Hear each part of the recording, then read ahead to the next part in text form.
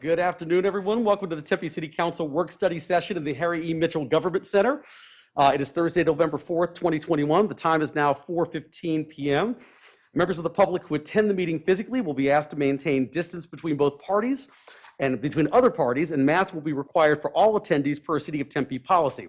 Alternatively, members of the public may attend the meeting virtually through Cisco WebEx events by visiting tempe.gov/clerk for more information. Council meetings can also be watched in real time via Cox Cable Channel 11 and at tempe.gov/tempe11. Since we are holding this council meeting in a hybrid in-person virtual format, please be patient if we encounter any technical issues, which we have a little bit tonight. So anyway, moving on here, item number 1, call to the audience. We're going to take speakers and comment cards at the beginning of each agenda item for tonight's meeting, but I want to do the call to the audience right now. Madam Clerk, do we want to do any cards right now, or do we want to wait till each individual item comes up?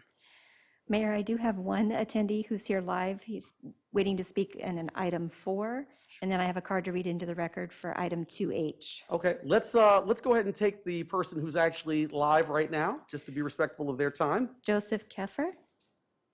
Oh, perfect. Thank you, sir. Please state your name and your city of residence. Joseph Keffer, Tempe. So I'm here, I just want to address some safety issues going on in my neighborhood.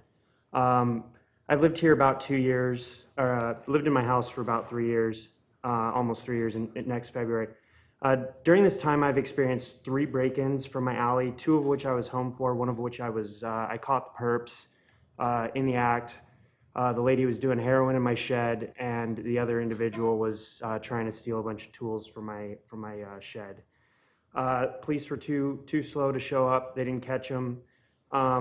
You know, I've also had experiences, 3 different experiences with illegal dumping. You know, and part of that is we get some vagrants going through the alley, pulling trash out of the trash cans and then leaving it. Recently, I've been, you know, the city's been trying to find me for some garbage back there that's not mine. It's construction debris, concrete, wood from somewhere else. Clean that up last week, come home, well, 2 weeks ago, come back last weekend on Sunday, find more debris sitting there. I've been in touch with the city, trying to get some gates put up. I got signatures here from other residents that share the alley with me. I'd like to get gates put up on the alley so we can stop the illegal dumping, hopefully get less people to go through that alley, get the vagrants to stop going through the trash. I was told that I could do a petition, but then when I talked to some other people, they said I could no longer do that and I have to come and address the council. So here I am.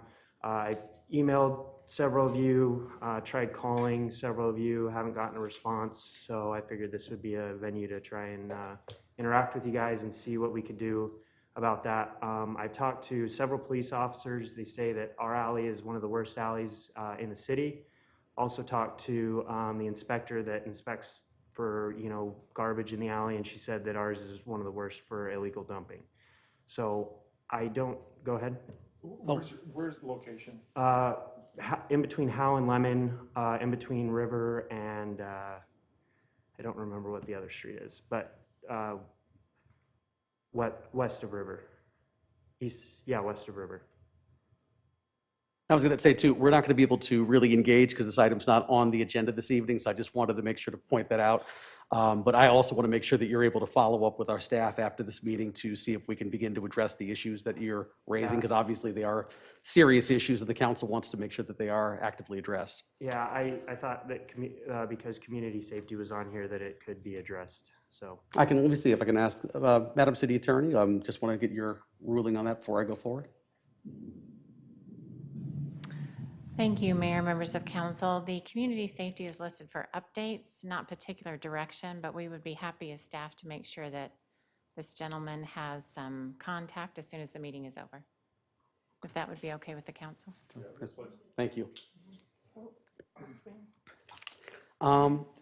Yes, Councilmember Cuban? Sorry, do we have to, is this on?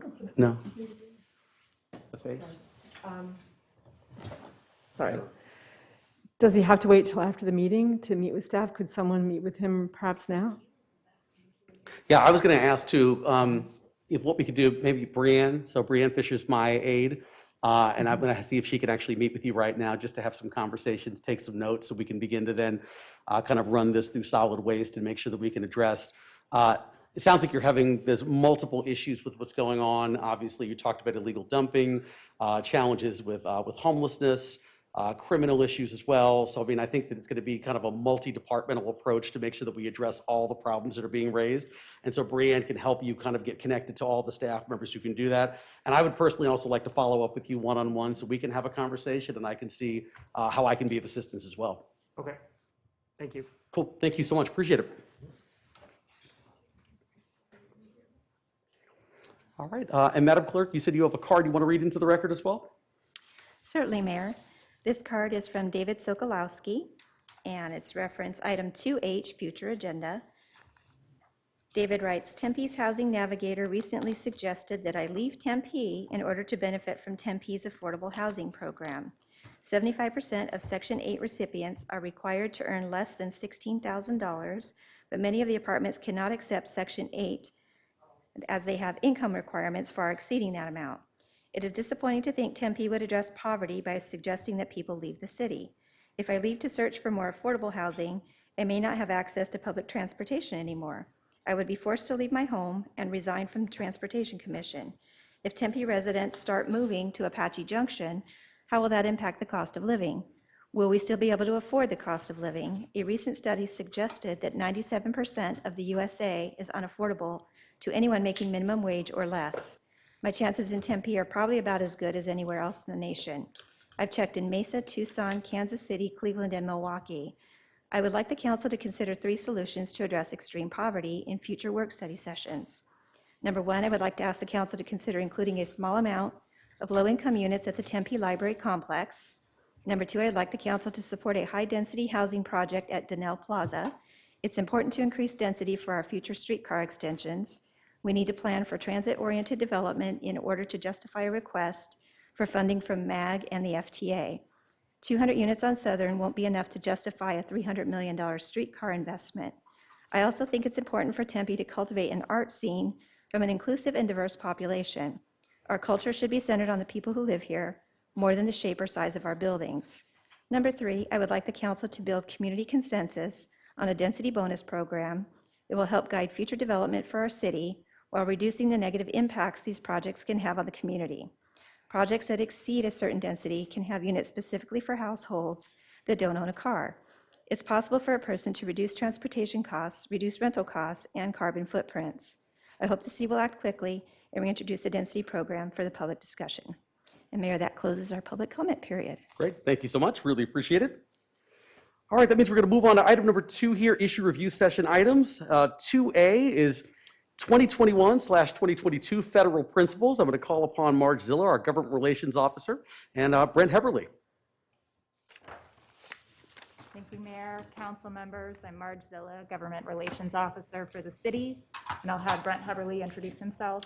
Hi, Mayor, Council. Brent Heberly with Ballard Spahr from our Washington, D.C. office. I also want to introduce my colleague, Dennis Burke, from Ballard Spahr's Phoenix office, who's with me today. So in item 2A, you'll find for your review Tempe's federal principles for the remainder of this year and continuing on into 2022. And before we begin discussion on that component, I'd like to turn it over to Brent to provide a DC update. So again, good afternoon, Mayor, council members. It's a pleasure to be here in person. And I just wanted to say at the outset, it's been a joy to work with Marge over the past year on these federal issues. She's a great partner, and I think we've accomplished a fair amount in a relatively short period of time. So what I wanted to do today is give you a bit of an update on what is happening in DC, and apologize to those of you I've already spoken with, because this is going to sound somewhat repetitive, but it is a pretty exciting time in DC right now. There is a lot going on legislatively. We have some pretty big pieces of legislation that are pending in Congress right now that are likely to, fingers crossed, are likely to move within the next week or so. And it's pretty rare. I was kind of looking at our federal principles again.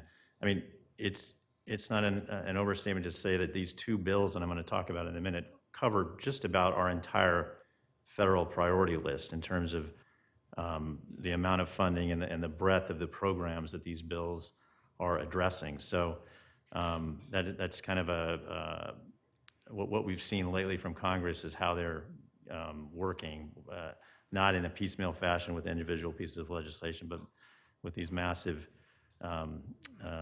trillion-dollar spending bills. So with that said, I'm going to talk about 4 pieces of legislation in particular that encompass a lot of the city's priorities, most of which you will have heard about. These are talked about daily in the press. The first one is the infrastructure bill, which is about a $550 billion bill that, just as it sounds, covers a range of infrastructure projects, traditional infrastructure, roads, bridges, transit rail, highway safety. A large component of this is the reauthorization of the federal surface transportation programs, which we have to do generally every 5 years to re-up these programs. But in addition to transportation-related infrastructure, there's also $65 billion in there for broadband. That is for broadband deployment, but also there's money in there for affordability. So to the extent there are folks that are having difficulty affording, their payments to Cox or whoever their broadband, AT&T, whoever their broadband provider might be, there is a program now that the FCC is administering where citizens can get assistance with those monthly payments. So it's an important program that was started under the CARES Act that's being extended under this infrastructure bill. There's about $55 billion for water infrastructure. That's drinking water and wastewater. A lot of that money will make its way down to localities for various water projects. There's $47 billion for what we call resiliency programs. And these programs are focused kind of on climate-related issues in general. But importantly for this area, a lot of that money can be used for drought-related programs as well as for heat stress. So we're going to see a lot of grant programs coming out of a number of federal agencies to localities to help fund projects addressing climate and heat-related stress. Just a couple of, there's so many programs in there, I can't mention them all, but I just want to highlight a few. $5 billion for zero-emission school buses to help deal with the pollution issues that are affecting a lot of kids around the country, and $7.5 billion to help build out our electric vehicle infrastructure around the country. So that infrastructure bill is, it's a bipartisan bill that passed the Senate some time ago. It's been sitting in the House, and it's been kind of held in the House by the Speaker until the House is able to complete action on the next bill I'm going to talk about, and that's what's now being called the Build Back Better Act, because it is the President's proposal for a massive domestic assistance, kind of social spending bill. Some people are calling it the human infrastructure bill. And it's being considered in Congress under what we call budget reconciliation rules. And all you need to know about that is it was a way for the Democrats to pass this bill without any Republican support because they didn't believe that they could get enough bipartisan support for many of the programs that they wanted to fund. So it's been a very partisan effort, and what we've seen and what you've been reading about a lot is kind of the infighting, not between Democrats and Republicans on this, it's really within the Democratic Party. And we're finally getting to a point where I think they've sorted out most of the issues, and we're going to see this bill hopefully move through the House within the next few weeks. And again, it's a $1.75 trillion bill. That's all new spending. Covers everything from climate, clean energy, workforce development, childcare, preschool, food security, a range of human services programs, affordable housing, healthcare. There are immigration provisions in there as well as a paid leave program. We don't expect all of that to remain in the final bill that gets through the Senate because there just is not enough support for all of that. But That will be what the House passes in the next few days. And just to drill down a little bit more, I know on some programs that we're focused most on and that the city I know cares about, and as it relates to housing, particularly affordable housing, there's $150 billion in this bill, $10 billion for the Home Partnership Program, $1.6 billion for improvements to multifamily housing properties that receive Section 8 vouchers or Section 8 project-based rental assistance, $24 billion for housing choice vouchers. So there's a lot of money for affordable housing in this bill that will eventually make its way to a lot of communities around the country. And then childcare, huge issue, particularly exacerbated by the pandemic. $100 billion for childcare that focuses on kids from birth to age 5. And there's also included in that are funds that can be used for childcare facilities upgrades, for construction of childcare facilities to the extent communities need to build more facilities. And also importantly, what I wanted to call out in this particular provision, if you happen to be in a state where the state, a lot of this money flows through the state, but if you have an uncooperative state government for some of these programs, the Secretary of HHS has the authority to provide the grants directly to localities that want to participate and take advantage of this new funding. So again, I think the Biden administration has recognized that there are a number of states that have been impediments to rolling out some of these new programs. $18 billion in the bill for universal preschool. That's for 3 and 4-year-olds. And the first 3 years of that would be 100% federal support. So there's no state or local match in the first 3 years of the program. It's a 6-year program. The second 3 years, there is a cost share that kicks in.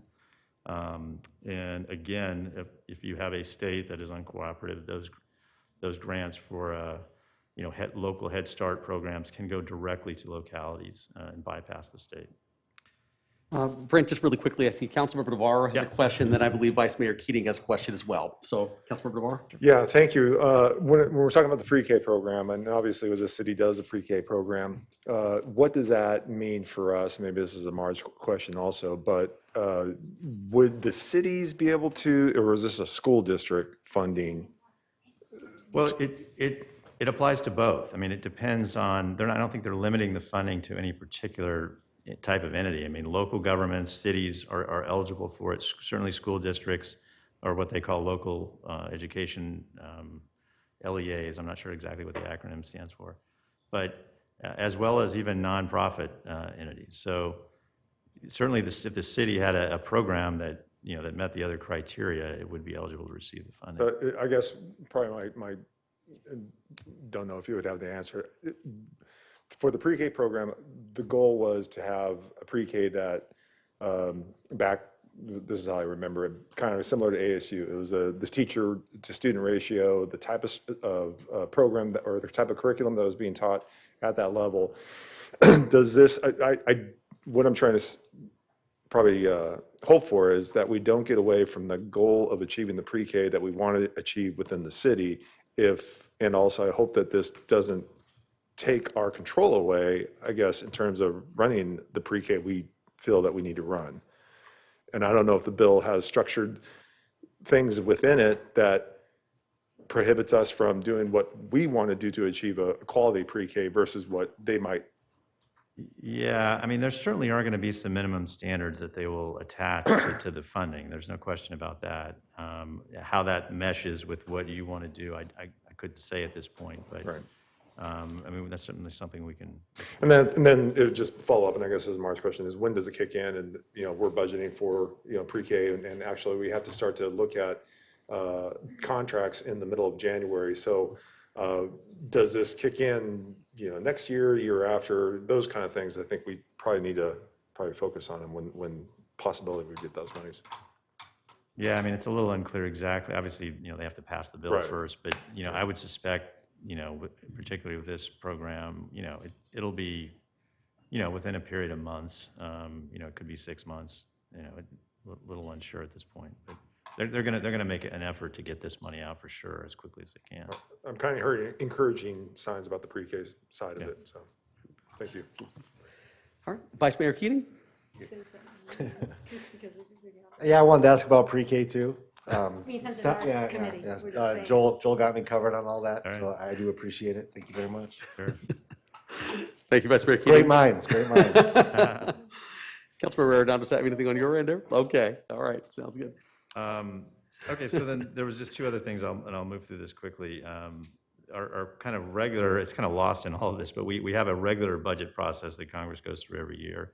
And we're already into the fiscal year 2022, and Congress has not passed the appropriations bills that they need to. And you know, this was the process that we engaged in earlier this year when, working with Marge, we canvassed, you know, the city departments for specific projects that they were interested in trying to get funded the federal level. And this was the first time in over a decade that Congress has entertained what we used to call earmark requests. Now we're calling them community-based funding projects.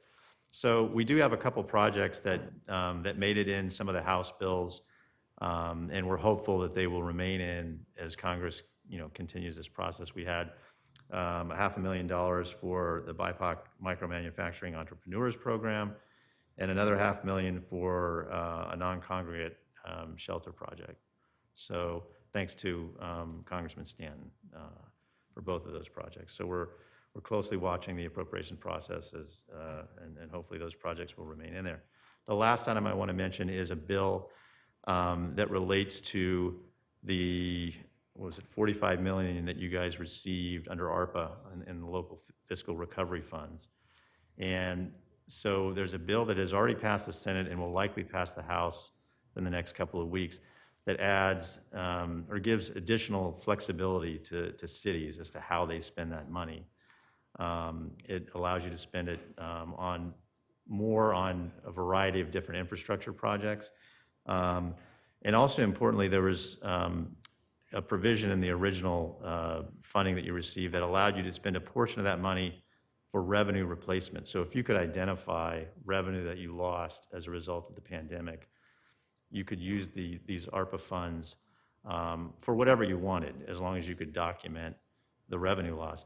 What this bill does is it says you can spend up to $10 million. I don't know how much the city identified in revenue loss, but this says you can spend up to $10 million on revenue loss purposes. So basically anything you want in the city without having to document it at all. So you kind of start with that baseline of 10 million, and it frees you up to use that money for whatever you want. If you happen to have lost more than 10 million, then you're able to use that higher figure. But it's a bill that is going to provide more flexibility for localities in terms of how they spend that money. I think you just made Ken Jones Day over there, or probably Ken Jones month. We met earlier and talked about this a little bit, and I'll certainly follow up with Ken and give him some more details. But that's, anyway, so that's what I wanted to cover today. Obviously, if there's any more questions, I'm happy to answer them. And again, it's been a pleasure working with all of you and with Marge and the staff. I had a kind of a whirlwind 48 hours here, meeting with a lot of different departments and getting out and driving around and seeing a lot of projects. So it's been great. It's been a great trip. Excellent. All right, thank you, Brent. Thank you, Marge. I'm going to go to Councilmember Adams first, and Councilmember Arredondo Savage. Yes, thank you for your presentation. I'm just curious as far as what are they proposing for paying for the infrastructure and all of the bills, and just kind of the high level Yeah. overview? Thank you. So on the let me start with the budget reconciliation, the Build Back Better bill. That's the human infrastructure bill. So that is going to be paid for with an increase in certain corporate taxes. And then also there's going to be a surtax on very wealthy individuals. Those are the two principal revenue raisers. There's also, I mean, there's more certainly that are in there. Those raise the bulk of the money in terms of how it's paid for. That's one of the reasons, the issue that you're asking about is one of the reasons that the bill hasn't moved yet, because a number of members of Congress are wanting to see whether it actually is, fully paid for by these revenue raisers that are included in it. And so we're waiting for the Congressional Budget Office to come out with its official report on the bill. But early indications is that it will be completely paid for by, essentially tax increases. Okay, thank you very much. really interesting presentation. Thank you. The city is looking forward to getting some of that money. I know that. You're not alone. Yeah. Then just go ahead and send the check now. That'd be great. Thank Well you. said, Councilmember Adams. Thank you. Next up, we'll go to Councilmember Arredondo Savage and then Vice Mayor Keating. Right, right. Thank you, Mayor. Much appreciated. Brent and Marge, thank you guys so very much for coming. Like you said, I know it's been a whirlwind and there's a lot going on in DC, so I appreciate your presence there and really helping us identify some things that are going to be relevant to Tempe. And my question would be to you, I know we work really closely with the National Leagues of Cities also, and they're pushing a lot of different issues that we have certainly supported. And I'm wondering, can we position ourselves to be in a better spot to receive those funds as they may become available, even though we know it's not a guarantee? Would there be things that you would suggest we put in place or ensure that we have in place so that funding may come a little bit easier to us? Because you mentioned so many different things, whether it's workforce, whether it's the pre-K, whether it's childcare. And, one of the things I think we're talking about even in Valley Metro is what the electric vehicle looks like within our own fleet. It would be good if we have master plans or thoughts or things in process. What would your Yeah, thought? so, it really depends on the program, but, some of this money will just come, right? Regardless of what you do. But to the extent we're talking about, but a lot of these programs are competitive grant programs. So you're competing against other cities around the country. So that's when you really need to think about, how are you going to create the most competitive application? And, some thoughts on that with this particular administration, with the Biden administration, they're very focused on equity and inclusion. So if you're talking about a transportation project, you want to look to see, well, what communities within your community, who is that going to serve, and who is it going to benefit, and what is the environmental impact of it, and so you have to be somewhat smart about how you frame these projects to maximize your chance of success. Oh, yeah, I think we all understand and realize what that looks like. And I know Marge has been very instrumental to make sure that we are touching, all the different requirements. Yeah. I just am trying to think of precursors or things that we could do to prepare ourselves. Another thing for us, I hope, I appreciate you taking the time to identify what our mission is and some of the things that we're doing and what our priorities are, because I don't want to go chase the money. I would like that money to be able to really complement what we are really working on and what our priorities are. Yeah, the other thing I would say too is it does take, those cities and counties that have staff that are kind of just dedicated to grants and that have experience with that, they kind of have a leg up because that's kind of what they do. And so,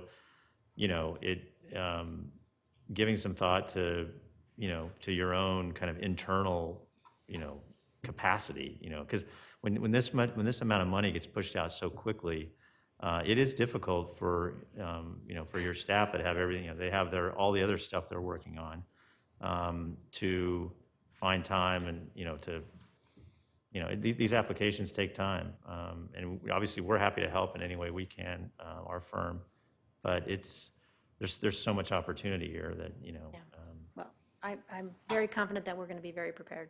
So thank you so much. Thanks. Appreciate it. Great. Thank you, Councilmember Arredondo Savage. Let me go to Vice Mayor Keating. Thank you very much, Mayor. My question's kind of just a high-level estimate on your part, if you don't mind.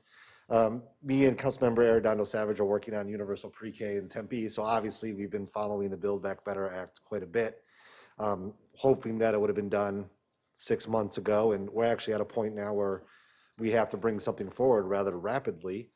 So I kind of want to get like a sense from you on, is any of this stuff going to actually move forward?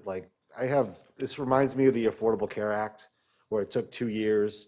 They got it at the last second.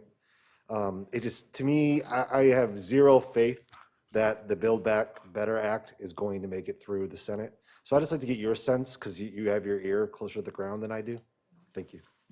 Yeah, I actually think it will make it through. It's not going to make it through as we're looking at it today in terms of what's in the House bill. I think the Speaker made a conscious decision that in order, she has three Democrats that she can lose in the House in order to get a bill passed. So she's dealing with very thin margins in the House, And so I think she made the decision, look, I'm going to put stuff in here that I know is not going to get through the Senate, but I need to have it in here in order to get my Democratic caucus behind this bill. That's why we see paid leave in there. That's why we see the immigration provisions in there. It's unlikely that either of those are going to make it through the Senate. And there may be other stuff that gets cut out at the end of the day. But I think at the end of the day, though they will get to a point where Senator Manchin and Senator Sinema and maybe a few others are comfortable enough to support this bill. I mean, it kind of has to happen for the I president. appreciate it. If you could do me a big favor and let any senators who want to know that I'd really appreciate the pre-K being part of any final bill. I'll throw them a fundraiser if they want. We'll go to Bogies, it'll be fine. But I would really appreciate that being part of the final bill. Thank I you. will let them all know. I doubt wings on me at Bogies if you get me pre-K, all right? Thank you. Thank you, Vice Mayor Keating. Very generous offer on your part as well. Anyone else on the council, any comments or questions? Councilmember Cubie. Thank you. Thank you for taking time to meet with me this morning as well. So you mentioned that, unlike in previous bills in the previous administration, states won't necessarily be able to refuse aid to cities they wanted to punish or whatever. So can you clarify, though, because could a state choose not to take the money because there's a 6-year requirement? Are there any loopholes that you see that need to be closed that will enable a governor to refuse it because they don't want the 6-year commitment? Well, yeah, I mean, I think that's exactly what the Biden administration was anticipating is Right. Certain states just, I mean, it's kind of what we went through with the Affordable Care Act, right? Where you had states that just didn't want to set up their own exchanges, and that's why they had the fallback provision for the federal exchange. And this is somewhat similar to that.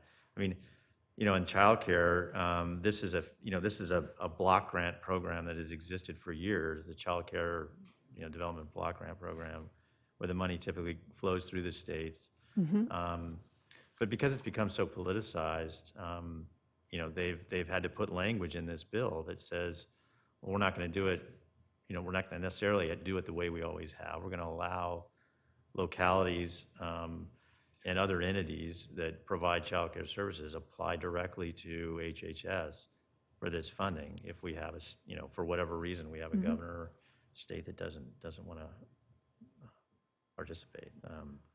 So I think, I think they know, they have enough experience to kind of know how to make this work. And I think the language that's in there will work if you run into that situation. Thank you. And I just want to add to Vice Mayor Keating, I know through a lot of the committees and the National League of Cities, they're asking for sort of real-world examples from cities that would benefit from Build Back Better, and to give examples and help that with their promotion to other senators and such. So anyway, thanks for bringing that up. Thank you. Thank you very much, Councilmember Cubie. Any other council members, any comments or questions for Brent or Marge? All right, hearing none. Once again, great presentation, Brent. Thank you so much for all that you're doing, and you and Dennis on the federal level to benefit the city of Tempe. And we're, as Councilmember Adams talked about, looking forward to this bill getting passed and hopefully getting some of that money right here to spend on a lot of programs that our residents would benefit from. So thank you so much. Really appreciate it. Thank you. It's great to be here. Thanks. And Marge, I guess you're just sliding over to the next chair for the next item here, which is item 2B, 2022, State Legislative Principles. And I guess I'll turn it over to you. Thank you, Mayor, council members, Marge Zilla, Government Relations Officer for the city. In item 2B, you'll find for your review Tempe's state legislative principles for 2022. And these principles will be the basis for Tempe's positions during the upcoming state legislative session, which begins on January 10th. The principles are arranged in general categories, and they include the overarching policies of preserving local decision-making and preserving local resources. And those are followed by bullets that address more specific topics. Those include supporting human services resources, integrating the municipal perspective into water management decisions, supporting the authorization for the Proposition 400 extension for transportation, and considering support for issues that would benefit our partners, which would include other cities and other entities. Staff will be continually seeking direction from the council throughout the session and updating the council on the progress of legislation that could impact the city. And I'm available for any questions. Thank you so much, Marge. Anyone? Councilmember Cubie? I know you can't list every priority and you give some specifics, but I know we continue to hope to see a return of local control related to short-term vacation rentals. And is that somewhere? Did I miss it in there? Absolutely, Mayor, Councilmember Cubie. It falls under our general local decision-making, Sure, but okay. also the zoning and use provisions also would factor into the revenue conversation Right, and the right. taxes for the use of certain homes being a short-term rental instead of a long-term rental. It was Yeah. so much, the issue was, somewhat ignored in the last session, but I think there's a renewed interest in speaking to Sandy Moriarty in Sedona. I know how crucial that issue is to Sedona as well, and they feel like it's existential threat. So just want to make sure that's uppermost in mind. And we actually seem like we might have movement also to regulate or bring more return of local control related to fireworks. So I'm hoping to see some movement on that as well. I feel like there might be a bipartisan effort this time along. So. And absolutely, Mayor, Councilmember Cubie, as for fireworks, the league resolutions include that as well. So the entire body of representatives from the municipalities across the state voted to approve that. So yeah, very robust effort coming from the municipalities on that too. Thanks, March. Great. Thank you, Councilmember Cubie. Any other council members, comments or questions for Marge? Once again, I don't ever want to call these things so early, but Marge, shortest presentation of the evening. You somehow managed to pull that off every year. So, but no, thank you so much for everything you continue to do and just really appreciate it. Looking forward to a great session. Thank you. All right. Next up is item 2C, 2021 Community and Business Surveys. I'm going to call upon Wydell Holmes from our strategic management team and Chris Tatum.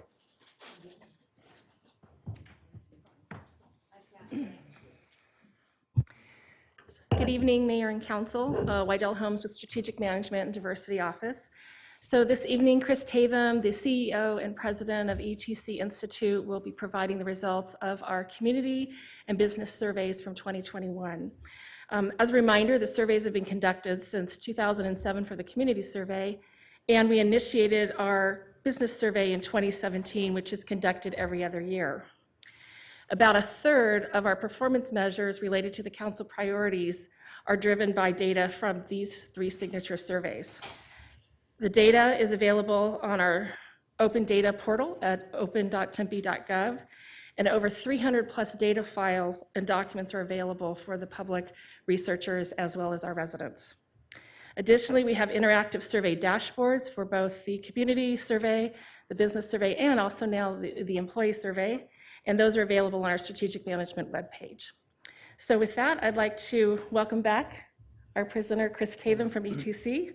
And we appreciate his service to Tempe because he chooses himself as president of ETC to come and give Tempe's presentation. So welcome back, Chris. Oh, you all. It's great to be here. One of the reasons I do that is Tempe was the first client of our firm outside the Kansas City area. My first survey for you was in 1998 to develop this new lake you were developing. And since then, I've managed, I think, 27 or 28 surveys. We've surveyed over 30,000 people in the community during that time. So it's great to come back. It reminds me where we started. And frankly, you're one of the best communities in the country at using the survey data for decision making. And I can say that because I looked at over 2 decades of the way you have budgeted, the way you've responded to the community. And frankly, this is one of those years that probably tested you more than ever. So I'll talk a little bit about that as we go through it. This is just our GWIZ map about all the places that we do surveys. We now do surveys in 4 continents.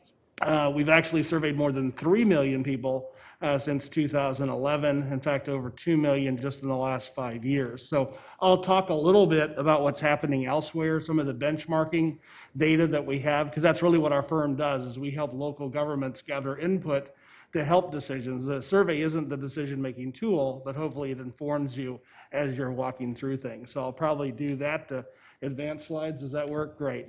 I'm going to walk you through the 2 survey slides. First one's the community survey, and then I'll go through the business survey. I'm going to go through them fairly rapidly, so you don't have to be here till, at least with me, till 10 o'clock tonight. But I'll try to hit the highlights and have questions as we get to the end. So let's start with the community survey. Most of you are familiar with this. It's been going for really, you've been doing it before I even started doing it. So this city's been committed to gathering resident input for really 3 decades or longer. It's used to assess how well you're doing services, how well you're delivering services, what priorities are, to see how well you're doing against others. And frankly, it just becomes part of the conversation.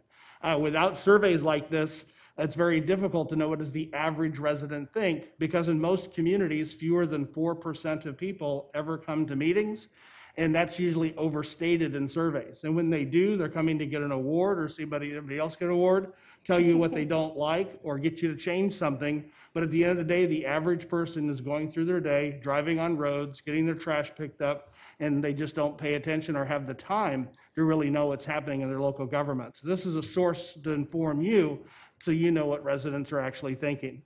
As far as the methodology, it's similar to what we've done in past years, but we did make one change this year based on the interest, as we actually oversampled Asians and we oversampled African Americans to make sure that they were well represented in the survey. The survey is designed around your 8 character areas, so we make sure we get at least 100 surveys from each character area. But when we're done, we then weight the data so the overall results are truly representative of the city with regard to the actual distribution of the population. What I mean by that is a couple of your character areas only represent about 6% of the overall population, and a couple actually are 20%. So rather than evenly weight them, we actually adjust them to make sure that the distribution of the sample reflects the actual population. So when you look at the overall results, they're pretty close to the census. They're not perfect, but we have good representation from all ages. We have good representation from renters, people with alleys, people with phones, smartphones, people who have internet. And we do that to make sure when we do the analysis, you can really dive down into the details and see what different segments of the population thinks. As I mentioned, or I skipped it on the previous slide, but we surveyed this year over 1,100 people actually ended up participating. So we're really happy with the distribution. This next chart actually is coming in 1 second, shows the location of the respondents. The red dots just show you where people live who responded to the survey. For an apartment complex that just has a major address, there's just 1 dot for maybe several respondents. But what I'm really impressed with is the overall distribution so uniform. Basically, where people live, we have respondents, and it really looks like the community is well represented in all neighborhoods.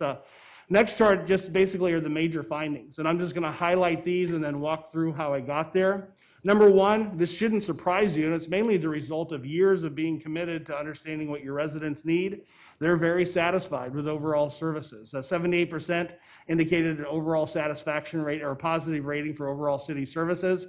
In addition, your overall satisfaction rate's 19 points above the national average, and you rank at or above the national average in 27 of 37 areas that were assessed. So you're doing really well.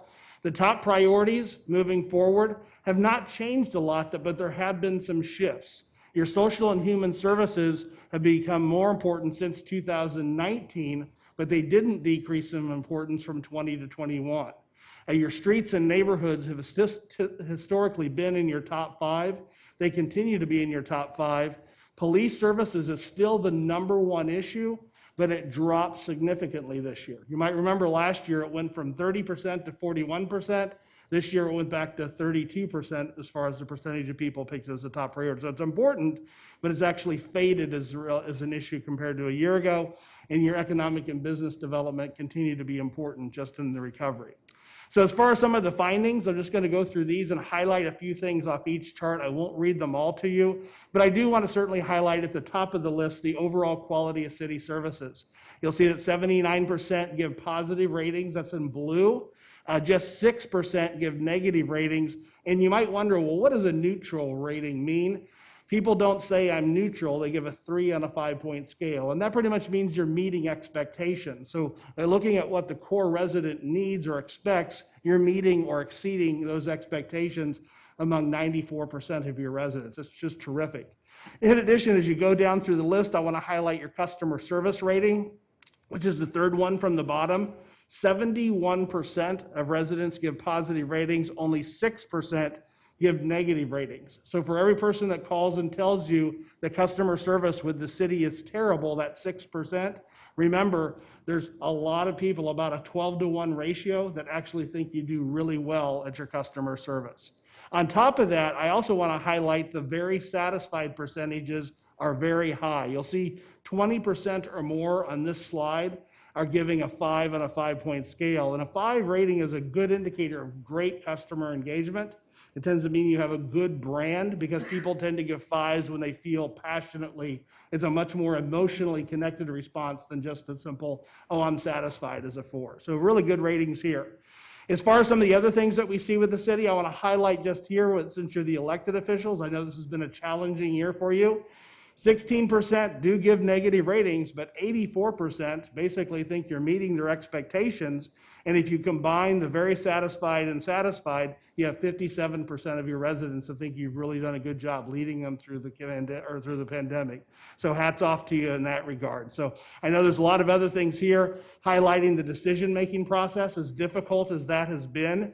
17% are dissatisfied, and you're going to hear from that group. You know, that's 1 in 6 folks. But you'll notice that 46, or nearly half, actually give positive ratings. So again, looking at the ratios of positive to negative, you're doing a really great job. As far as some of the ratings related to quality of life and your city services, I won't read all of these, but just take a moment and look at how blue this chart is and how much dark blue this chart has. You're doing a great job in lots and lots of areas. I just want to highlight a couple. You'll notice that, for example, your residential recycling program, only 8% gave negative ratings, 80% gave positive ratings. And that you did that during COVID, and a lot of communities had challenges with solid waste services and other services that required contact. In this, you did a great job. Pretty much you'll see your residential trash collection, only 5% gave negative ratings. And your overall quality of life, in spite of the pandemic, you'll notice that only 9%, that's about a third of the way from the bottom, gave negative ratings, and you have 74, or 3 out of 4 people, giving positive ratings. So you've weathered the pandemic very well on these key issues. The next set of slides shows a few of the other areas that we looked at, some of the things related to your parks, some of the issues related to code enforcement. What I want to do highlight on this is just the maintenance of your parks, which is one of the things that people really paid attention to this last year, because a lot of people started using parks more and some of the recreation and indoor facilities less. You'll notice that you have a total of people, 2/3 gave positive ratings, either very satisfied, 23%, or somewhat satisfied at 46%. Chris, quick thing, yeah. actually, I know Councilmember Adams has a quick question, Oh, so I want sure. to turn to her. Okay. So- Yes, thank you so much, Chris. Just a couple questions. First of all, I mean, this demonstrates what a great job our city staff do and I'm particularly interested in the quality of customer service. And I was just wondering, I know that you do these every 2 years, so I was wondering how we were doing as far as compared to 2 years ago with the customer service. You're in reading particular. my mind just a little bit. I'm Okay. going to get into some of the trends in a little bit. If you go back to how you stack up from a couple years ago, I don't know the exact numbers off the top of my head, you're about the same place now as you were 2 years ago. Last year, you actually saw a big increase. You might remember I was presenting online, and it was like everything got better, and I think that shocked a lot of people. What we found out during COVID is it really depended on the city as to whether they had responded better than their community expected or worse than their community expected. Communities that outperformed what expectations were actually saw big increases, and you did that. So I think you can be very proud that when it comes to the COVID pandemic, the way the city saw your response last year, you exceeded their expectations. Now that we're getting toward the end of that, or at least people are getting back more to normal life, we're seeing the results go back to where they were. And so we saw kind of a big increase last year. It's gone back to about where it is. And off the top of my head, I don't know, but we're creating a dashboard, and I believe we're going to add that data so you can actually start seeing trend data online. And if we haven't, I just committed ourselves to doing that for you. So, yeah. I really appreciate it. Thank you so much. Sure, And thanks to the city staff yeah. for all your hard work. I'll just go on for the next couple slides as you're here. Again, I won't read all these. There's lots of good data here. You may see, I just want to point out a couple things like adequacy of street lighting. You do have some concerns there in certain parts of the city where 21% people are concerned. It's not something that alarms me, but it does stand out a little bit when you see that. And also some areas have some concerns about the appearance of residential property. You'll see that with the 17% negative. The last chart I'm going to share with just the quality of life and city service indicators is where more of the concerns lie. You'll notice as you go to the bottom of this list, 2 of the 3 have to do with alleys. That's not a new issue, but that continues to be a concern for a number of people. And then you can see some of the code enforcement issues. You can see whether it's mowing or cleanup of junk. You have several of the items there in the middle that have about 1 in 4 residents are dissatisfied. And again, your positives are strong, but sometimes when you're a really high-performing community, you're trying to identify, well, where do you have concerns? And those are a couple of the areas you do have the most negativity on the survey. One other quick thing, Chris, actually, Councilmember Cubie? Sure. Yeah, to that point, on page 41 of our packet, question 12, the top 3 priorities for the city over the next year, alleyway showed up as the highest level of dissatisfaction, yet it's not listed in as one of the priority items. It's not one of the categories. It isn't one of the major, at the end of the day, people are looking at the overall major categories. So things Yeah. like overall maintenance, which some people, or code enforcement, people would probably see the alleys as a subset of that. So that's one of the things as you're making your decisions, I'm trying to make sure that you know that there is dissatisfaction in some places among things that aren't necessarily ranked as priorities. So when we do the important satisfaction analysis, which I'll show you in a little bit, you'll see how the priorities rank out based on major categories, but they don't rank every single item. True, in the but I importance mean, I am concerned because, I mean, alleyways are a constant source of Right. sort of contention, and you heard here tonight. And, but by lumping it into condition of city streets and sidewalks, we're I'm not telling- saying we did that, I'm just saying it's Right. not everything. And those are things that we can look at in the future as Right. far as we can make some Okay. modifications. And we've typically done that in response to your, just like this year, we did more Yeah. sampling of Asians and African Americans because historically they have been represented in proportion to the population, but not in levels that allowed us to do statistically significant analysis. Yeah. So that would Yeah, be a good I addition mean, I for see your us. point. I just think it's, Yeah. because that one jumped out at me. Especially it was since the it's highest- there year after year. This isn't the first time I've reported there's been concerns about alleys, so that may be Yeah. a special area you could look at. in the Great, thank you. future Since it was service. so high, it was 33% were No. dissatisfied. And that was really stood out. Thank you. Going on to the Actually, mapping. quick, Yeah, sure. oh, you're good, or? Okay, let me. I'm let me just- sorry, I just understand that it's in the category, and if we need to understand that category. There's different areas that are assessed, and so we have major categories and then we have subcategories. So in the recommendations that you're seeing, they're part of the overall major categories. We don't do everything for this presentation to identify your needs, but we can certainly look at it and help you identify where the concerns are, so. And before you, Councilmember Adams? Sure. Yes, thank you, Mr. Mayor. I have a question about the bulk trash pickup and removal services. I've gotten a lot of complaints in the last year about the bulk trash being late or like to the tune of 2 to 3 weeks late. And I just want to make sure that we keep an eye on that and Sure, in fact, keep. if you back up 2 slides, I almost said something about that, but for time purposes, I skipped it. Well, I'm very Yeah. interested in it So- because I'm getting a lot of phone calls and Yeah. our own bulk Maybe, trash pickup maybe one more wasn't. slide before that. So let's see, where is it? We've got it over here. Yeah, it's 14%. It's actually the very first slide. If we go back one more, there we go. So I skipped it, but you'll notice of all these areas that were assessed here, particularly when you look at solid waste services, you've got residential trash collection, recycling. I highlighted those because they're so strong with the positives, but you see bulk trash pickup does have some concerns there. But some of that could be where you take a look at it, is it your renters, who may have different types of access? I don't know, but that's where we can probe into the data and actually see if it tells us something, whether it's geographic or type of person, whether it's different income levels. And that's one of the neat things that you may spend hours doing if you get access to the dashboard, is you can drill down into all of this yourselves. Yes, and I understand. I just want to know, I guess, maybe Wydell, you could answer the question as far as what we're doing to improve our bulk trash pickup, given the survey? Or maybe Mr. City Manager can speak to it, or I would defer to Terry Picards on that, but we can certainly follow up on that. is Terry available? And I might just hop in and let you know that I know that's what happens is when you're a really high-performing city like Tempe, you get the phone calls because that's the 14%. It's the most noticeable problem that you have.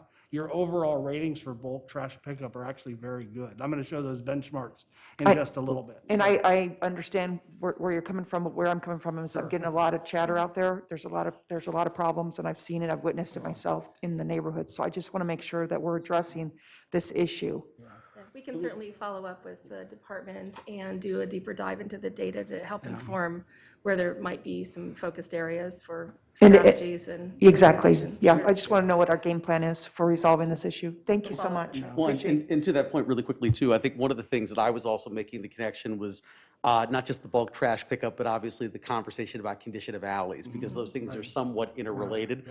And I know I've received, several complaints over the last few months regarding the condition of alleys as well. So I think those two things are somewhat connected, not only to mention the fact the gentleman who was here, at first talking about some of the challenges in the alleys. So I am seeing some of the overlap here, which all makes sense to me. So- Yes, and thanks for pointing that out, Mr. Mayor, because that is something that's also come up, is the condition of alleys.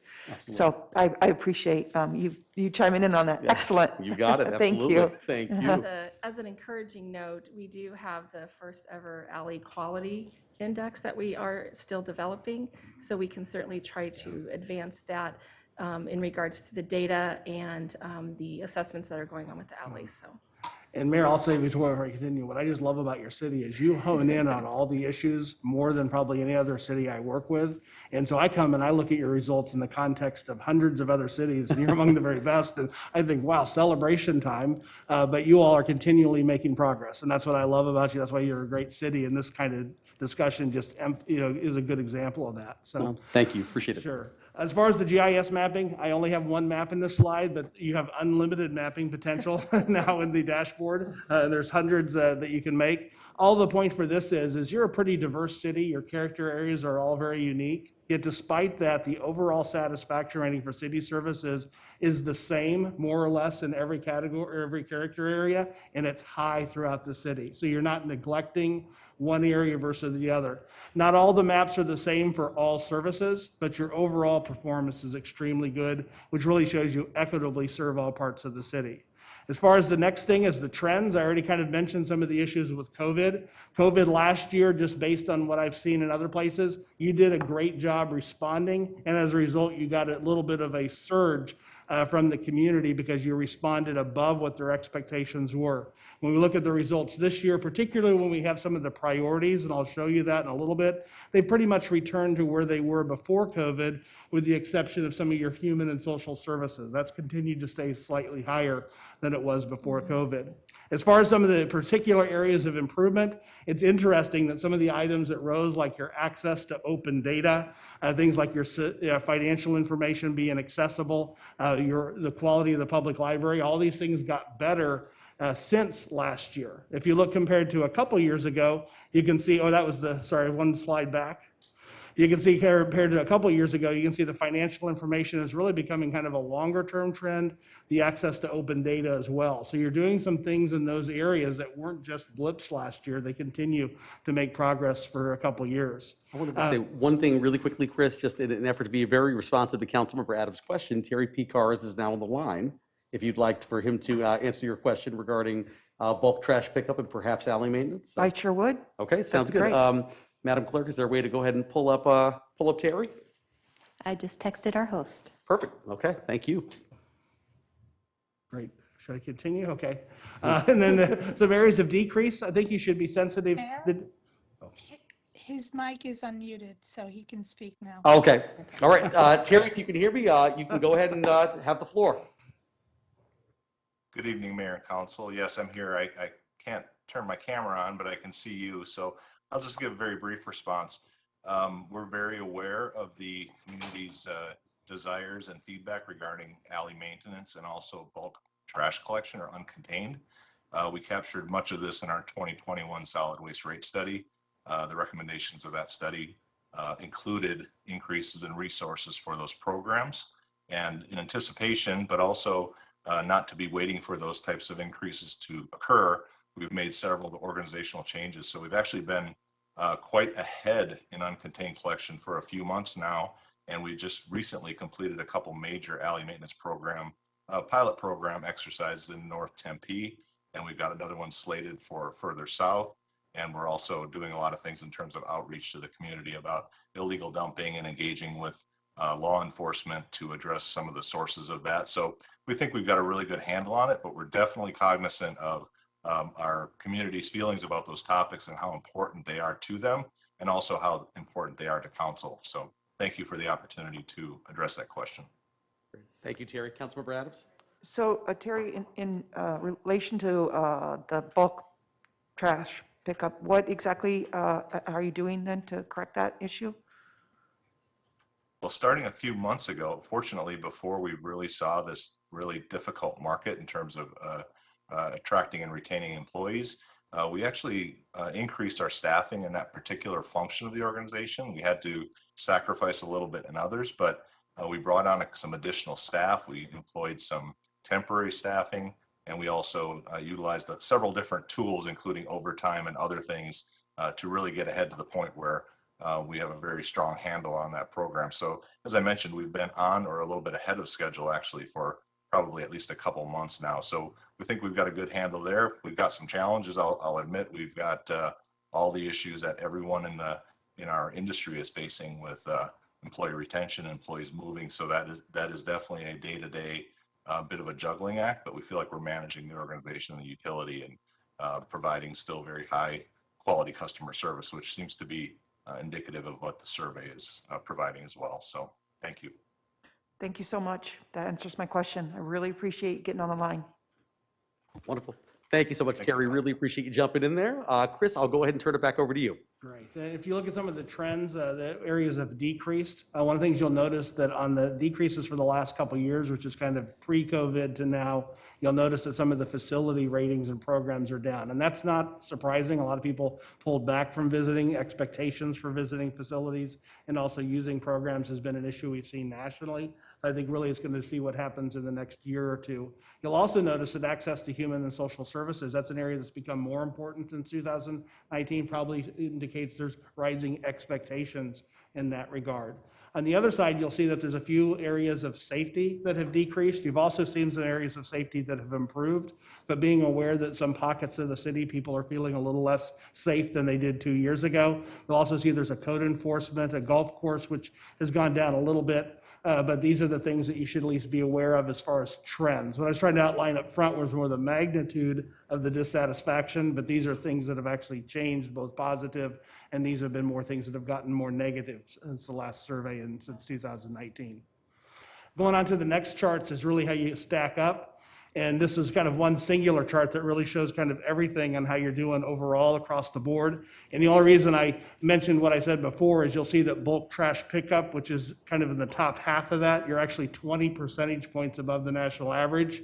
So I know you've got concerns there, but I oftentimes go into communities and it's 60% of people are dissatisfied. So, but that's again, you're the high performer, you're setting the standard. So for you, 14% is a lot of dissatisfaction and it'll get noticed. But when I see the data, I look at it very differently. So that's one of the reasons I may make some comments that might be not consistent with what you're seeing. But the point here is that you rank above average in 27 of the 37 areas assessed. In all of these items, you rank significantly above the average. And what we'll be seeing in your next survey next year is likely you'll rank even higher because our data and our benchmarking database is about a year old. And last year we saw things get a little bit better nationwide. This year we're seeing things get worse, but this is a little bit lagged. And so typically doesn't make much difference, but when you have a pandemic, it does. So your overall performance is really against a higher standard. So you're doing exceptionally well. The last couple of things that have to do with priorities for improvements for residents. And we ask residents what the top priorities for them, and this is what I was talking about, the items that are actually rated, where people say, here, this is first, second, and third. And this could be where we add something about alleys or something like that in the future. But you'll see the number one priority that residents identify overall for them is police services. But that decreased from 41% last year. So basically it's back to where it was pre-COVID. In fact, it was 30% pre-COVID. So it spiked last year as a result of a lot of things happening nationally. It's still number one, but it's back to where it was as far as percentage. Neighborhood and your condition of sidewalks are about the same as they were. Social and human services stayed at 23%. That's where it was last year, but it was up from 2019. I think It was 18 or 19% then. The one item you'll see that has really dropped, even though traffic is starting to pick up again, is traffic delays. That was your 5th highest priority in 2019, and now it's in the middle of the pack at 11%. So just being aware of how people, this is what people think and believe the problems are. Sometimes the timing for when people think things should be done is different, and that's sometimes where education and communication can be very helpful. So this just shows you how the trends have happened, and this is regarding to the changes in the percentage of people who picked them as a top priority.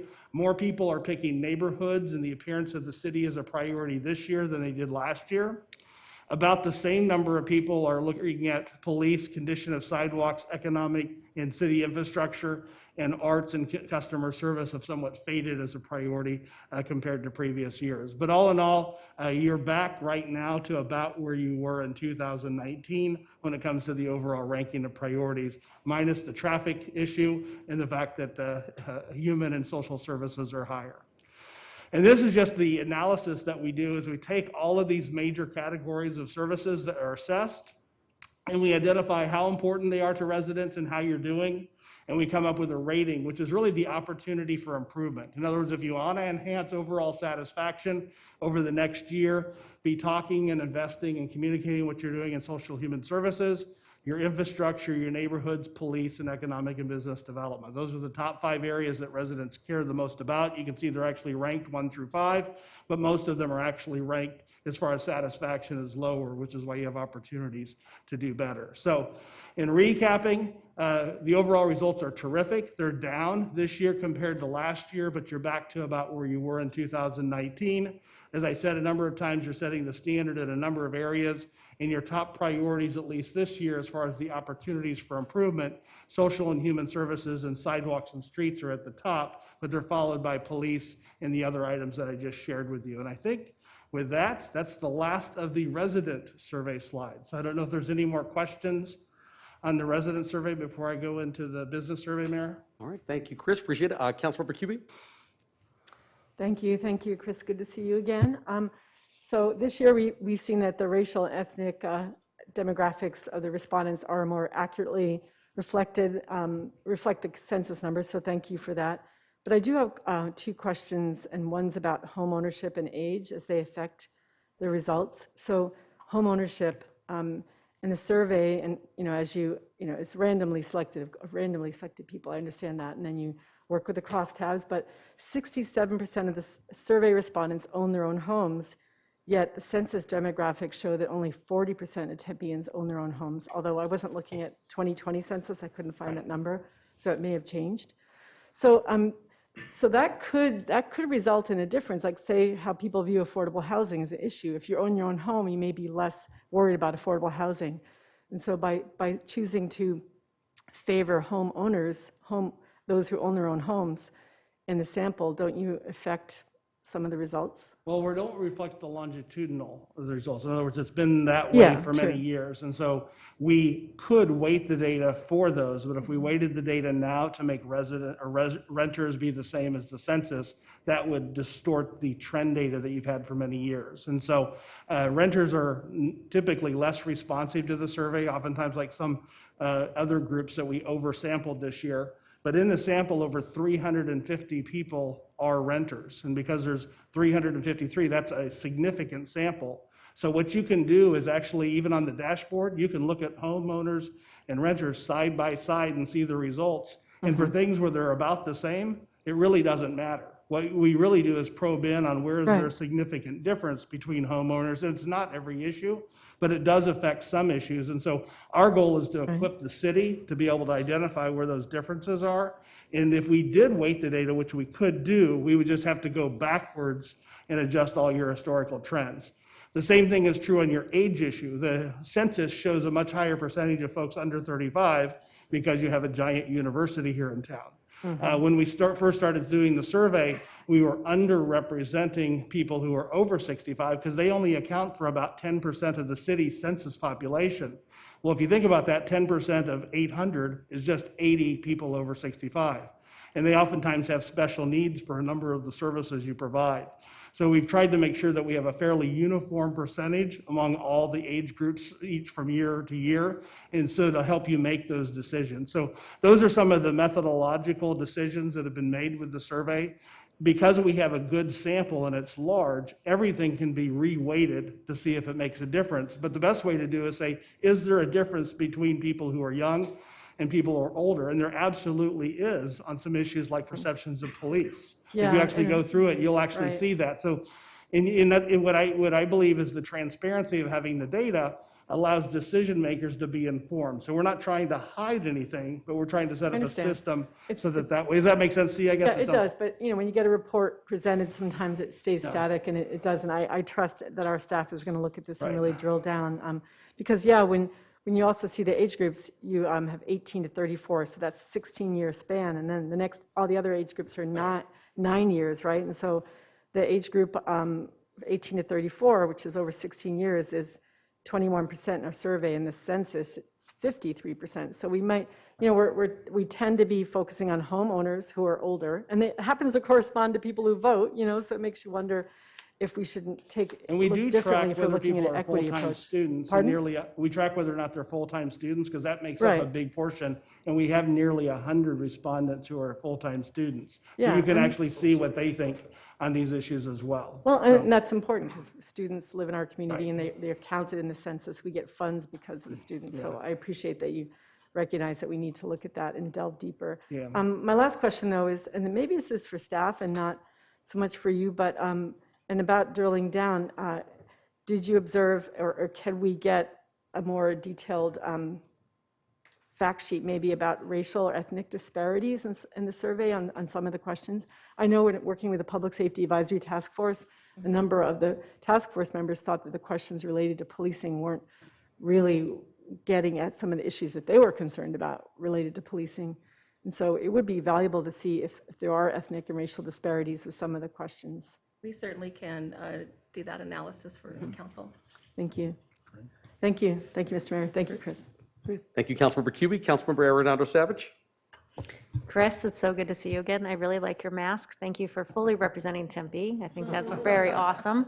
And it's very interesting because you've been here as long as I've been here, and it's very unusual that we have the ability to work with the same representative and such a really wonderful professional that you are, and just a really great company that understands what we're doing, and I think the progression of Tempe. So just a valuable asset. And I will tell you, I use this so much when I make decisions for the city, when whatever it may be.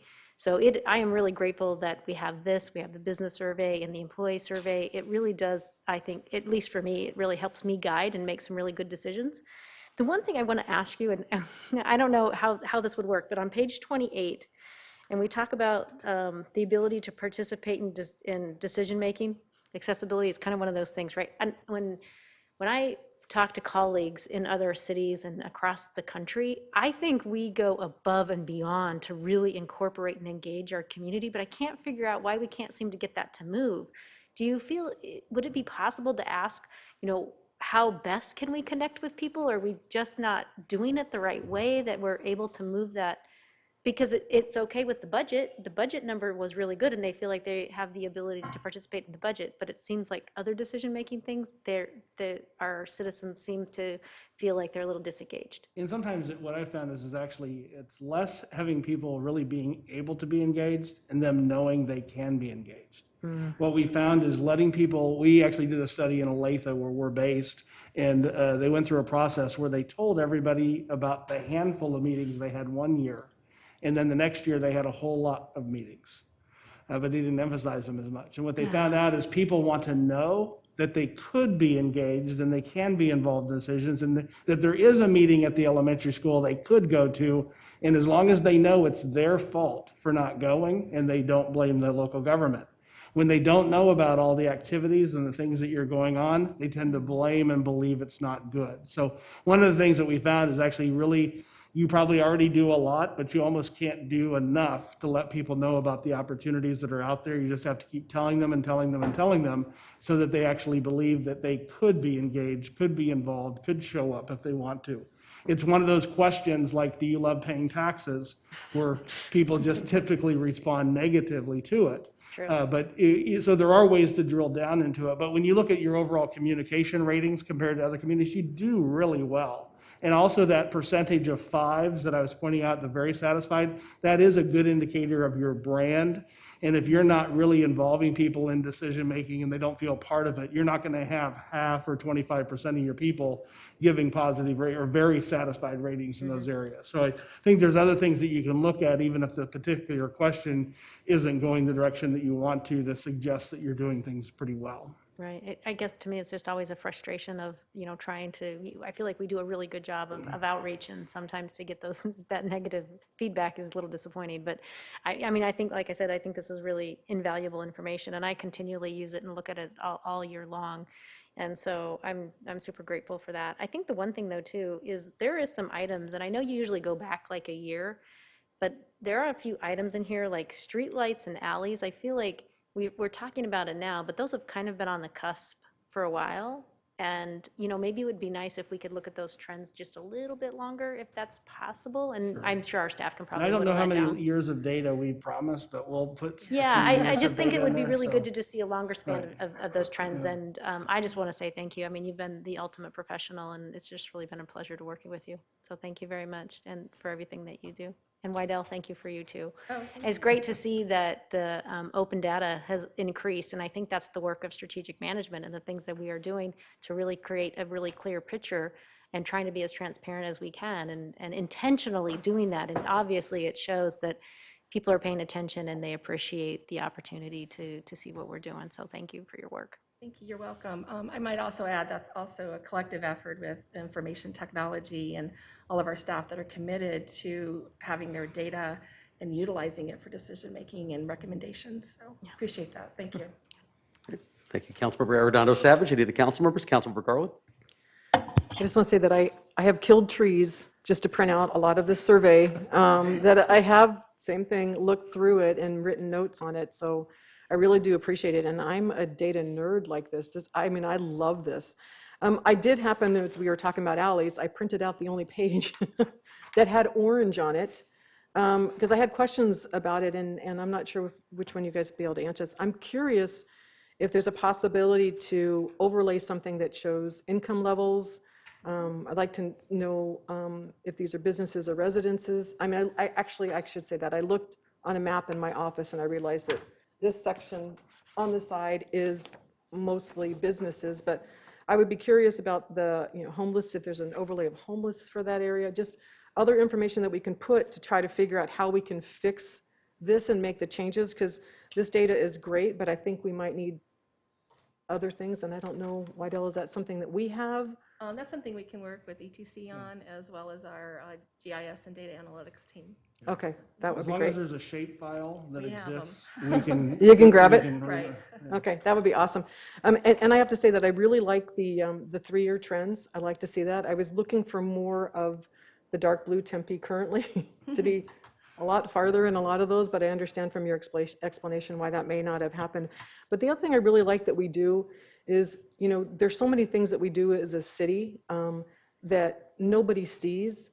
And when you do your perception one, it's like, we may think we're doing really well, but how does somebody else actually see us? And I love that part, because it doesn't matter what I think or what our staff thinks that we're doing. If our residents don't believe we're doing something, or we could be doing something better, that perception part is really, really helpful. So I just want to thank you so much for doing that. And I'd love this. I can't wait to see the business survey. So thank you.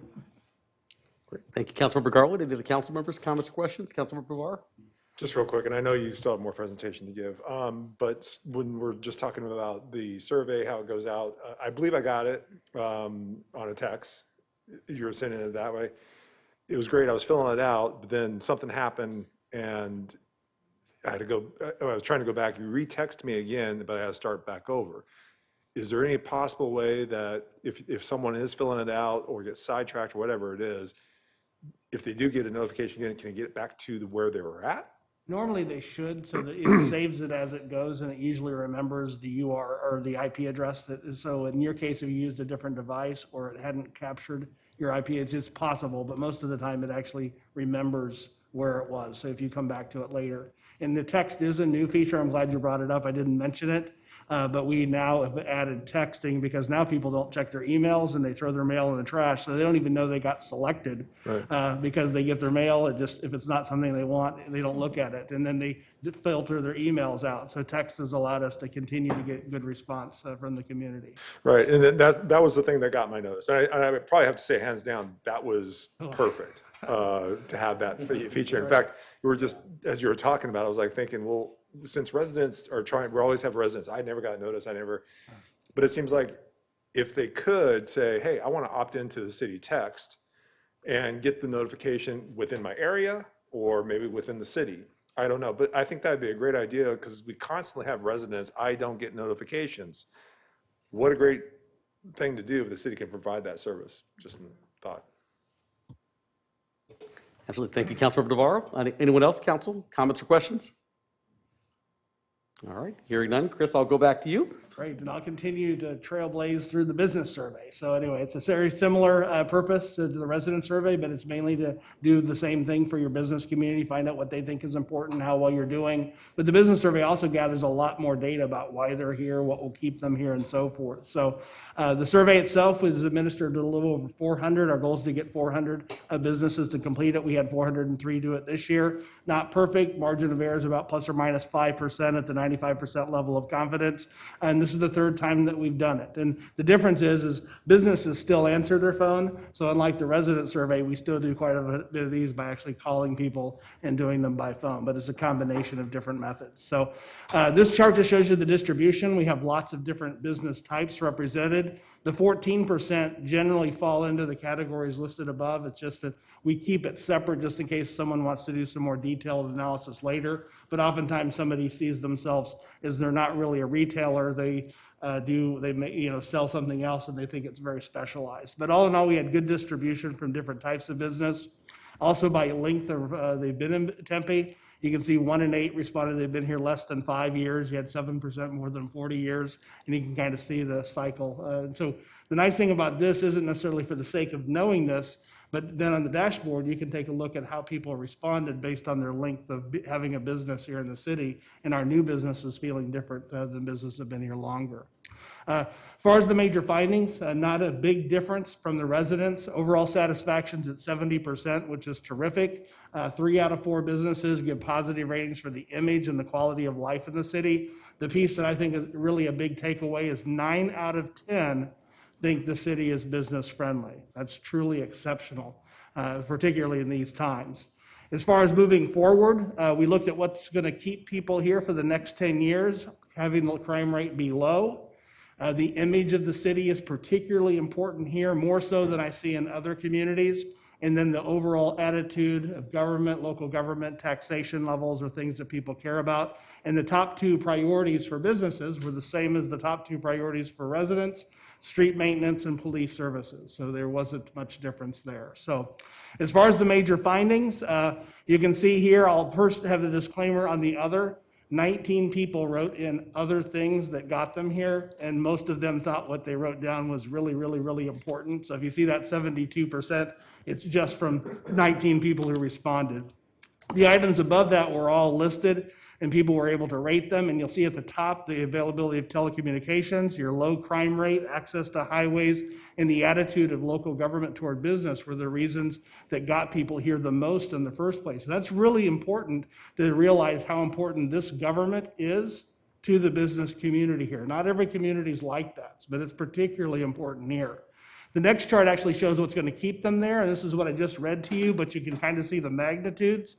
Keeping this community feeling safe from crime is important to residents, and it's the #1 issue for businesses. In fact, you can see that first and second choice combined was bigger or higher than the top 3 choices for anything else that was assessed. The image of the city is very important to your businesses. So is taxation and the attitude of local government, and then of course the access to highways. But those are kind of your top tier. If you want to keep businesses here, be measuring and monitoring those items.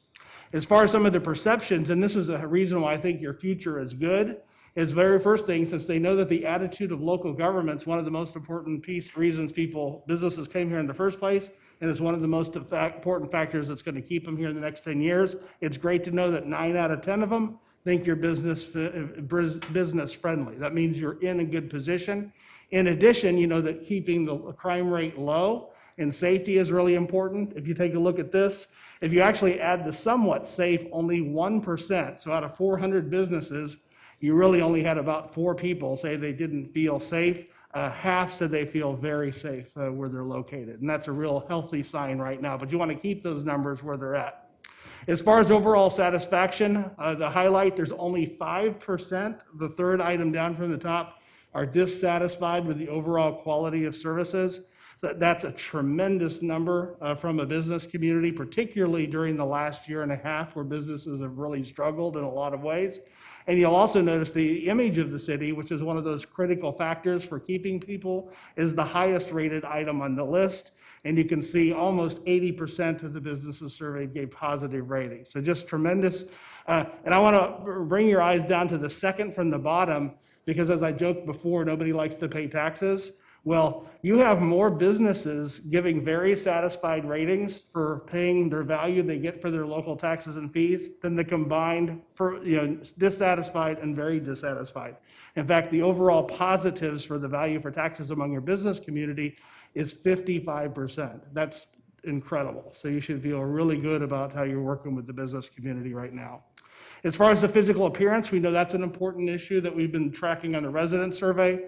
You can see that the majority give good or excellent ratings, but you do have some concerns among some businesses that are giving below average or poor. You have 11% that give negative ratings here. Again, a small percentage, but it's important to pay attention to it. And then generally looking about whether or not people would recommend, these are businesses, would they recommend to other businesses to be located in Tempe? This is an overwhelming recommendation. If you take a look at that, 4 out of 10 businesses said they'd be very likely. Another 4 out of 10 said they'd be likely. 8 out of 10 businesses, very consistent with the business-friendly findings. You'll notice that only 6% said they would not be likely to recommend doing business here. So keep that up, because that's going to help the business community want to stay here and position you to be able to attract new business. And the other thing that I thought was really interesting is the perceptions of the tax structure. Most folks don't know what it is in other cities, and that's expected. But for those who had an opinion about whether Tempe is fair compared to other communities, you'll see 51% said yes, just 4% said no. So a 12-to-1 ratio. Again, that's really healthy. It doesn't mean go out and raise everybody's taxes, but what it does tell you is on that question about concern about the tax rate, you're in really good position right now that that's not going to be a reason people decide to leave the city, given what they currently think. As far as the overall business atmosphere in Tempe, you can see, if you look at the positives, that 56% that is in blue, they think it stayed about the same, but they generally think it's good here. You'll see 8% say it really hasn't changed, but it's not good here. 13% think it's worse than it was 2 years ago. About double that think it's actually better. So at least the current environment right now, in the end of COVID, leans very favorably for most businesses here. As far as the overall satisfaction with services, we talk about brand equity and having strong, passionate feelings in a positive way toward different services. Check this chart out with the percentage of folks who are giving excellent ratings, whether it's for emergency medical, fire, economic development, police, and then come on down to stormwater. All have 50% or more of the people giving excellent ratings. And you can see there are some negatives. Streets and traffic have 27%. What's interesting about that is traffic is usually a concern in places businesses want to be, because that's where there are people. So if you're going to have a place that's desirable, you're probably going to have more people, and you're probably going to have some traffic concerns. So right now, that's really one of those items I recommend you manage so it doesn't get worse, but it's probably going to be a function of being a desirable community as people will want to come here. Some of the other things that we looked at on this thing, you can see it's another set where we asked them about how it actually affects their ability to operate. And you can see again, your public safety services, police, emergency medical and fire all have very high percentages of very satisfied. Also your water and sewer. And I won't read the entire list to you, but you can see the areas that do have a little less positive ratings are your street maintenance, including your sidewalks, has 21% negative. And then again, the traffic, 20%. But I think you understand both of the reasons why those are a little bit higher on the negative side. But all in all, most areas rate really good. As far as the contact or issues related to codes, and some of the other solid waste services. You can see generally they're not as high, but you don't have a lot of negativity in most areas. The thing that caught my eye on this chart was commercial trash and recycling collection. It's a really unusual response because it has the highest percentage of very satisfied responses and then also the most negative responses. And I thought, that's really unusual. Then I found out today that your businesses can choose who their provider is. So we're probably seeing some mix based on who the provider is, where some are really dissatisfied with the provider and others are really satisfied. So we'll likely add a demographic question in the future to find out who the provider actually is. Next chart is just the trends. Overall, you can see that most of the core areas improved. You can see economic development, stormwater, even traffic, not a real surprise with the pandemic. Parks, your business parking regulations, signage, and small business development all got better. The areas of concern, though, you can notice that the overall housing options for workforce, the quality of workers, and availability of workers. This is a big issue nationwide right now, but being sensitive to that. I know the price of housing and affordable housing has always been something, or at least I know you've been talking about that more lately. That's coming out in your businesses being able to get workers that can do those jobs that they need. Also notice the overall feeling of safety has declined as well. We didn't see quite those same declines across the board back to 2019, because this is a 2-year trend on the resident survey, but the businesses are a little more concerned about it. Again, police ratings are off the chart. Most businesses feel safe, but they're a little bit lower now than they were 2 years ago. As far as investment priorities or opportunities for improvement, when we asked them what the top priorities were, you can see overall police services, economic development, and maintenance of streets are the top 3 things that businesses say are most important for them. If you go to the next chart, we then actually had them take a look at what the importance of those items are along with the satisfaction ratings, and you can see from that, streets and police are at the top of the chart as opportunities of improvement, followed by just paying attention to traffic. And traffic is one of those things that's probably going to always be with you, but just making sure that it doesn't become a point where people start leaving. You don't want it to become one of the top issues that is now affecting businesses' decisions to stay in the city. Right now, it's not there, but most everything else you can see is really aligned with what the expectations of businesses are, and that's one of the reasons your overall ratings are probably so good. For those of you who are right brain learners, I think I do this for you. For left brain is the people who like the list, 1, 2, 3. This is the same information. It just shows you from left to right the importance. Things on the right are more important than the things on the left. And then from the bottom to the top is the satisfaction ratings. So things at the lower end get lower ratings than those at the top. And you'll see that the streets and the traffic are in the bottom right. Those are things that are more important, but the ratings are lower. Police, though, you can see is rated really well, but it's just that important. And that's consistent with the fact that low crime rate is one of the top things that businesses care about when it comes to their decision to come here and then stay here for the next 10 years. So just in summary, as I said up front, overall satisfaction ratings are very high, just as they are with the resident survey. I think you should be really happy that 9 out of 10 businesses think that you're business friendly. That's something that you can even promote to attract new businesses, as people come here, your existing businesses think this is a great place. As far as looking forward, as far as the priorities on the next chart, I think, there we go. Street maintenance and police are at the top of the list, and continue to manage the factors that will cause businesses to either stay or leave in the future. And right now, your crime rate concerns, image is rated high, and the overall perceptions of tax levels, value, all of those items are rated really high right now, which would suggest the future of the city with its businesses is really healthy at this point in time. But you'll want to watch the indicator related to those 4 items to make sure you don't slip, because that could be a point where you start losing some of the businesses that are currently coming here. So with that, that's survey number 2, and if there's any more questions, I'll be happy to answer them. Sounds good. Thank you, Chris. Let me go to Councilmember Navarro, then Councilmember Arredondo Savage. You saw that by looking over here. You knew that she was right behind you. You felt that. She was looking at me, and I was waiting. I can feel your presence.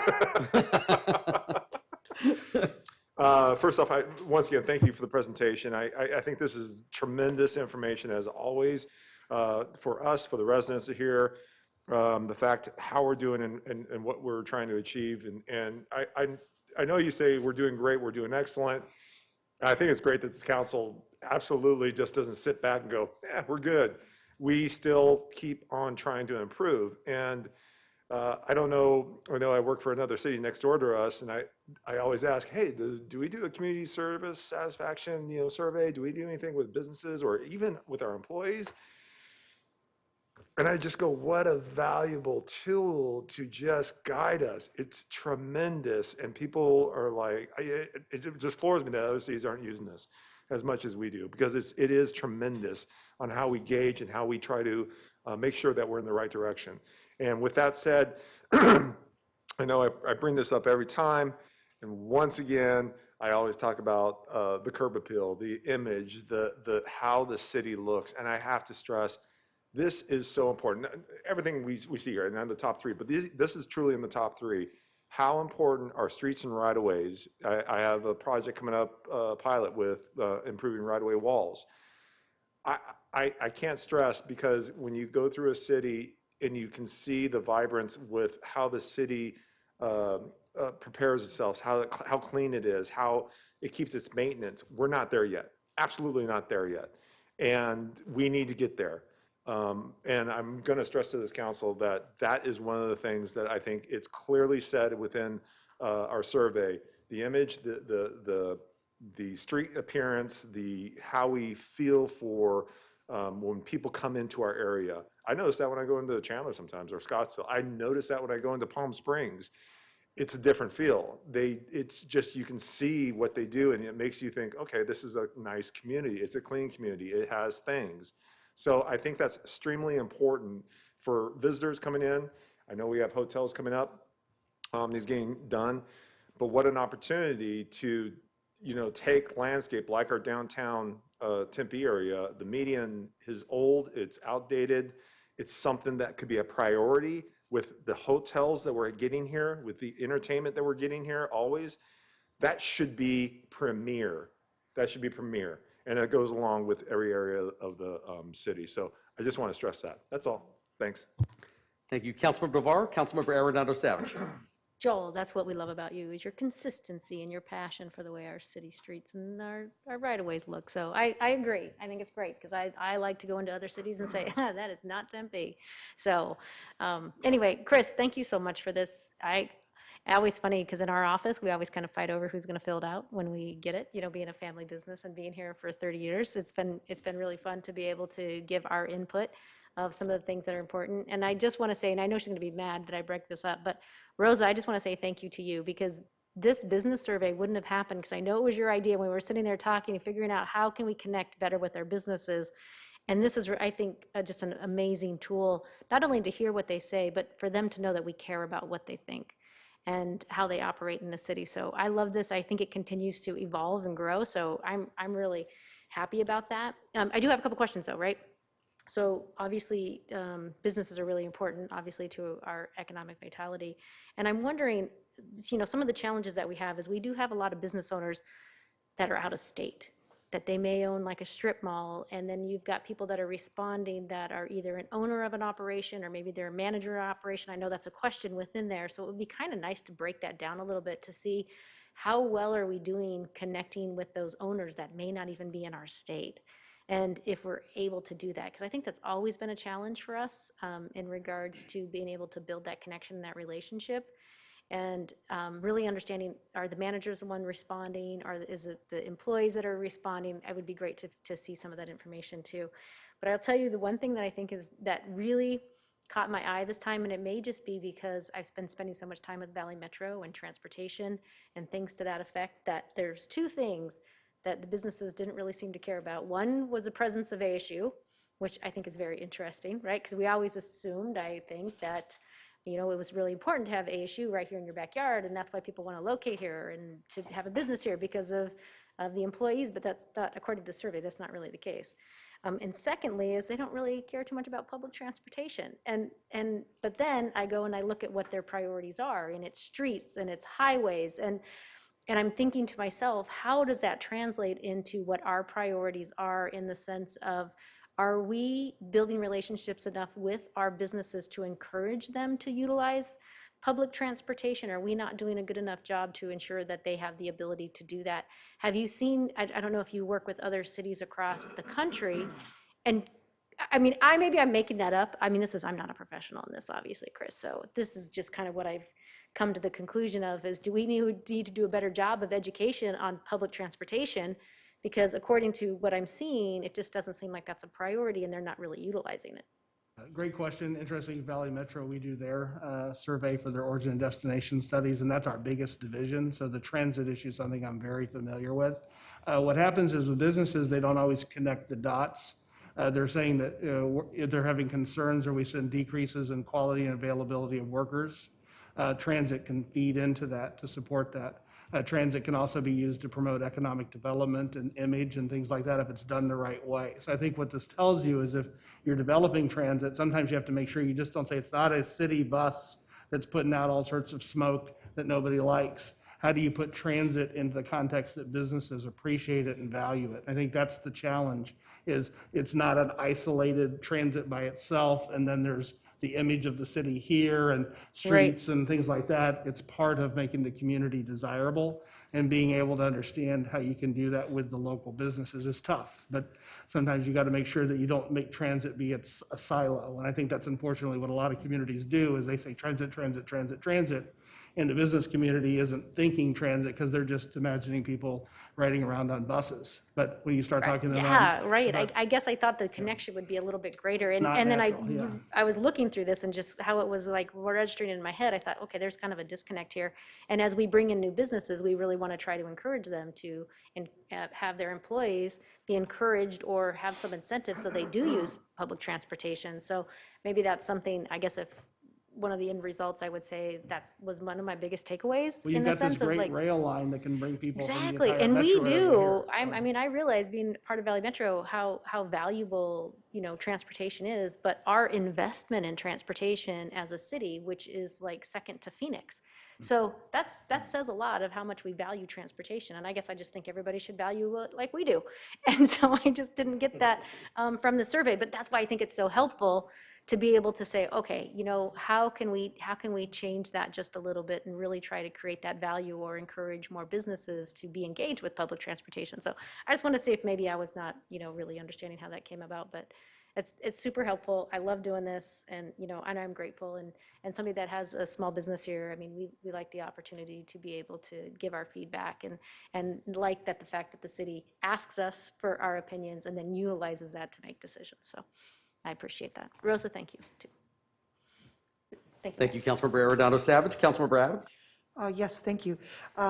First of all, I completely agree with Councilmember Navarro about the walls and the medians and everything needing to look better in our city. So I'm so glad you brought that up, and I share your passion equally on this issue. So I also, and I've brought this up before, but when we drive in from another city into Tempe, our signs are really small and they look very dated.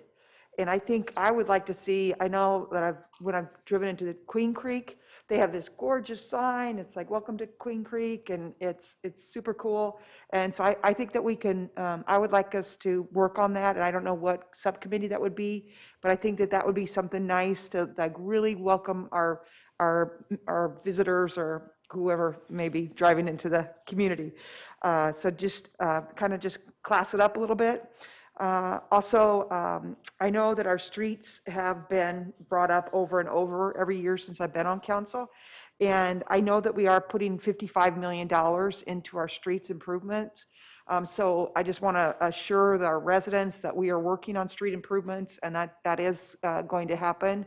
It's happening now. So I just wanted to point that out, that we're working on that. And I also want to give Rosa a shout out for this survey and really, reaching out to our businesses. I know you and Wydell, reach out to our business community a lot. I'm very supportive of that. And this survey shows how it's working. So keep up the good work. And that's all I have, Mr. Mayor. Great. Thank you, Councilmember Adams. Next up, Councilmember Garland. I just want to say that we are working on the entryway signs, all of them, and there's going to be a presentation on December 16th at our work study session on the designs and the ideas for them. Oh, very good. Thank you. I didn't know that. So Good to know. If you want any feedback from me, I'd be glad to give it to you. Thank you. Awesome. Couple of quick points. One of the things that was talked about to Councilmember Arredondo Savage's point about the conversations we have with a lot of our business community, and I think this kind of goes back to something that we talked about during the September 10th council retreat, and talking about trying to find ways to add additional staff to the economic development team. They're doing a really good job, but quite honestly, they're short-staffed, and so I think I believe they're getting 3 more positions soon, and I believe that, the point that Councilmember Arredondo Savage made is really critical. So us being able to add those positions will allow for that department to do more outreach to a lot of our business community, especially small and medium-sized businesses. It'll also, frankly, just allow them to even more actively scout out other potential opportunities, whether it's housing, bringing in certain industries that want to locate here, want to expand, finding available land, things of that nature. So I do think that was a really great point that Councilmember Arredondo Savage made about that, and I'm excited about Donna being able to add a few more team members to even increase what we're doing even more. On the streets front, to what Councilmember Adams talked about, and I know a couple of people, Councilmember Navarro referenced this too, it is one of those things that at times doesn't seem all that sexy, but quite honestly it is. I had a resident one time put me in a car with him and said, we're going to drive south into Chandler. I think we were either on McClintock or Rural. I can't remember which arterial. And then at the point that we got about 2-3 minutes into Chandler, we turned around and went back north. And the second we saw the, Welcome to Tempe monument sign, the streets all of a sudden got a lot more noticeably bumpy. It was something that I didn't, frankly, even recognize myself because I drive those streets all the time. And at some point, you don't really think that there's anything strange about that. But one of the things, and I know that this council, before I got back here, frankly, it put a lot of additional money into pavement quality and streets. So I definitely want to make sure I'm giving kudos to the council for having that foresight and recognizing that was a real need. But I think that that's one of the things we'll have to continue to keep an eye on because it's something that you can very easily kind of potentially not even think about, just like myself, until residents begin to point it out. So I think that's also a really strong point that many people on the council talked about this evening. But then something else that Councilmember Navarro talked about on my last point, and Councilmember Garland and I know have also had some offline discussions about this, was talking about even the downtown streetscape. Marilyn DeRosa and I had a meeting about this a couple of weeks back, and we chatted about it. That's one of those things when you talk about the business community and what you can actually do to attract people and keep them in the downtown. One was, as was noted in the survey, the availability of different kinds of housing options for the workforce. That's one of the biggest challenges. I had an opportunity to meet with a number of hoteliers 3-4 months ago, and the thing that they sort of listed as the top need was we have to have affordable and workforce housing opportunities in the downtown area to ensure that our employees can, frankly, not only get hired, but stay here. Because we're finding there's sort of an excessive amount of turnover because we get good people, but at some point, because they can't find housing in that general area, at some point they get tired of commuting or spending a lot of money going back and forth, and they end up finding a job somewhere else.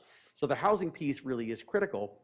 But when it comes to even just looking at some of the things with the downtown streetscape, and I think Councilmember Navarro was the one who noted this, you've got a lot of places in the downtown where there are sections that are for trees.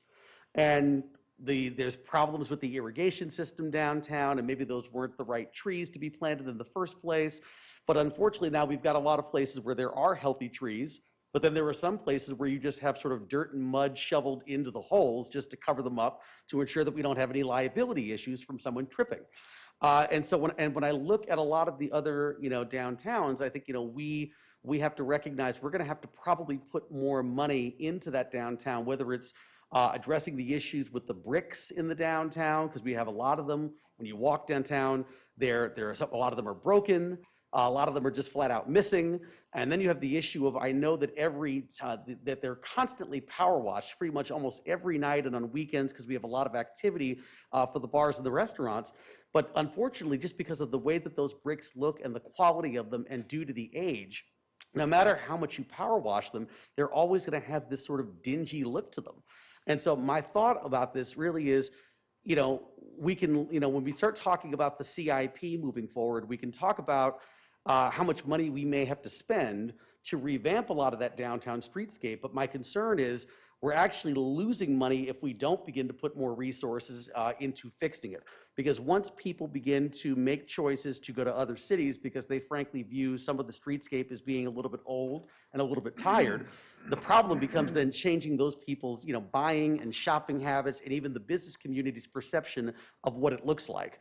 And so I think that, you can look at it one of two ways. One, it's, oh my gosh, that might be a lot of additional money in the CIP to do all of these things. Or you could look at it as, once people don't come because of, they feel like they're getting better offerings somewhere else, or just the overall look and feel isn't what they would like, getting those people to come back takes years and years and years to change that public perception and the business community's perception. So those are just, 3 points that I wanted to make on my end. Does anyone else have anything else they'd like to comment on? Mayor, just a kudos. Just to follow up with that, absolutely. I think I've said this a long time ago.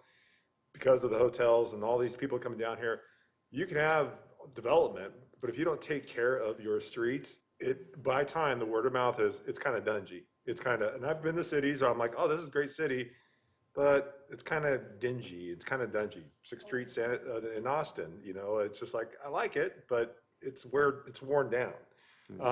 That's why Disneyland succeeds. It's just, the streets are premier, the vegetation, everything is premier. And to be honest, we're just talking a quarter of a mile of trying to make something premier. So thank you. Yeah, I agree. And I think it's like you said, I think the Downtown Tempe Authority, which is our business improvement district, does a great job of managing the downtown and cleaning it and keeping it safe. But at some point, it really comes back to the city about whether or not we want to make that infrastructure improvement to really sort of update this to 2021, 2022 standards. And that's something we're going to have to, probably have a conversation about in the future when we talk about funding in our capital budget. So, Councilmember Adams? Yes, I'm glad you brought up the bricks, because when I've been walking downtown, it seems like there's been more and more missing bricks, and I don't know that they're working anymore. So I just want to thank you for bringing that up, and I hope that we can at least get them filled in for now, so we don't have people tripping and falling. Absolutely. Thank you. Thank you. Any other council members' comments or questions on this item? Chris, anything more, or Wydell on your end, or? Just that Chris is heading home tonight, and he's going to be celebrating his birthday this weekend. So. Oh! Happy birthday, Chris. That's awesome. We didn't miss a flight. Exactly. I should have time, so. Got All 60 right. minutes. All right, we'll get home safe and you are done, so. Thank you, everybody. It's like, Chris, you can't bury the lead like that. We didn't know we were keeping you, so. Thank you so much, really appreciate it. And just like before with Marge, I guess, Wydell, we're gonna keep you here and bring up Mark Day, our Municipal Budget Director, for item 2D, which is the Strategic Management Update and Strategy for Aligning Resources for Tempe, otherwise known as the START tool. Thank you, Mayor and Council. Good evening. Again, Wydell Holmes with the Strategic Management and Diversity Office. Tonight, we'd like to give you an update on our strategic management, council priorities, and related performance measures, as well as the strategy tool for aligning resources for Tempe. Tonight, we'll talk a little bit about some of the performance measures that have been revised, removed, or even a new proposed measure, as well as the START tool and our acceleration models. So just to give you an idea, we have been working with departments in conducting an annual audit of most of our performance measures. Our goal is to touch them at least once each year from a quality assurance and making sure that we have strong strategies. The council priorities are operationalized by over 100 measures, and we would like that our focus also include equity and inclusion, as we discussed in the previous presentation. So we are working with departments. So some of the changes that you'll see tonight in regards to revised performance measures is including an element regarding equitable outcomes and inclusive outcomes. For example, our pavement quality index, a timely item there, as well as go figure property code enforcement. And also our quality pre-K and community carbon neutrality. We were looking for making sure that all of those measures have an equity lens to them. We will be also identifying other measures in the future, and we'll come back to council as we make those recommendations for modification. Two performance measures on the next, or I believe on this side as well, our treatment court satisfaction and community development process survey.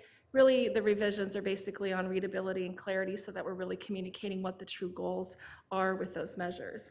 And then on the next slide, or actually on the previous slide, sorry, again, carbon neutrality, important to the city. We have 2 measures related to that. And we've removed the embedded strategies so that the performance target is very clear, and yet we still work on the strategies on the day-to-day, month-to-month, year-to-year basis. So the goals are still the same. We just changed the language a little bit to make it very clear as to what we were trying to achieve. On the next slide, we do have one retired performance measure, and that's our employee view response rate. We're working with internal audit. We found that there was low use of our employee view for giving recommendations, those types of things. So we're going to be reworking that a little bit with internal audit.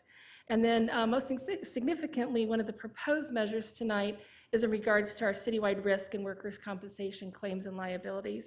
We've kicked off a development process with financial services, city attorney's office, and our office on looking at how we can really get a meaningful and measurable goal put forward, as well as benchmark that so that we can contain those costs in that system. Next slide, please. So the START tool, again, it's the strategy tool for aligning resources for Tempe. So we'll start with that again. This also provides the mayor and council an opportunity for early conversations and focus on priorities. While we ask you in the START tool, starting tomorrow on November 5th, to apply $100 to performance measures to indicate where you see the priorities, it's not an allocation of resources, nor is it an appropriation of funding. So it's a transparent tool so that we will then come back to council in in December at a work study session on the 16th, and we'll provide your collective areas of focus, as well as that will help guide staff as we begin and start the budget process. So a few key elements on the next slide that I'd like to point out regarding the START tool. That the performance measure, we have also indicated points of emphasis from the business survey. You'll see an example of that in the lower part of the screen in 2.07, counseling service referral rate. You'll note in the red that it was indicated as a point of emphasis for human services, social services focus in the 17, 18, 19, and 20 community surveys. We also will note that again for the 21 survey. The other item that I'd like to call to your attention is police trust score 2.06, second from the bottom. And we've noted that these are performance measures that have been accelerated during the current fiscal year 21-22. And so you'll see about 9 measures that you'll see that in parentheses, the acceleration, just to note for your recall that you have made that as a priority for this year as well in regards to funding. So again, the tool will be sent to council tomorrow, and we'll return in December with the collective results. I'd like to also thank Andre Vasily from Information Technology for putting the tool together, and she is happy to help you if you have any challenges utilizing the technology. And with that, I'll turn over to Mark Day with the Budget Office. All right. Good evening, Mayor and Council. Mark Day, Municipal Budget Director. Sorry I didn't get that out. Good evening. So next we'll review how the results of the START tool will be implemented in our performance-led budgeting process. Once council's top priorities are identified, Strategic Management and Diversity Office will work with departments on a hyper-focus of the applicable performance measures to develop strategies for advancing their achievement. So we've got 3 approaches that we take. The first we want to do is collaborate. So can departments work with each other or outside agencies? So we want to break down those silos and work together. For example, during the last budget cycle, the police, community services, and human services departments collaborated on strategies and an operating budget supplemental request to address homelessness in parks.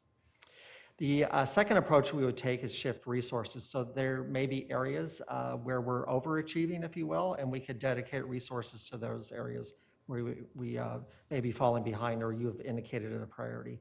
And then the third would be additional funds are needed. So departments may request these funds through the budget process, either via an operating budget supplemental or a CIP project request. So that is why we are asking for council's top priorities early in the budget process so that departments can request additional funding during this upcoming budget cycle. So at this point, we're not asking you to allocate specific dollar amounts to projects, but rather just to identify your top priorities. And this slide is just a quick review of the current fiscal year budget process and how the START tool process worked. So last year, you provided direction in December of 2020 as departments were beginning to work on their budget request. Strategic Management and Diversity Office helped departments develop acceleration models for 10 performance measures that included strategies for achieving their targets sooner. So as part of the budget process, as you can see on the slide there, additional funding of approximately $28 million over 5 years was added to the CIP. And then on the operating side, $3 million in recurring and $2.2 million in one-time funding was provided to advance these measures. Thanks, Mark. So we'd like to just remind you of what the performance measures were that were accelerated for this fiscal year, and that these can also be viewed on our dashboard at performance.tempe.gov. I'd like to also remind all of us that some of the measures can be accelerated in different ways. It's not always related to additional funding. Some other factors include having very strong strategies, partnerships, and collaborations, as well as time. A prime example of that is our shade canopy in regards to it will take time for those trees to grow that we invested in for this current year. And with that, we're happy to answer any questions that you may have. Yes, Councilmember Garland. So this is the tool that you give us $100 and we put it, okay. Right. My first time to do this was last year, and I thought it was a little odd because just say that I wanted to paint all the streets bright pink. If I put $100 on a line item, it would be one of your top dollar getters. It seems really odd to me that that we could pick one or two things that are the only thing we're going to focus on, and it seems to me then that would really skew what we're really looking and doing and trying to do in the city. Have we ever tried where we've said we're not going to put, you can't put $50 or $100 on one or two items, that you really do need to spread it out onto different priorities? Or I'm just curious, just because it just seems, it seems a little skewed if I can put $100 on one thing and it goes to the top. And this is a first for Tempe in regards to across the nation. We don't know of any other community utilizing a START tool like this. One of the things that has been in the past is kind of a collected agreement with council that you would spread out your funding, applying the $100 so that we don't get those, extreme skews. But the other part of it is we have different ways of looking at how not only did you rank them or prioritize the dollar amount, but we can look at them collectively or segregate them out. So there's different ways that Mr. Jones works with some of the data in regards to presenting it for you. So, thank you. Thank you. That's a great point. Thanks. Thank you, Councilmember Garland. We go to Vice Mayor Keating, then Councilmember Arredondo Savage. Thank you, Mayor. Yeah, I totally agree with my colleague, Councilmember Garland, on that. There's got to be some way to weight it so that can't happen. I do think that we have seen some results that don't really align with what the council's priorities are in years past. I know a former council member, for example, put all 101, tried to get me to do the same. I did not. So I'd like to see some sort of methodology to kind of clean that up in the future. It might be too late for this year, but in the future, definitely. Thank you. Yeah, it probably is. One thing I would just also like to recommend is that the START tool is one set of data, in addition to a lot of the data you've seen tonight and you're still going to be seeing later this evening. So we try to look at that as a whole companion piece with the other data sets that we do have. Thank you, Vice Mayor Keating. Councilmember Arredondo Savage. Yeah, thank you, Mayor. I just going to agree with my two colleagues here because it's been a bone of contention for me. Everybody knows how much I love the START tool, which has always been something that I have struggled with, and I think it's because it's easy to be manipulated and then perceived completely different than what it would be. If there was, maybe we could talk about maybe doing a max amount that you could pick, instead of being able to put 100 or 50, maybe the max is 20. And that would be the cap of what you could put on one item.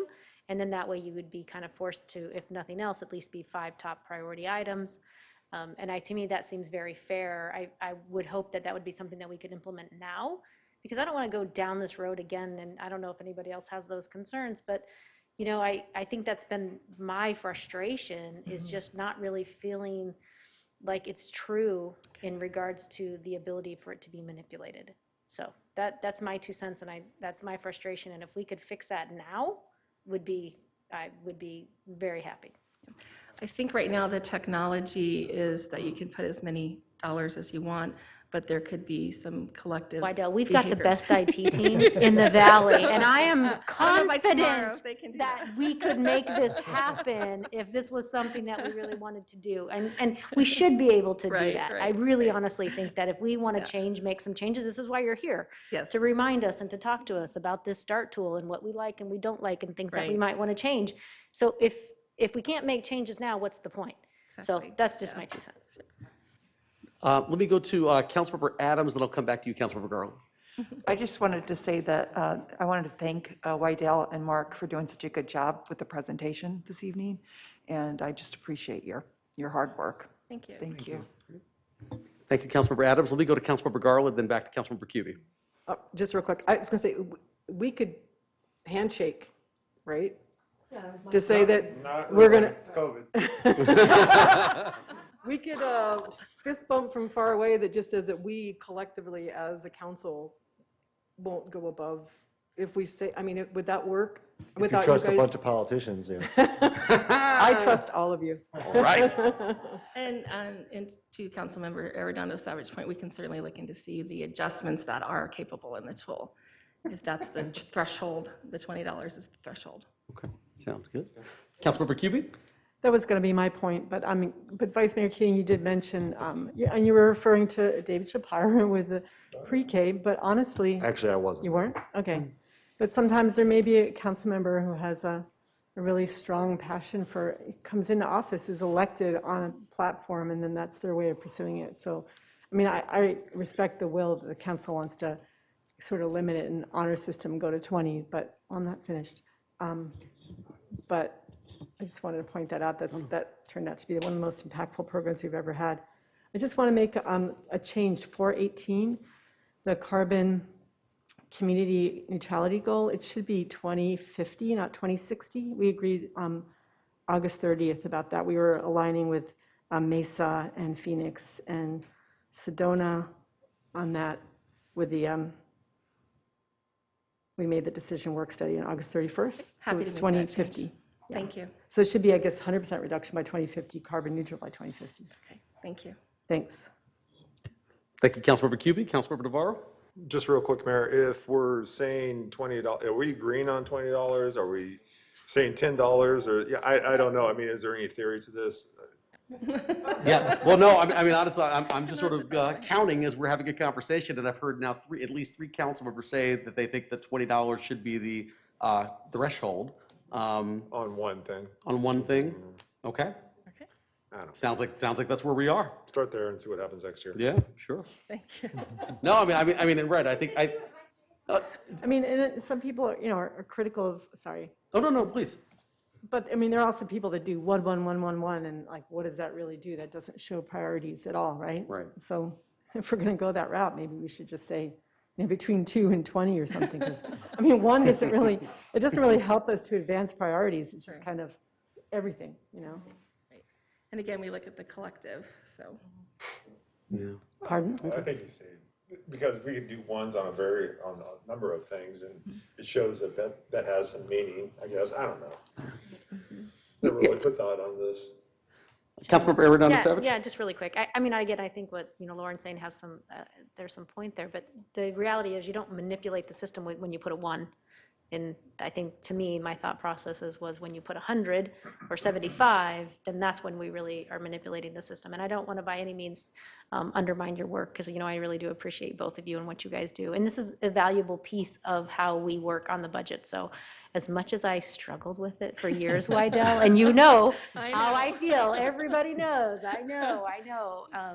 I do my due diligence, and I really pay attention, and I use it, and I take it very seriously. So I just want you to know I'm grateful for what you guys do, and I know this is a really good piece of all the tools that we use to make good choices. So I definitely appreciate that. And I'm totally fine with the cap of 20 or just the handshake of 20, and let's see how that rides. I'd like to at least see what it does.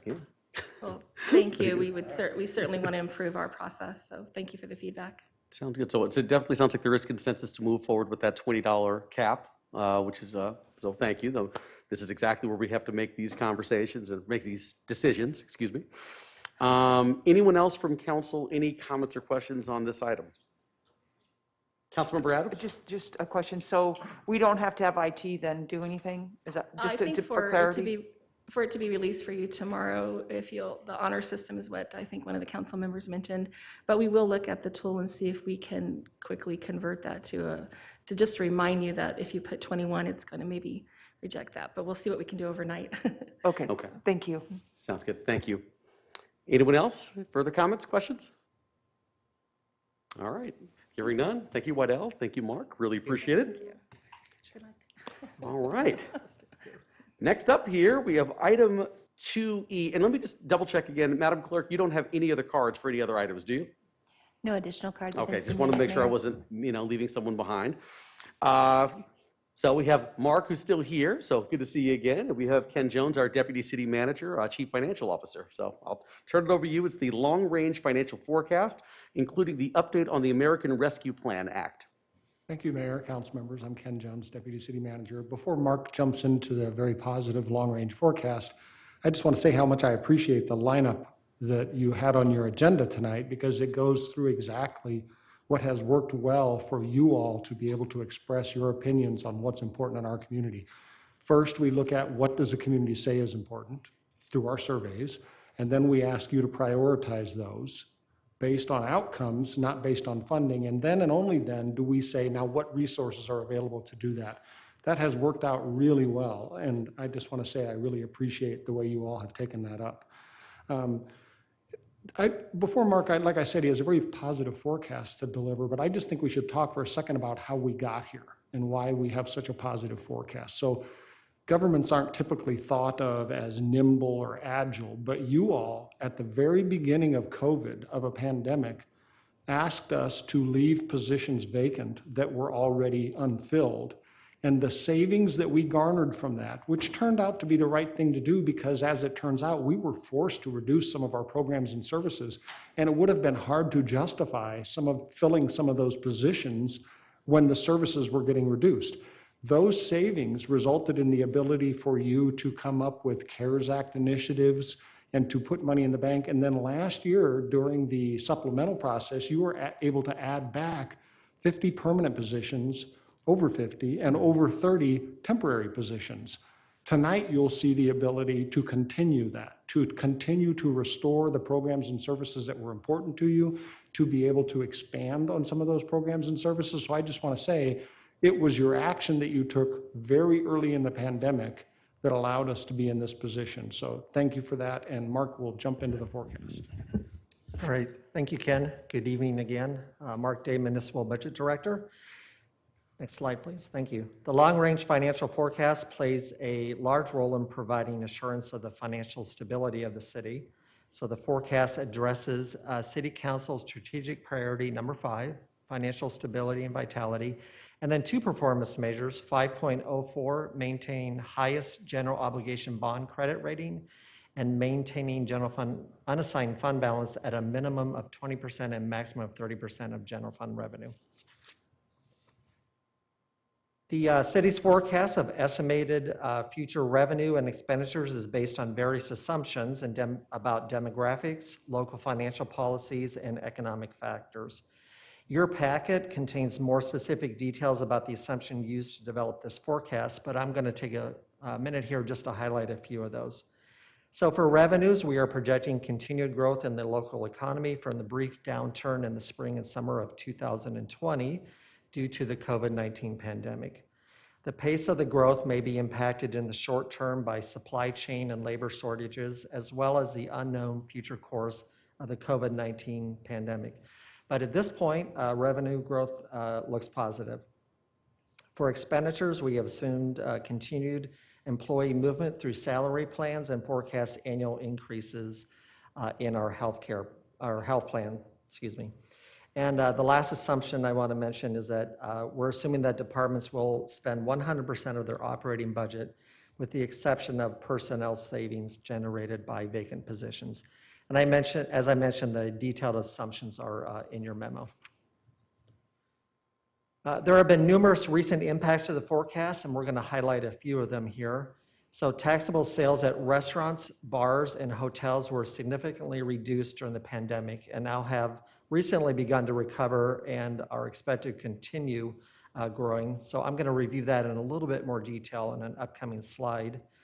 We continue to experience increased growth in tax revenue from online retail sales. We were able to start collecting local taxes on online sales in 2019 as a result of the Wayfair Supreme Court decision. So that definitely has helped us out. Local sales tax revenues from recreational marijuana sales permitted under the recently passed Proposition 207 are included in our projections. In addition to the local sales tax collections, the city will receive distributions from tax sharing provisions outlined in the proposition. The city's state shared income tax, sales tax, vehicle license tax, and HERF revenues are based on, sometimes those are collectively called urban revenue sharing, are based on state statutory formulas that utilize the city's population in proportion to all incorporated cities and towns. So based on the 2020 decennial census, the city's proportional share of state shares revenues will decline from 3.38 to 3.15. So our share is going to go down. This impact, we're estimating over the 5-year forecast, is estimated to be 20.2 million in the general fund for state shared income tax, sales tax, and vehicle license tax. And then lastly, recent impacts, the construction of the Tempe Municipal Operations Center to accommodate the movement of the traffic ops and pre-shards may require the utilization of pay-as-you-go or cash funding to facilitate the completion of this project. Okay, a couple highlights. So we're going to go through all the major operating funds, but we're going to start with the general fund. So a couple highlights about the general fund. So based on the improved economic outlook presented during last spring, as Ken mentioned, we added positions, and we, as you can see there, 54 permanent and 33, or about 34 temporary positions. We have increased our revenue projections across a number of revenue categories, as revenues are forecasted to grow faster than we initially projected last spring. And then just a few months ago in August, we were able to finance the public safety personnel retirement system accrued, well, that's a mouthful, accrued unfunded liability of $343 million at a rate of just a little over 2%. So this has allowed us to pay down a substantial portion of the city's accrued unfunded liability for both the police and fire plans. And then lastly, the fund balance remains above policy, which will provide flexibility to increase spending in the upcoming budget cycle via the operating budget supplemental process. So we're going to come back to you in February with an updated forecast before any final budget decisions are made. And as I mentioned earlier, just wanted to look at the restaurant, hotel, and general fund tax revenue. So we've showed you this slide before, but we've updated it with activity through September of 21. So on the left, you'll see it starts in July of 18. On your left vertical axis is $1 million of revenue for restaurant and hotel tax revenue, and on the right is the general fund sales tax revenue. And the lines that are going up and down reflect the collections that we're receiving. As you can see, in April, it's starting in March, and then April, May of 20, you can see a dip in all of those categories. But we've trended this out. The dotted is the exponential trend line with the data. So we're always going to see some volatility, but the trend line, as you can see, so the blue is the general fund. We see an upward trend. Restaurant, little flat, maybe trending a little bit up, and then the big unknown, I guess, a little bit is hotel. You can see it. There's a little bit of a downward trend, but it seems to be stabilized. We look to our forecast partners about how these categories are going to perform in the future, and there's still some uncertainty, especially in the hotel and restaurant area, but they are projecting in the future that the trend will continue up. Mayor and Council, we always show you this visual of the tool that we use. This is an interactive tool. This is just one snapshot. This is not a recommendation. It's just a snapshot of variables placed in the tool to show you where we could go. So this is all in the thousands of dollars, so you have to add 3 zeros to all the numbers to see what they really are. And then the graph on the left is revenues compared to expenditures. The graph on the right is fund balance. The targeted fund balance is the yellow cone. You can see that we still remain way above our policy for fund balance and intend to spend that fund balance down as we move into the out years. The variables that we have in the middle of the table show the different changes that you could make to number of positions, recurring supplementals, one-time supplementals, and then pay-as-you-go funding for CIP projects. And you can see that what we've built in the model here shows in the upcoming year adding 25 positions, adding $6 million in recurring supplementals, another $1 million in one-time supplementals, and 7.5% contribution to pay-as-you-go funding for CIP. That's almost $20 million. So we know that what's not built in our CIP today is the movement of the priest yard, and the movement of the priest yard was in year 5, beginning in year 5, and it would continue into year 6. The movement of the traffic ops yard was not in there at all. So we have to add those, and those will be somewhat disruptive to what we approved last year. The good news is, like I said, we have $20 million that we just placed in this model to see if we contributed that, what would that mean? We also know that we have the ARPA money, the American Rescue Plan funding, that you said, let's put it in these CIP projects. We're going to have to do some shifting there, but we think we're fully capable of funding almost everything and shifting the funding around to maybe push some things back a little bit. But it's really good news. Like I said, this is just a model. This also shows an additional $5 million of recurring supplementals and $1 million in one-time supplementals every year of the forecast, and yet we only get to the middle of our fund balance policy. This is really good news. It's a very positive forecast. This is just the general fund, but like I said at the beginning, this was not unintentional. You all set money aside and saved for this event to be able to restore the services and things that you want. So we're at that point now, and during this budget process, we'll be able to apply some of those resources. Mark? Thanks, Ken. We also forecast the city's other major operating funds. So we'll start with the 4 enterprise funds. So these funds account for those city services that are run as an enterprise operation where the user of the service provides the revenue for the operations. First one up is water wastewater. This fund is stable and assumes a planned drawdown of fund balance in a sustainable manner that includes increased pay-as-you-go or cash funding of CIP projects. The next fund is solid waste. Approved and future planned rate increases as well as operational efficiencies have stabilized this fund. Fund balance is projected to remain in policy during the forecast period. We did note that expenditures for last fiscal year were less than forecasted due to delays in equipment delivery as a result of the pandemic's impact on labor and material. Then we have the golf fund. So this fund experienced significant increases in rounds of play during the pandemic, resulting in revenues exceeding projection. The fund is forecasted to maintain modest surpluses starting in FY 22-23. And we do like to note that capital projects for the courses and buildings are excluded from the fund as they will be included as part of the CIP program funded by secondary property tax. And then our last enterprise fund is the emergency medical transportation. This program was started in October of 2017. They have 4 ambulances in service, and they're planning to add a 5th and 6th ambulance company in January of 22. And right now, revenues and expenditures are in line with projections. Next, we have 3 special revenue funds. So the primary revenue source has to be utilized it's restricted in its use, in other words, so that's why we call it special revenue. First is transit. So this forecast has improved since our last update in February of 21 due to 3 factors: approved service changes, transit sales tax revenues improving faster than projected, and an estimated $37.5 in federal funds that has or will offset bus and rail service costs. The forecast does assume streetcar operating costs starting in the spring of 22, and the fund balance is projected to remain in policy throughout the forecast period. The next special revenue is transportation or HERF, Highway User Revenue Fund.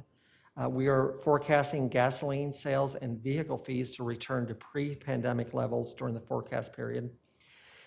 Just like the other urban revenue sharing, the city share of state shared HERF revenue is based on the city's proportional share of the population in the state as well as Maricopa County. So based on the 2020 decennial census, the city's share of the total will decline. It is estimated that the impact to the HERF fund over the 5 years is $5.2 million.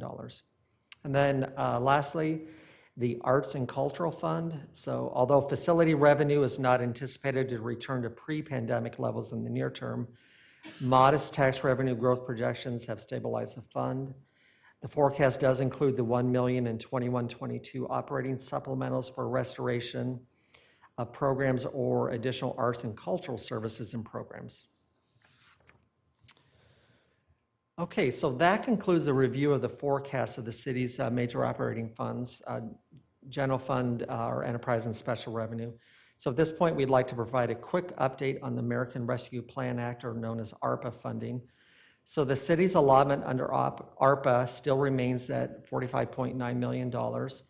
We have an interim final rule, but final rules should be coming out shortly. We don't anticipate any substantive changes to the requirements. We are in the process of hiring a consultant to assist us with compliance and reporting requirements. We did learn through the COVID when we submitted expenses to FEMA that the record keeping and compliance requirements were quite substantial. If we had known that beforehand, that would have helped us out. So that's why we're in the process of hiring a consultant.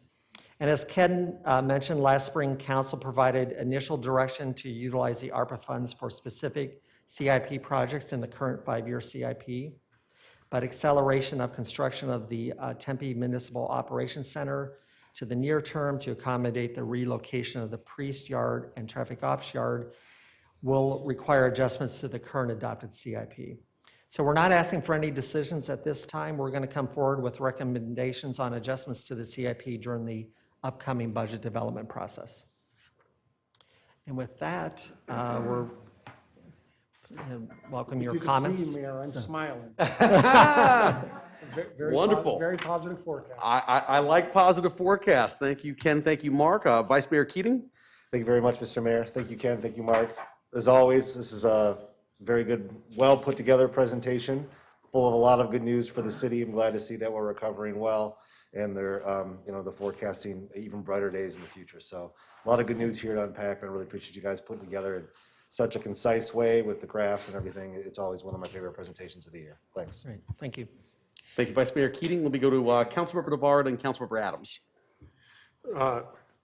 Thanks, Mayor. Yeah, Ken, you guys are excellent job at bringing this forecast for us. But I just want to say, Ken, I have to say, over the last, 12, 13 years, going through pandemics, going through a whole bunch of stuff, I have to say, you have guided us tremendously through some tough times and some great times. And at the end of the day, I have to say, even in the tough times, it was still good news in a weird way. We weathered the storm well, and then we came out of the storm very well. And I have to say, just thank you for your guidance. I mean, this is tremendous, and it's great for us because, as you know, the city is always trying to do more and more and more and on little money. So thank you. Thank you, Councilman. Thank you, Councilmember Navarro. Next up, let me go to Councilmember Adams. Hi, I just want to thank Ken and Mark for doing such a great job with the budget and basically echoing Councilmember Navarro's thoughts on it. You've done just a fantastic job with all of the ups and downs that we've had in our economy, but you've managed to pull it through. And I'm just hoping that when we get some money from the feds, hopefully that we can put some more money into our pavement management program, because I know we're going to get hit with the HERF decrease. So I think that would be a good place to make up for that money.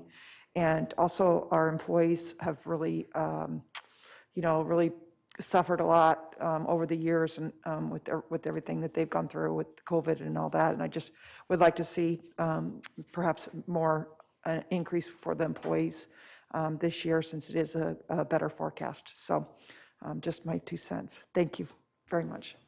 Thank you, Councilmember Adams. Next up, we'll go to Councilmember Arredondo Savage. Well, I just want to like get this straight, because maybe I need to see it. Ken, are you really smiling under there? Because that does not happen very often. Try to make him violate policy. Ken Jones is smiling. Let me see, I've been on this council 11 years. It's been slim. Anyway, yeah, thank you, Ken and Mark. You guys are awesome, and then you guys have definitely done some fantastic work to just, I think, keep things in check and into perspective for us. And I think that's been a big part of us having the ability to utilize all these tools that we've created and make good choices. And you guys have been definitely good guides in that. So much thanks for that. Just a couple things I just want to emphasize really quick. And you mentioned it early on, Ken, I didn't say anything. You talked about the frozen positions. I just want to ensure that we have no more frozen positions in the city of Tempe and that those have all been reinstated. No, Councilmember, the way we froze those positions, and we told the departments this, was we're looking for reductions to the budget. What positions do you have vacant that you can't fill? We called them frozen because we didn't eliminate the position. The position remains intact, so that if funding were available, you can just reinstate the position. You don't have to go through the process of going to the council and creating a position. But a frozen position is the same as an unfunded position. It just isn't funded. So you all will guide us in what positions are necessary to achieve what we want to achieve. If it's a position that you think we need and to achieve an outcome, and it happens to be frozen, we'll unfreeze it. If it doesn't exist, we'll create it.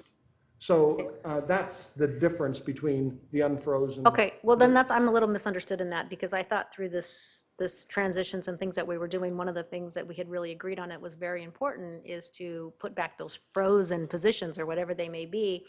And I'm only one person, and obviously there's 7 of us. I think the departments know better in regards to what their resources are and what they may need. And I was really always under the impression that those frozen positions or unfilled positions would be the first things to get reinstated. So for me, that's something that's really important, because obviously they either had the position and it was empty at that time and they didn't fill it in good faith, that we would put those positions back later unless they've deemed, if they've got a department head that said, oh yeah, you're right, we don't need that position anymore, I'd like to hear from them, because I doubt that they would say that. So maybe they would, but I'm going to give them a lot of weight and credibility to say that I'm a little concerned about that. So that'd be one thing. Secondly, I love the fact that we're actually tackling that unfunded liability for the PSRS. I think that's going to be a really good thing in a positive way. It's been kind of one of those things that we've been working on, and I know your strategy is very positive, so I appreciate you doing that. Thank you. I will just add to that was the total unfunded liability. Wow. That we funded. There were That was really? Okay, I didn't catch that, but yeah, that's pretty amazing. If people really understood what that meant, that's a really big deal. And then secondly, I just want to talk a second about the Golf Enterprise Fund. When I first got on council, I mean, that Golf Enterprise Fund was in the tank, and it was really, really bad. And unfortunately, we had a contractor that really, put us underwater. And I look now at how hard that department and that enterprise fund is working to get out of that. And I just think at some point, do we kind of need to cut the losses, because they're never going to gain any ground. And I would like to know, and you can tell me this offline, is, over like the last 10 years, how that enterprise fund, where it was, how deep it got into the red, and then where we are now, because I really do feel like at some point we are punishing, these people that are doing really good things. And we even said they're exceeding the pre-pandemic levels. I mean, golf is really popular across the country right now. Everybody's out there doing it. It's been one of the things that people have been able to do through the pandemic. So, I mean, I just don't want to continue to punish and making them try to catch up on something that just doesn't seem attainable. So if we could maybe have that offline conversation and maybe bring it back to the council at some point, just to see what that might look like, I would appreciate that. But besides that, thank you, Mayor. I really do appreciate what you guys have done, and I look forward to actually, having budget discussions this year. That'll be kind of great, right? So maybe a little different, so that'll be good. Thank you. Thank you, Councilmember Arredondo Savage. We'll go to Councilmember Adams. Yes, thank you, Mr. Mayor. I too share the concern about the frozen positions. I think that we need to unfreeze them and fund those positions unless, like Councilmember Arredondo Savage said, unless the department heads come up here and say they don't need them. I would like those unfrozen. Second of all, I would like acceleration of the Clark Park Pool and Recreational Center. I know that we have talked about that in the past, but a lot of the residents are asking about it, and it's been a couple of years now, and so I just would like to see if we could accelerate that recreational center. Thank you. Mayor, if I could respond to both of those issues. Yes. So, a couple of them. One, the golf fund is an enterprise fund, and sometimes that's misinterpreted as it must break even. It doesn't have to break even, it just has to be accounted for as a business, which means if the general fund, the rich uncle, loans it money, then it has to pay it back. If the general fund, the rich uncle, gives it money, it's okay. So you all can make those decisions on how enterprise funds work. We just have to account for money going in and out of them. So, and the decision that the council made in the recent past was those large capital projects shouldn't be funded out of golf proceeds. The fund can't handle that. That should be bond funded. So we do that. And so every enterprise fund can be treated differently. The water wastewater is completely self-sufficient. No money goes in and out of there to operate or to loan anymore. We loaned one time for an irrigation system, but it doesn't happen anymore. So however you want to do with that, that's fine. As far as Clark Park Pool, I believe it is on the fast track. The council gave us the direction to finish it. It is through the design phase. I can't remember what % design, but it can't be accelerated, I believe, and we'll get back to you. But my initial inclination is that it is being designed and is being built, and the money that is set aside, but I think the first construction money was budgeted for upcoming July. So in this budget year, the planning and design is all budgeted. The construction begins, the funding begins in July. I'm almost positive of that. I don't Does that know mean that we'll have shovels in the ground in July or I August? believe- I'll check, we'll check, but thank you. We will look at it and get back to all of you with what the status is and whether it can be accelerated. Thank you. Thank you, Ken. Councilmember Cubie? Thanks, and just since it came up again about the frozen positions, I remember you explaining last budget cycle that a number of departments saw things differently, either because of COVID or not wanting to put some positions up and holding back. So it wasn't as if, it's not as a clear black and white thing, like there's frozen positions, let's unfreeze them, boom, they're going to get filled. Priorities have changed and shifted within departments, isn't that right? Yeah, I will say that a blanket filling of all frozen positions might be a mistake, because we uncovered positions that have been frozen for a decade. And to unfreeze that department might say, why are you giving me that position? This one is much more critical to me. So I think you're right, though. I believe there are departments who said, you asked us to give up positions. These are our least important positions, but they're still critical to us. That's possible, too. So I think an individual look at each department is warranted. Sounds like you're going to find some frozen bodies somewhere in a closet. Yeah, the question I have, just a quick one about, what were the assumptions for streetcar and maintenance and operation costs every year? For which one? For M&O for the streetcar? As far, I believe the annual amount was $5 to $6 million. I can get you the exact amount, but. Oh, I can answer that. Oh. Originally, it was supposed to be 4 million. I know, yeah. Now So it's about I a little just- over 5 million. And then does that take into account the first year is supposed to be free, right? And then we haven't really decided on a fair basis for ensuing years, so that would have some impact too. Well, I know Eric's very familiar with that. So when we asked him for estimates, he would have included that. Right, okay. So it's going to change from year to year because there may be a fair in ensuing years, although the first year is free? Is that?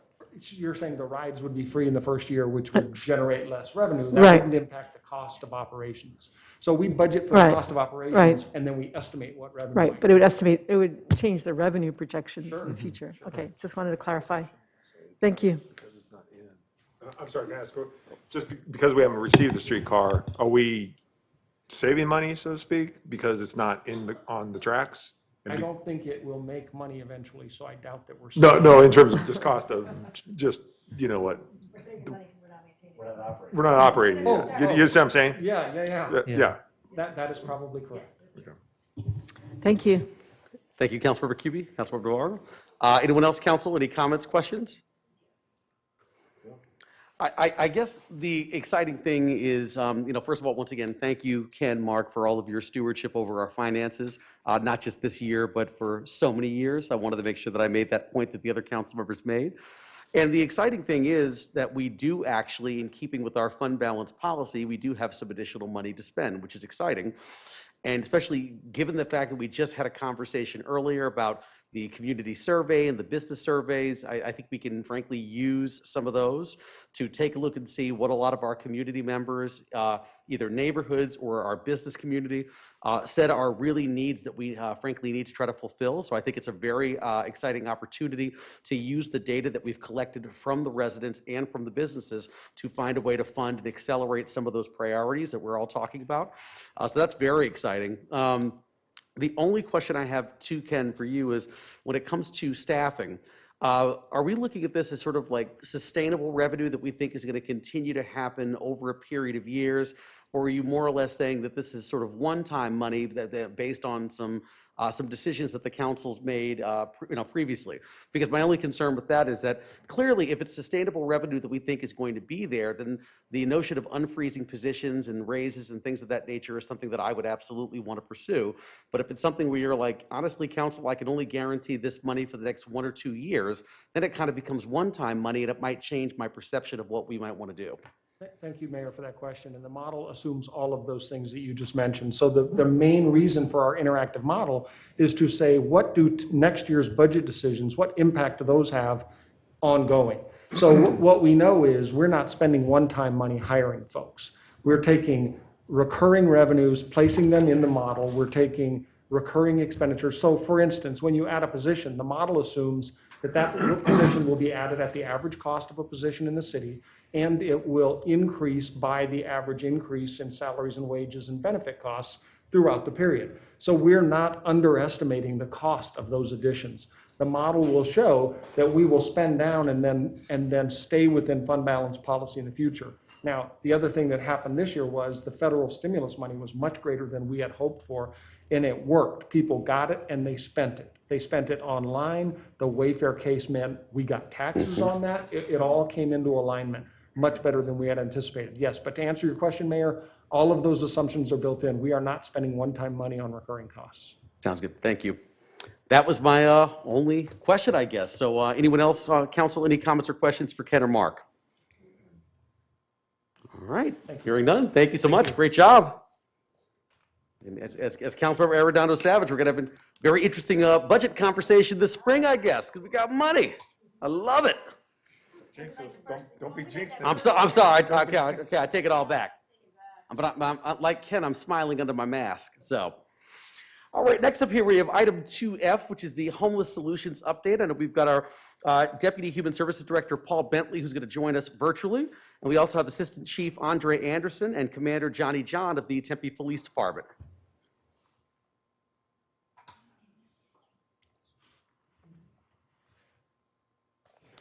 I'm thinking if Paul is there, I think you're probably going to kick us off here. I am. Thank you, Mr. Mayor. So I'm just verifying through video that we're all in position before I bring up the presentation. So thank you.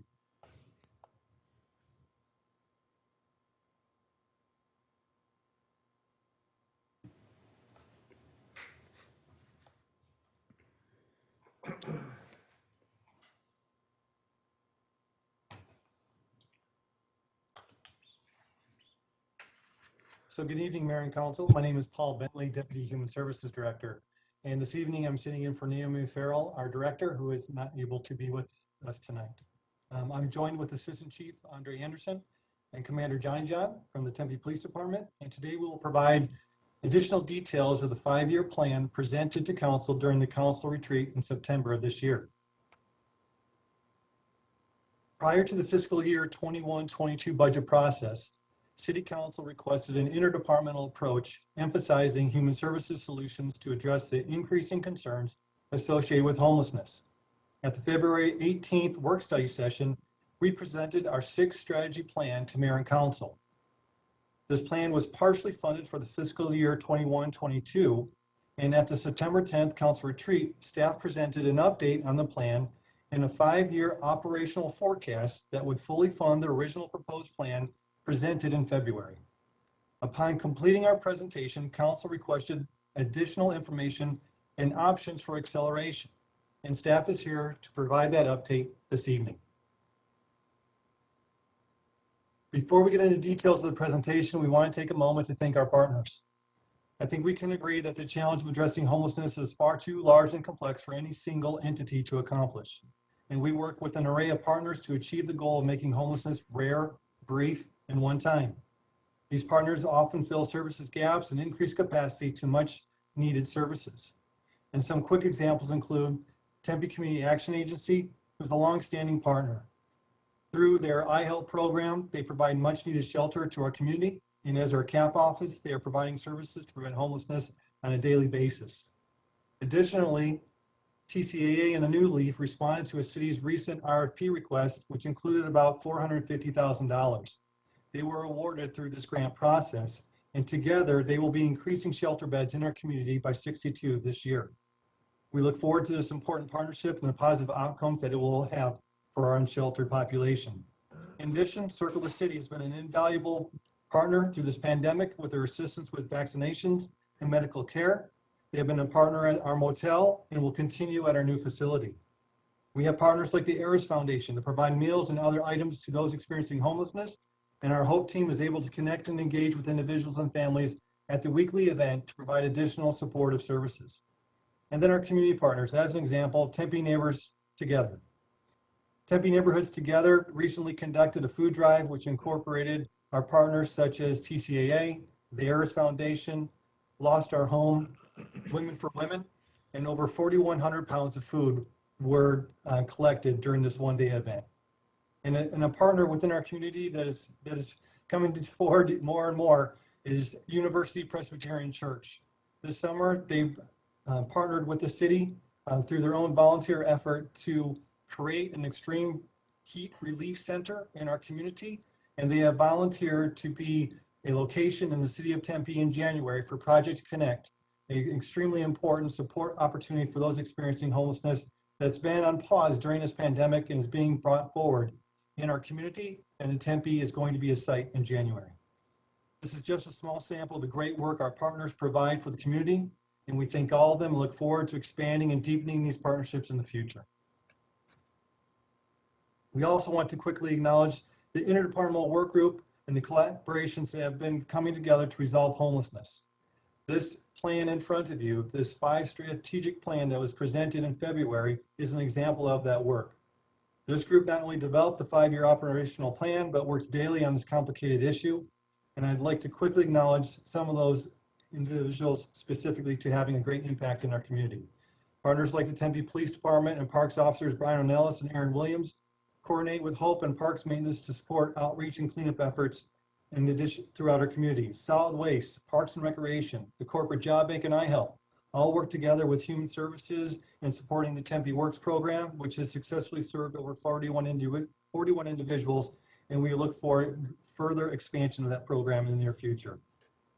Tempe Fire Medical Rescue and their Patient Advocate Service program, and then Communications and Media Relations and their effort to ensure that the work that's being done is being communicated to our community, as well as promoting engagement and feedback to help drive our decision-making.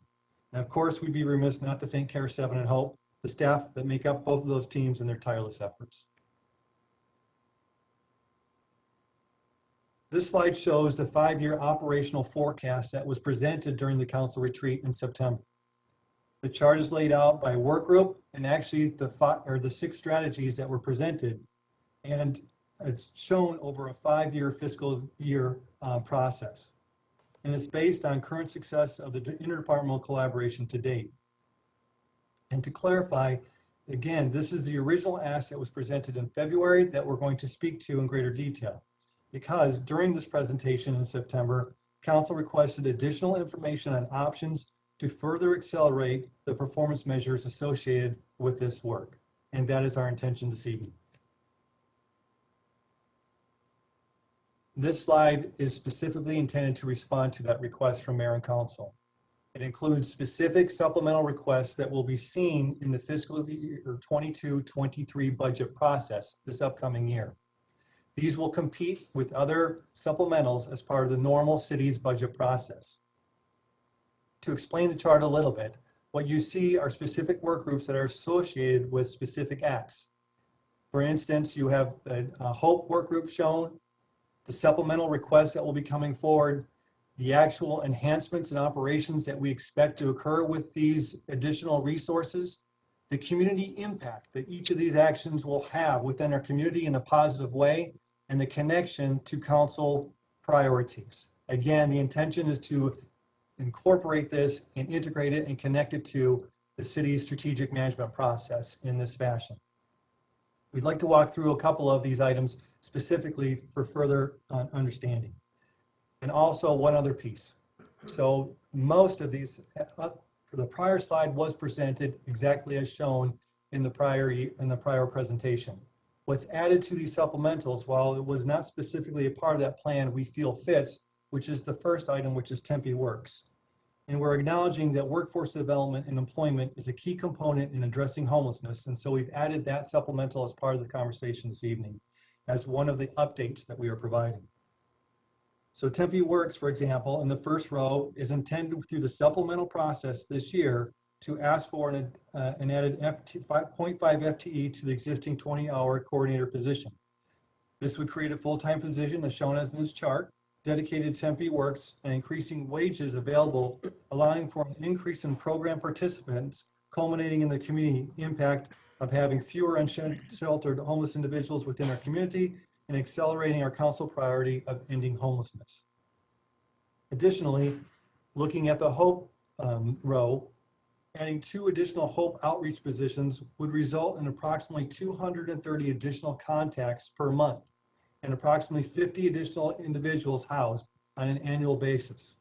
This translates directly to a community impact of fewer unsheltered individuals in our community and also ending homelessness by making it rare, brief, and one time. Another example is adding additional resources to the CARE 7 mental health response team, which was originally funded this year, fiscal year 22, with the implementation of this mental health response, that this additional resource here would add approximately 600 additional calls for service that would be diverted to social service workers trained to de-escalate situations and meet the mental health needs of our community. And to promote sustainability of our efforts, we are also through this supplemental process for fiscal year 23, seeking recurring funds for the parks and recreation component of pruning and vegetation and cleanup, as well as the police department security response of unarmed security availability within our parks. This slide allows us to talk a little bit more about one of the specific supplemental requests that will be being brought forward.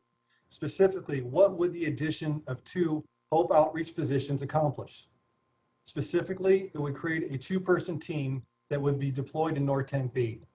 Through mayor and council support, we've been able to create teams of 2, and this again would allow us to specifically create a new team. And through this this chart that you see on the slides, you would see a North Tempe zone created that would include the river bottom north.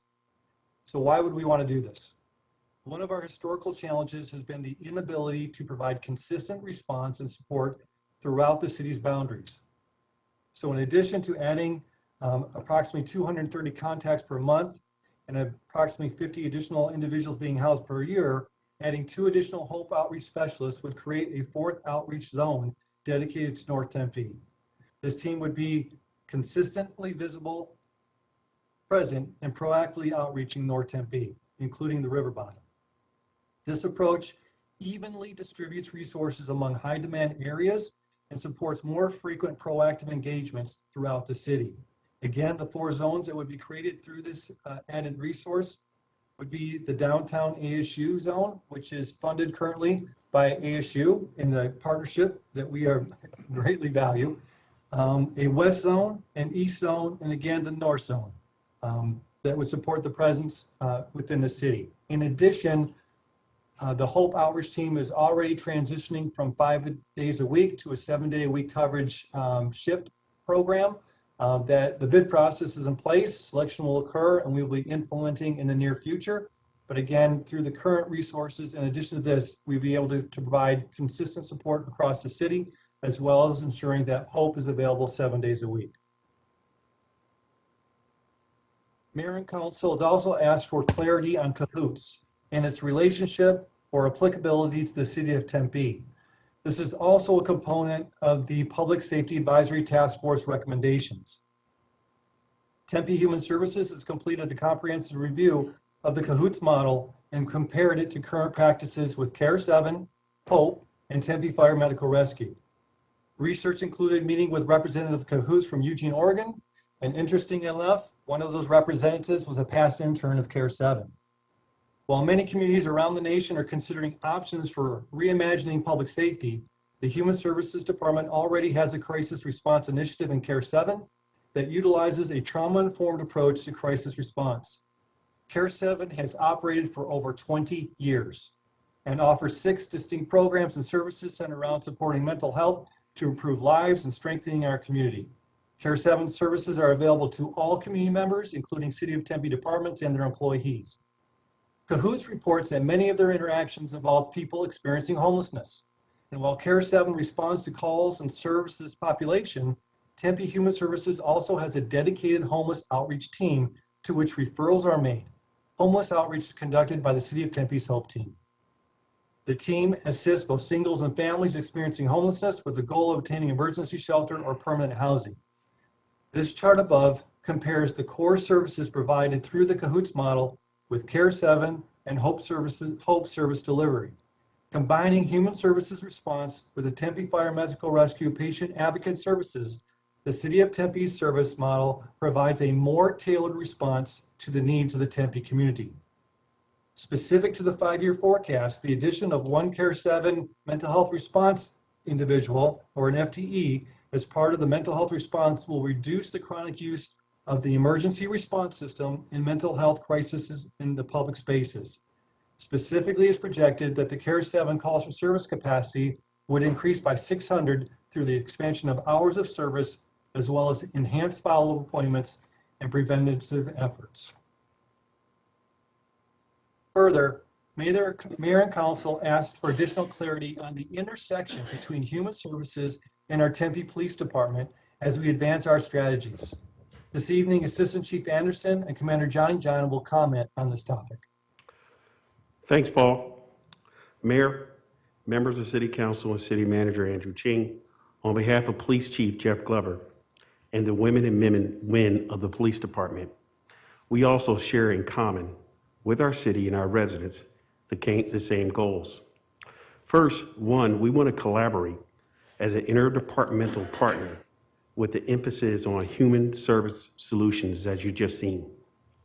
Second, we want to join in our efforts to meet our City Council strategic priority, and that is one which calls for providing a safe and secure community.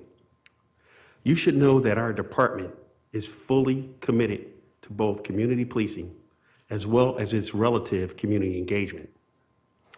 We know that it calls for us to embrace a balanced yet tailored approach that further encircles our commitment in ensuring that our police officers do not criminalize homelessness.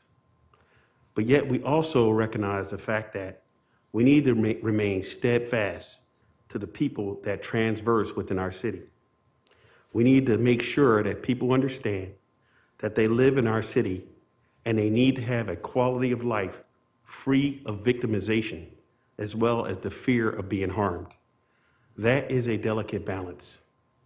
It's also important that the police department recognizes both our national and local goal to end homelessness, and that we call ourselves to be part of that plan as the city has. We understand that in order to do that, the police department, in concert with the city, we have to reimagine as we are doing now. We have to reallocate resources. And in some ways, quite frankly, we have to challenge the status quo. We have to challenge the tradition of policing. That means we're called to change. Hence, to start that plan, we are going to bring in place a new unit called the Police Chief's Office of Community Policing. Now, this will serve as the first frontier as we move forward. There will be other initiatives surrounding our response, like a mental health squad, and other things that will soon follow. Yet the police chief's Office of Community Policing's mission is to align Tempe's Police Department internal collaborative problem-solving partners to improve the quality of life for our residents. We do that by centralizing police resources and using a diverse team of collaborative wraparound services and external partners to increase responsiveness. And that is designed to help make it safer Tempe. And that is critical for us in the police department. So what you'll see is a 6-month pilot project that'll be consolidated with our park officers, as well as working with crime prevention specialists, and they'll work under one umbrella called the Police Chief's Office of Community Policing. This will be led by a temporary professional staff, civilian, unbadged supervisor, Molly Enright, who will also be working in tandem with a police sergeant. For a period of 6 months, beginning mid-November this year to April next year, our parks officers, our crime prevention officers will work in one unit housed together. As they do that, their job is to innovate. It's to create better communication to our concerns so we can consolidate these issues. And it's to specifically to work to address what we see as quality of life issues. Our homelessness response is one part of their initiative. For a brief time frame, parks officers will adopt a new name. That new name will be called Quality of Life Officers as part of their community policing initiatives, and a function that we believe better comports with their current role. Not only will they work within the parks and adjacent neighborhoods, but they'll also address homelessness more broadly. And they'll work with HOPE, Care 7, Victim Services, and many other community-based organizations. All of these efforts will be balanced. The efforts are to work to facilitate the needs and resources of the homeless population, while also working closely, very closely, with our police officers that are sworn to enforce both city and state ordinances. It is a balance. A series of neighborhood community meetings is where the team will identify concerns. We need to listen to the community before we solve problems so that we understand the concerns they have. And working with human services within their 4 outreach zones, we will work in tandem with them in order to hear those concerns as collaborative partners. As for our enforcement strategies, I am going to ask Commander Johnny John to discuss our policing response. And if there are any legal questions surrounding our response, I've asked our police legal advisor, Vanessa Lasico, to assist as well. Johnny? Thank you. Mayor, City Council, Chief Anderson spoke some of community policing. And while embracing community policing proactively, police officers are working with Public Works, with the Department of Human Services, the Homeless Outreach Staff, or HOPE, and others to respond to parks, neighborhoods, and public areas to aid in assisting with resources such as obtaining IDs, housing referrals, birth certificates, and so on. In doing this, the safety of our residents and the public remain our priority. Through collaborative community partnerships, we're placing our officers through CIT, which is Crisis Intervention Training. During this training improves communication, identifies mental health resources for those in crisis, and ensures officers and the community are safe. Currently, we have just over 50% of all of our sworn officers that have gone through this training, and we will continue to go through the training. Also noted is that Allied Universal Security is an added component, and while they have a hands-off approach, their standard protocol and expectation is to contact Tempe Police for officers to be dispatched to enforce crimes of violation of the law against all persons, regardless of status. Allied Universal Security, or G4S, provides a consistent, visible, and positive presence, which helps to instill a sense of safety and helps to educate park visitors. And in closing, this sensitive balance calls for a tailored response, making decisions based on the totality of each situation while addressing the Tempe City Council strategic priorities, like Chief Anderson said, of safe and secure communities as well as quality of life for all residents. And if we have any questions, that's all we have. Sounds good. Thank you. Let me do this really quickly. I know Vice Mayor Keating had a question, but then I want to go to Councilmember Garland for comments. So Well, actually, I had a comment, Mayor. a comment. Okay, so let me do it in order then. So let's go to Councilmember Garland first, followed by Councilmember Navarro. Hi, thank you very much. I thank you for your presentation. I love what you guys are doing, so I really appreciate you coming here and talking to us about it. So a few days ago, I think it was on Tuesday, I drove into the City Hall. I'm down here like 4 days a week. And I drove by homeless on the street.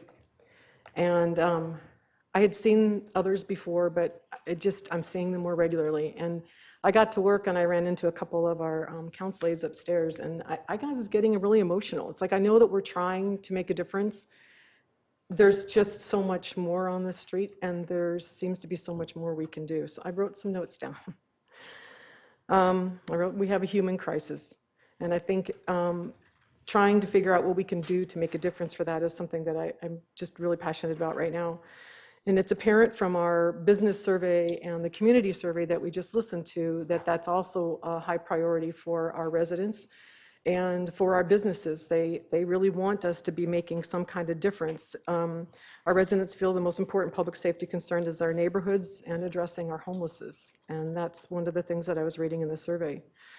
And there are many things that we do in our community that our residents don't see, but this is one of those things that they do see. We all see them every single day. We see our unsheltered on the street in many different locations and in alleys. And one of the concerns that we had was about alleys. Mr. Keffer was here and he talked about that. He was talking about the alleys, and the majority of the issues that we have in alleys that we've been receiving phone calls for that we get is regarding our homeless there. And again, I think we could be doing more. And so I think we need to get ahead of the problem. And I think instead of waiting till 2027, I think we need to move everything faster and move it up and accelerate the acceleration. I don't speed, but I'm speeding here. And I was really happy to hear that we have a high fund balance, and I'd like to help you spend that, Mr. Jones. Accelerating this, a plan, and this plan that they provided with us shifts our approach from a reactive to more of a proactive approach. And I think that is really important for us because instead of us sitting here waiting for residents to call us and tell us that there is somebody on the street that needs help or in their alley, we could be patrolling. The beats that they have set up, I think, is really incredibly important. That also builds trust, because you'll find that when you're working with our homeless on the street, it takes a little bit before they feel like they can trust you. And if we have these beats and we have specific people going into these areas, it's going to make a huge difference, because after they see that those same people have a little while, they're going to trust them, and they're going to trust them with more information. We're going to be able to help them. I'm saying this, that I want everything moved up. I don't think we have time to wait till 2027. I don't think we have time to wait for the next budget process. It seems to me that our homeless are not stopping the amount that we get on the street. They're not going anywhere. And knowing where they're at right now and knowing that we already don't have the services and the amount of people that we need to service them does not make any sense to me at all for us to continue to wait, especially if we might have funds that might be able to make a difference right this minute. I don't believe this is throwing money at a problem. I look at it as deepening our investment into the model that we know that works, and that's our HOPE team, our Care 7 team, our police department, our housing staff, all working together with hundreds of individuals and families that are housed annually. We have already been doing that, but we need to be doing more. I am a rule follower. Drives my husband crazy. I love sticking to a process, and I know that asking for these FTs and all these things that we're looking at that we have set up in 2023, 2024. I know that asking for those to get funded, if we can get them funded and get them out on the street to help work, that's not part of the process. I know that. However, with the news that we heard tonight and the city's financial forecast and the survey and all those things pulled together, I feel strongly that we are in a position to be bold and to make this investment right now for our residents. Let's face our human crisis with manpower to really make a difference. Let's show our residents and businesses that we are willing to be bold to address this issue. Let's bring people out of the shadows of our city, which they are now. Let's stop driving by or walking by those who truly, absolutely need us. Let's have enough staff and resources to take the hand of our homeless and walk with them today, not 2023, not 2027. I'd like to see this accelerated. Let's accelerate this 5-year timeline. And I just want to say thank you again for your presentation, but I really think in order to make a difference to the humans that are on our street right now, we need to start doing something right now. Thank you, Mayor. Thank you, Councilmember Garland. Let me go to Councilmember Cubie. Thank you, Mr. Mayor. Thank you, Councilmember Garland, for your impassioned and expert speech. I really appreciate it. And Councilmember Navarro, I know how hard you've been working on this issue. And Vice Mayor Keating, your Tempe Works program, I'm glad to see it's been growing in its success. And I totally agree with you. I think we've had mid-course corrections during the year. If we have the financial capability now to fund these positions in a prioritized way, I think we need to do it now. And you made a really good point. We need to be big and bold in our actions. So I have to pop out for a minute and come back, but I would be very supportive of accelerating the human services positions before we get to our budget considerations later on in the spring. I think it's too important, and we know that we have a growing homelessness problem in our city. So thank you for all your hard work, the three of you especially. Thank you, Councilmember Cubie. Next up, Councilmember Navarro. Thank you, Mayor. First off, this is a great presentation. And we actually, Councilmember Garland and I have had this presentation, and I think when we heard it in our committee, it's just outstanding where we're at right now, and the fact that we were building there before events happen. Years and years of process with CARE 7, with just reinventing what we were doing with veterans and online healthcare, going further. This is stuff that I deeply know about it in my other job at the fire department, and the value of helping people that are in need, especially homeless. You take care of individuals' needs at a lower level, mental health, addiction, whatever it may be, trying to find them help, getting them back on their feet, even if it doesn't take the first time, second time. The fact is you have touches on them. The fact is that you're able to make a difference, maybe not then, but you eventually have a chance to going down the road. This stuff is, through my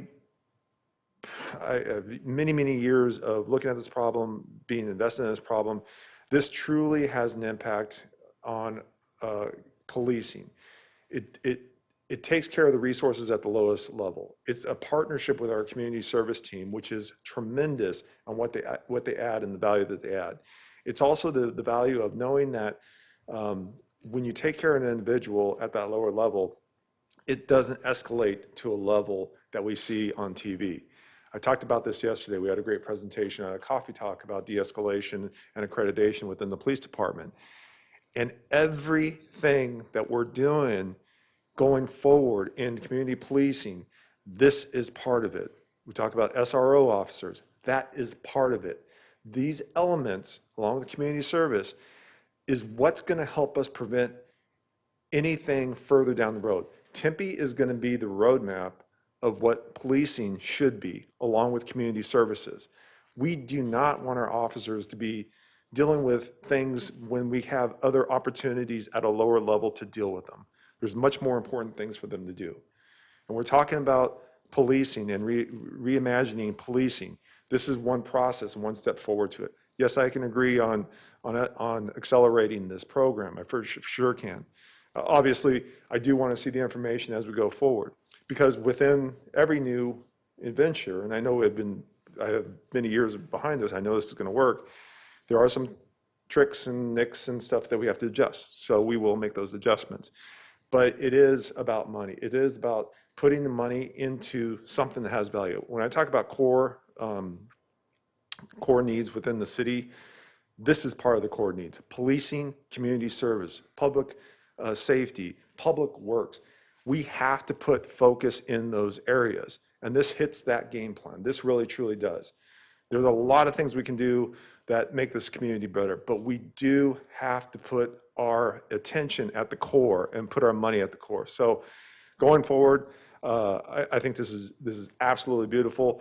Thank you guys. I mean, the presentation was outstanding, and with the community services on top of this too, I mean, they are really the behind the scenes also. I mean, it's the stuff that we see in public safety. We see it, people see us, but the behind the scenes community services stuff that don't really get a lot of attention in the forefront, they're the ones that put in the puzzles together. They're the ones that are helping public safety out. It's issues that we can't handle on the street, they can handle for us. And this partnership is going to be tremendous. But the education and the training that our officers are going through for this partnership is tremendous, So thank you guys for bringing this presentation up to us. It's outstanding. Thank you, Councilmember Navarro. Let me next go to Vice Mayor Keating.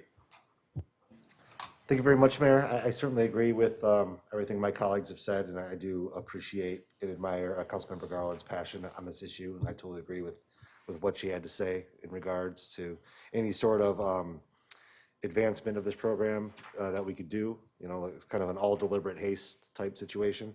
I think this council would be appreciative of that, knowing what a severe problem this is for the city of Tempe, and we just saw it in our community survey as well, that, you know, this is a concern not only for the council, but the citizens as well. I just wanted to point out one thing that I was very pleased with, and that is I see that staff is already asking to make the Tempe Works coordinator full-time next year, looking for additional funding. And I'm very pleased with that. Every year I have to come and ask for more money, so I'm glad that staff is doing that for me now, because then I can save my political capital for other asks that I believe are equally important. So actually, nothing's as important as Tempe Works. Honestly, it's my most proud accomplishment on the city council thus far. So I'm very pleased that staff is doing that. I would ask that staff look at opening up more positions with that additional funding available to people in the program, because we do kind of have a bottleneck as far as open positions go to get people in the program and have them move along. So if we can create, you know, instead of 2 or 3 or 4, you know, 5, 6, 7, 8. Open positions that we can start funneling folks in who want that opportunity, because as I just said to KTAR yesterday, and I'm saying again next week to another news outlet, this is such a valuable opportunity to someone that's experiencing homelessness in our city. So I want to make sure that it's available to as many people who want to take advantage of it. So I'm very pleased that staff is being proactive with Tempe Works, and I just wanted to make sure I got that on record and thanked everybody. Thank you, Vice Mayor Keating. Next up, Councilmember Adams. Yes, I have a couple questions for Paul and then some for the police. So my first question is, I know that the partnerships are super important, and I know that you mentioned partnering more closely with TCAA and ARES. And Paul, I was just wondering if you could speak to those for a minute.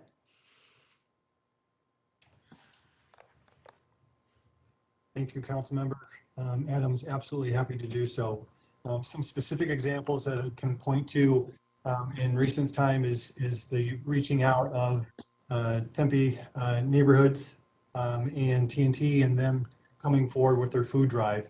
And as an example of increasing partnerships, this is the second event, the second time that we have come together in which Tempe Human Services really just with community services and their facility provided a venue for the event to occur, to ensure that things were moving smoothly for the partners during the event and then clean up afterwards, but then giving the space for, again, the ARES Foundation, TCAA, Women for Women, as well as Lost from Home were all there and done all their work, including communications or community communications and media relations.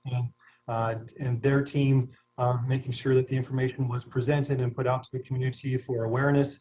And you put that partnership together, and again, 4,100 pounds of food was collected, plus many other items and so forth. And so one specific example that was very positive in nature. In addition to that, we have re-engaged the Tempe Homeless Coalition. The coalition has been around for many years. With the pandemic, was put on hold, and we brought it back, and now we are utilizing that coalition with our nonprofit partners, our faith-based community, advocates, activists, residents, those who want to be a part of solutions for making homelessness rare, brief, and one time. And so bringing that group back together consistently, we have some specific initiatives that we're bringing forward. Project Connect is one of those that was brought to the coalition. That again, University Presbyterian Church, as a member of the coalition, has agreed to utilize their facility to host this event. And then all of the other partners are being invited to have booths or an opportunity to engage with those experiencing homelessness during this one-day event. And the intention is for that to continue, not be just a one event, but multiple, either throughout the year or over years. And again, that's partnerships that are being created, not from scratch, but being renewed and being put into practice. So we have that as an example. We are also exploring the Healthy Giving Campaign or the Healthy Giving Council, and trying to address safety issues within our highways and freeways and exits. What is a humanistic, sympathetic, empathetic approach to supporting individuals experiencing homelessness at the same time, providing a safe environment for giving? And so we're working through that collectively to see how that might work. And so those, you can hear my excitement because there's a lot going on. And I just think with all the departments, with housing services and what they're doing and how they're reaching out to St. Joseph the Worker, as well as Maricopa County and their workforce development opportunities. There's just so many opportunities of partnership going on right now that, again, Susie and Nikki and communications and media relations getting the word out, but also making sure we follow through on those acts. Thank you for your answer. I really, really appreciate it.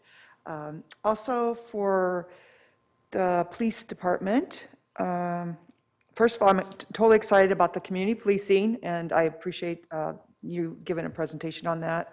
And I also love the idea that you're going to be reaching out to the neighborhoods and getting their feedback. And because I think so many times, I mean, I am a super big supporter of their neighborhoods, but you know, everything's so diverse in Tempe, and you can't, know it all. So to get to the neighbors and ask them what they need, what policing issues they need in their community, I think is just so helpful. So I'm really happy that you are doing that, and I really like the way the police department, the direction the police department is moving in. You're doing a great job, and also to of course to Chief Glover. So I appreciate that a lot. I am, a little bit concerned about money. I know TCAA offers a lot of these services that we're proposing also, and for less money. So I just want us to keep working with them, and this is more directed to Paul, I guess, other than the police, but keep working with them, and because I agree with Councilmember Garland. I mean, this homeless situation is awful, and we need to keep working on it. And I just think TCAA could also help us out with a lot of these services. And then I would like to have the pilot program come back and report to us about what's working, what's not, so we can tweak things out there if we need to. I just really appreciate everything that you are doing with community services and the police department. So thank you so much. Thank you, I Council. also, can I just add one more? Oh, yeah, no, I please. also like the idea of Molly heading up that area and you all developing that. That's really, I think that's going to be very powerful. So thank you. I think I'm done now, Corey. You got it. Thank you, Councilmember Adams. Next up, when we go to Councilmember Arredondo Savage. Right, thank you, Mayor. I really, everybody said it, I do appreciate, you guys brought back exactly what we asked for. When we got together, we said, give us a plan and tell us what that looks like and how can we really make a difference. And I think you got together and you created something, you brought it back, and I'm super grateful for that. So thank you, everybody that was involved. Paul, you and your team, PD, maintenance. And I will say, you guys have been collaborating for a while. It's not like this is new. This is something that you have been doing, and I am so grateful. And I think that you are a leader when it comes to collaboration and the way that we address and work with issues within our community. So I want to say thank you to everybody that's been involved in this, because this isn't new. I think Councilmember Navarro said, this is something that's been an evolution, and we continue to strive to do better and better. And so what I want to say is I get it. I know we want to make a difference, and I know we want to make a change, and I certainly do support that. I love the idea of maybe doing a pilot program, but also I think, like Councilmember Adams says, is I think we've got to have some checks and balances in there also. So what are our expected outcomes? Can we measure those outcomes? And then can we tweak it, make some differences, and then maybe adjust it as we go forward?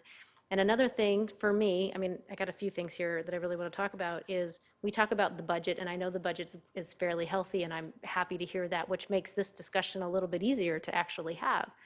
But at the same time, we have a lot of other vulnerable populations in our community, and I don't want to forget about them. And we look about how many seniors that we have in the city of Tempe. It's probably close to about 20,000 seniors that live here.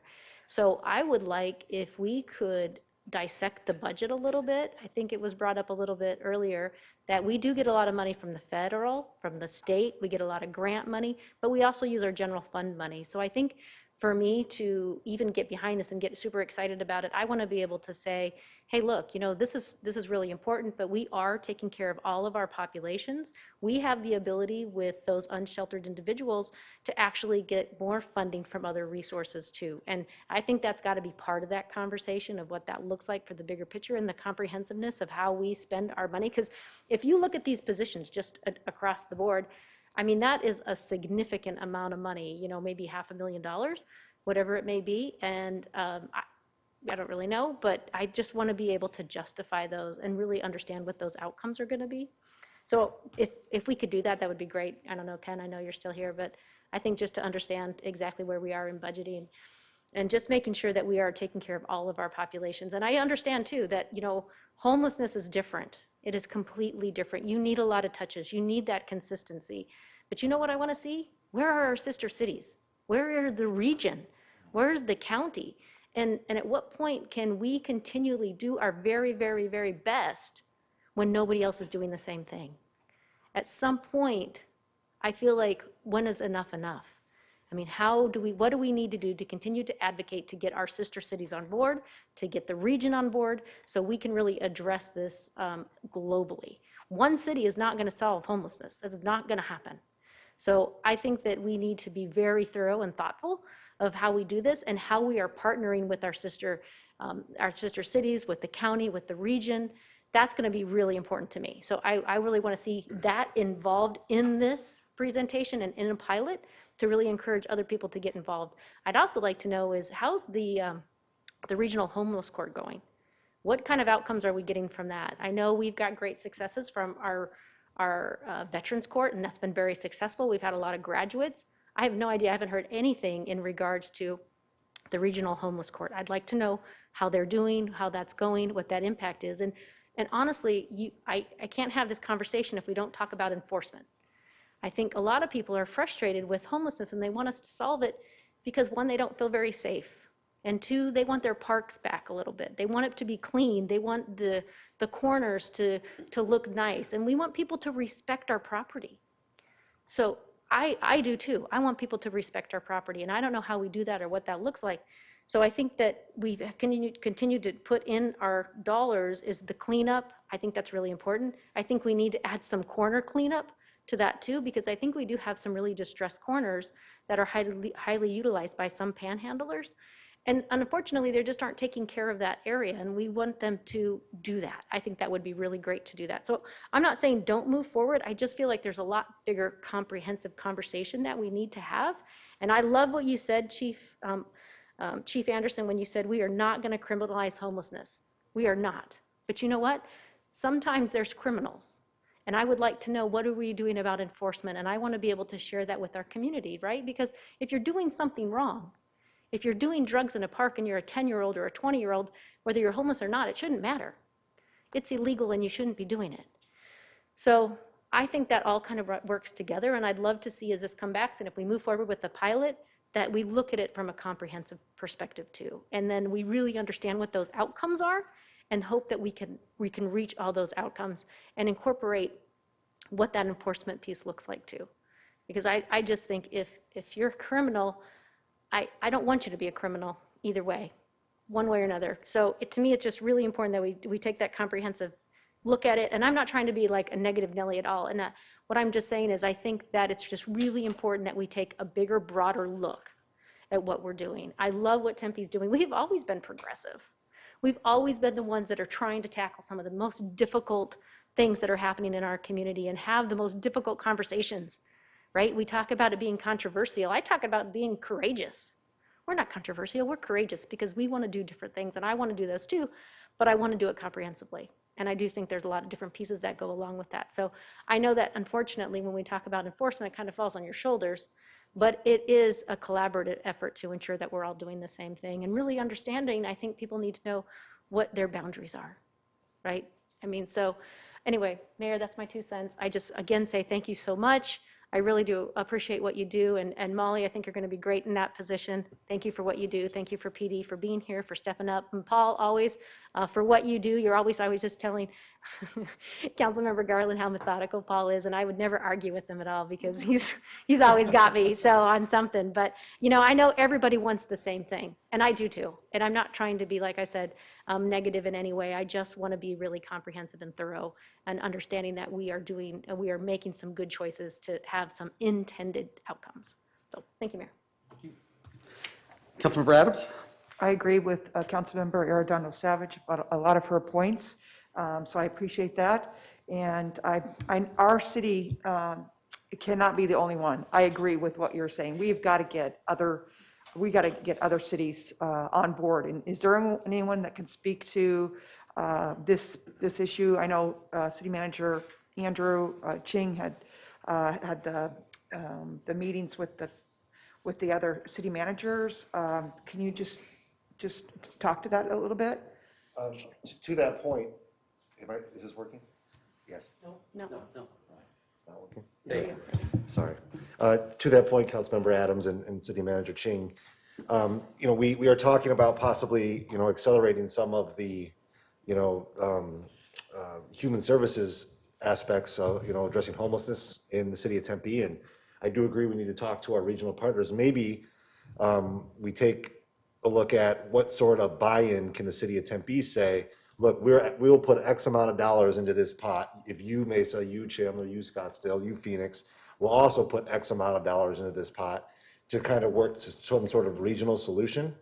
Because I do agree with what Councilmember Arredondo Savage was saying, that this is not something Tempe can do on its own, even if we had unlimited amount of money. So if we could incentivize our neighboring cities to kind of play ball with us here and come up with some out-of-the-box creative solutions as a region, that would be my preference. Thank you.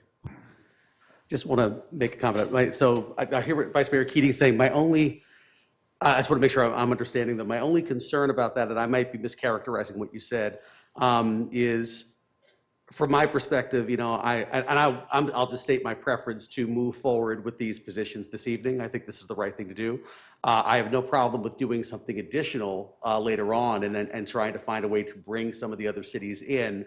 But I want to make sure we're not basing our decision about doing this tonight on obviously other communities, because frankly, the politics are very different, and who knows how long that might take to get that kind of buy-in, if at all.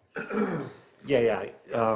I'm not saying don't do it, Mayor. Sorry if that's how it sounds. No, I just want to make sure I wasn't mischaracterizing. I just want to make sure that I want to move forward with these positions tonight as well, but I do want to make sure that we are taking the regional approach very seriously in the future, because next year will be 5 more positions and 5 more and 5 more, and it'll Absolutely. never end if we don't have the buy-in of our regional partners. Absolutely. No, I appreciate that. Thank you. I wasn't done. Oh, no, go. Could, Mr. City Manager, could you talk to us a little bit about this as far as the regional approach?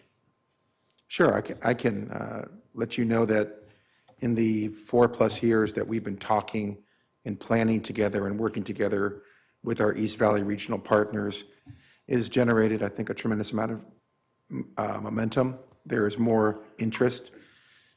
5 years ago, MAG had already and continues to assume the role in the continuum of care And a lot of that work at the MAG level, the Maricopa Association of Governments, has been in terms of data collection and planning, but not really operational. So one of the things that they've pivoted to over the last year intentionally, and I would say in no small part to a lot of the work that we've been doing as an East Valley region, and the work that I think the staff of our human services and our partners here in Tempe have been urging, is to really look at it from a more comprehensive regional framework. And MAG staff, led by their Deputy Director, Amy St. Peter, has put together a homeless strategic plan for the region. And that has been making its way through a lot of the different partners who they would work with. It contemplates, and I'm paraphrasing to a certain extent here, it contemplates that there is a role for cities and towns, absolutely, to handle it and to do exactly what our staff today has talked about in great detail. But at the same time, doing so intentionally with an eye towards understanding the larger framework of homelessness, the resources available within the region, and how other partners may participate. So to the mayor's point, the conversation today, I think, is the sort of thing that is understood to be a piece of everything that feeds up into the region. And as we plan around facilities, resources, et cetera, understand that there's still that other level of regional planning that should take place and is taking place. And actually, I've been very appreciative that MAG has taken the intentional step to pivot towards much more talking about it in terms of regional planning and having that strategic plan. Still, one of the open questions will be, how would that work? You know, what authority would govern that kind of regional work? Those questions have not fully been answered. I know that there have been some conversations in other cities and even at the MAG regional level about what that might look like, but those conversations are still ongoing. Right now, we have this larger plan that's going on, and it has been offered up, and it addresses a lot of, I think, what Councilmember Adams is talking about, what Councilmember Arredondo Savage is talking about, and so that's ongoing, and certainly is a part of our thinking as staff as we present what we have presented to you here today.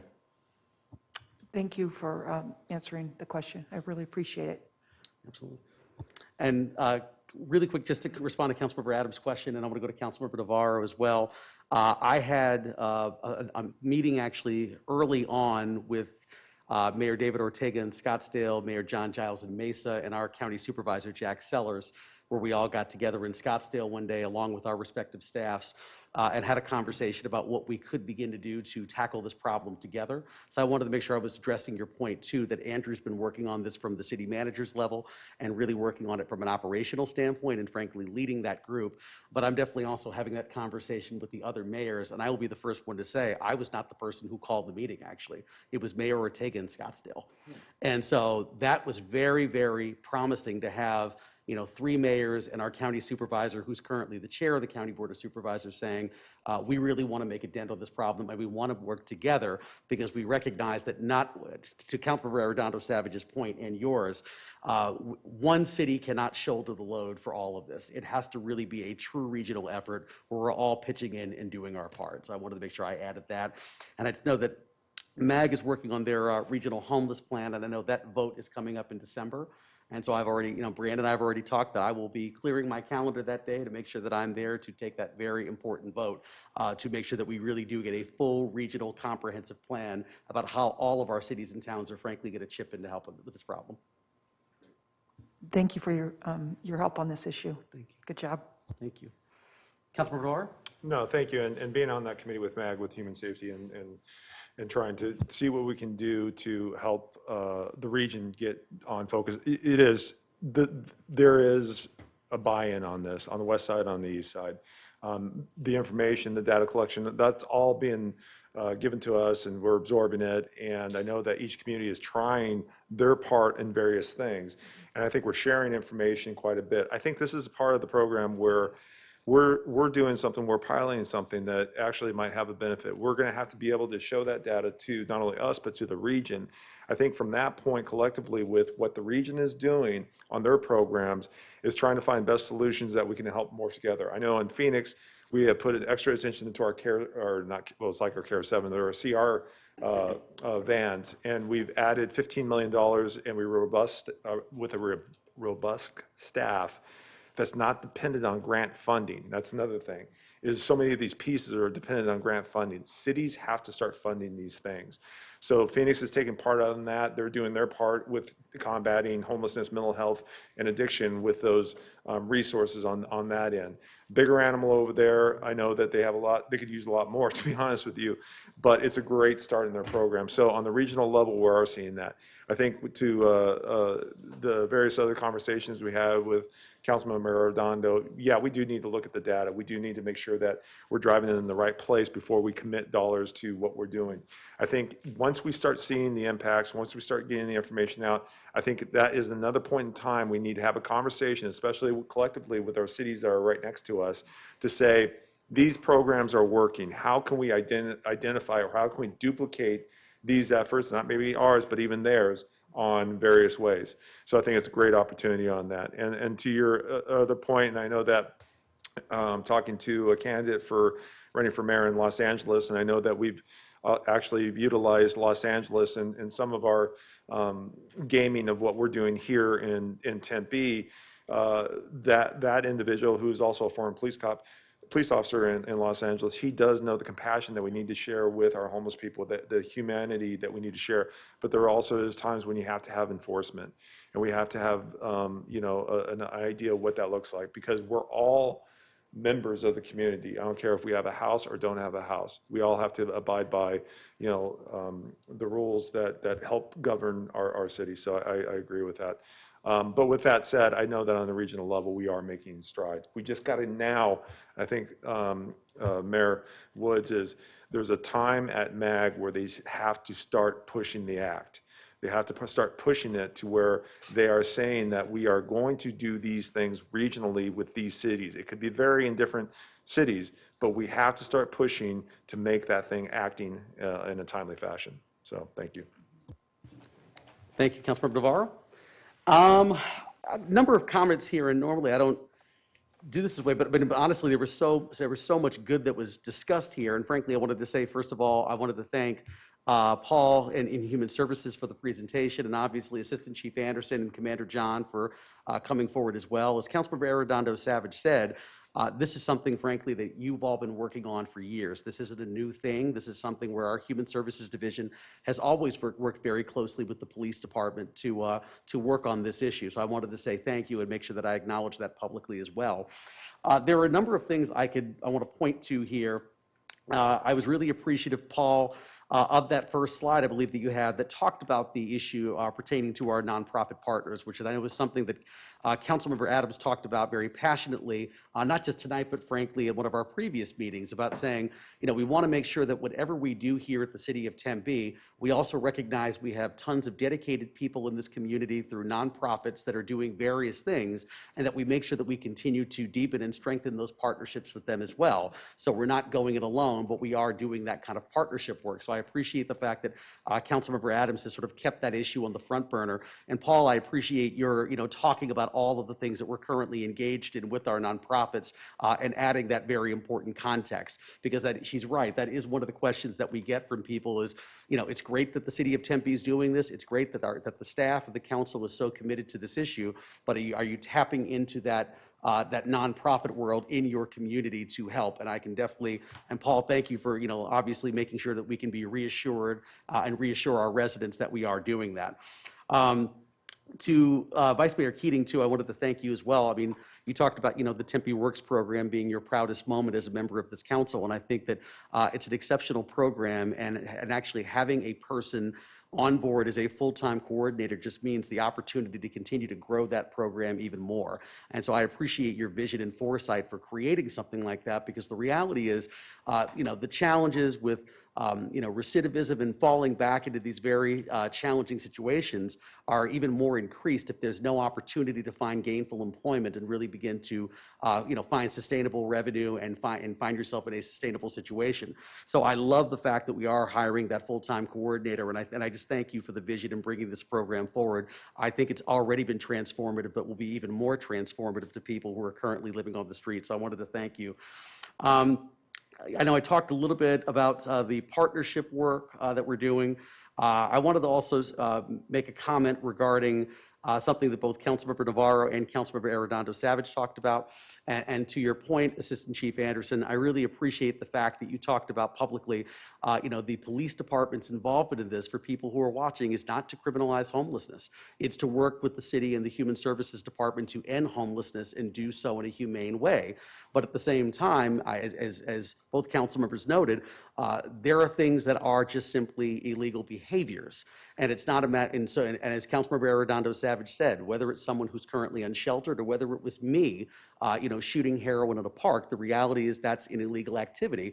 And I think that's where the enforcement is absolutely necessary.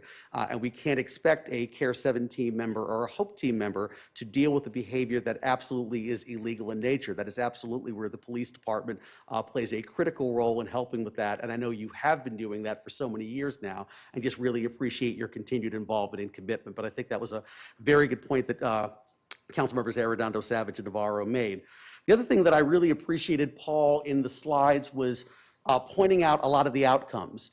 I know that I think you had that in slide 3 or 4, but talking about saying, don't just give me 2 HOPE team members or 1.5 members of CARE 7 or G4S, but really showing that if the council was willing to make that investment, exactly how many more touches we could expect per year. I think you said 210.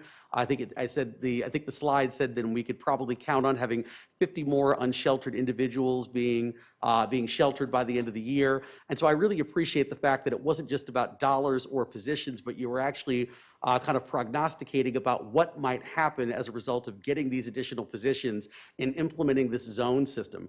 Councilmember Navarro and I were kind of having a side conversation at one point, and he was saying, this zone kind of beat system is really good because you get it. The person who you're talking to, the amount of touches, they're seeing the same person on a consistent basis. And sometimes that person isn't ready to get off the street that first or second time. It might be the third or fourth time you have that conversation. But if they're obviously seeing the same person and they're developing that relationship, that just gives us a much better shot at trying to find people an opportunity to get them the services they need and the shelter they need and lead them to a more sustainable life off the streets. So I think that system, not only is the zone system great, but I really appreciate the fact that you attempted to list a lot of the outcomes as a result of funding these positions and creating these new positions. So I appreciate that. And last thing I'm going to say on this front, because I completely support moving forward with these requests this evening for the, Ken, for the FY 2023 supplementals for all of these positions. I think that's what the consensus is amongst the council, is to move these forward now, given the critical and dire need to really allow the chief to implement his new vision when it comes to community policing and the new unit that Molly's going to be heading up, which I'm very excited about as well. And obviously the positions that both Naomi and Paul have outlined that they think will help us get this problem even more under control. But I wanted to say, so I'm very supportive of moving forward, and I believe that is the consensus. But I also wanted to, thank Councilmember Garland for nearly making me cry as she was talking. So thank you so much. But honestly, I thought everything you said was just absolutely incredible. And I couldn't have said it better than you about the urgent need to help the people who are currently unsheltered. We recognize that with the situation in the summer here, where you're getting 117, 118 degree days, we're now heading into the winter where you're going to get some of the coldest months in December, January, February, and we obviously have a lot of challenges of people still experiencing homelessness out on our streets.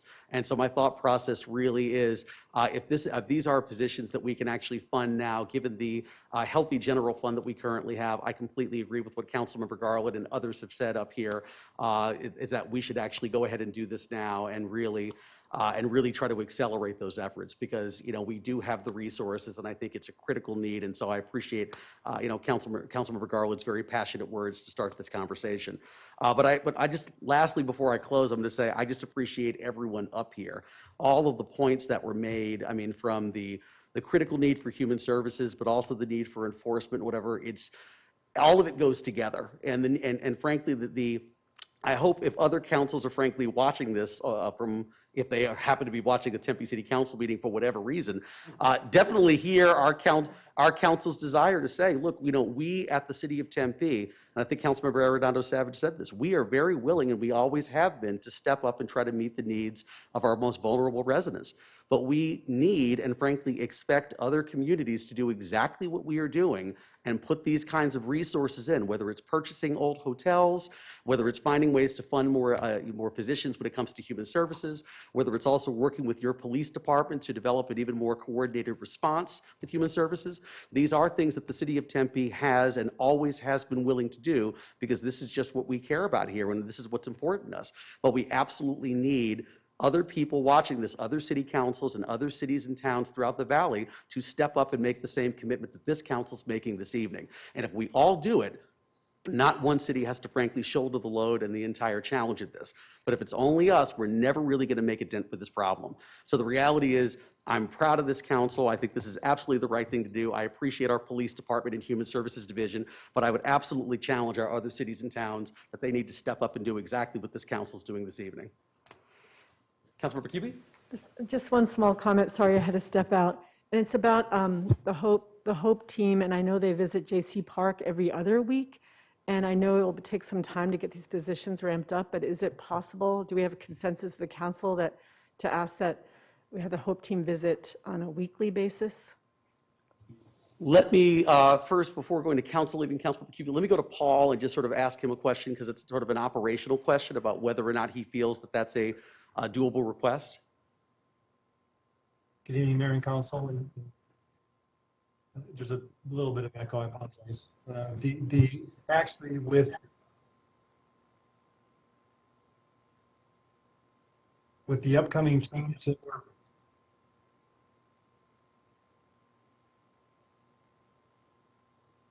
I'll try to speak through it. With the upcoming change in our scheduling process that we're implementing right now, we will be having coverage available with a little bit less time available in evening hours, but yes, we will be able to be there on a weekly basis. So Was that a the yes? echo is Yeah. a little bit of a hard time answering the question, so I apologize that. Sorry, I know, Paul, I know it's breaking up a little bit and we're getting some feedback on your end. I guess just, I'll try again. To Councilmember Cubie's question, is that a yes? Do you feel that you currently have the resources, whether it's right now or whether it's with the funding of these FY23 positions that the council is directing us to do? Do you feel that we actually have the capacity to have folks out, the Hope team out there on an every week basis, not an every other week basis? Yes, we'll be there, Mr. Mayor. Okay, yes. Thank All right. you. Thank you. Councilmember Adams. Yes, on the second slide, I just want to point out that under the police department, you have the G4S, but we also have 2 police officers in Papago Park all the time working up there, so you might want to add them to the list, because they're doing such a great job, and they've kind of been doing the community policing for quite a while now, and they're great, so and they're really impacting the community and the park in a positive way. So I just wanted to point that out and just say that I really appreciate those officers doing such a great job up there. Thank you. Thank you, Councilmember Adams. Any other council members, any further comments or questions? Yes, Ken. Thank you, Mayor and Council. Just for clarification, so this will be a budget transfer, which will be required to be made in an open public meeting where it's agendized. You can't make that decision tonight. But based on the council direction, I just want to make sure the departments are clear.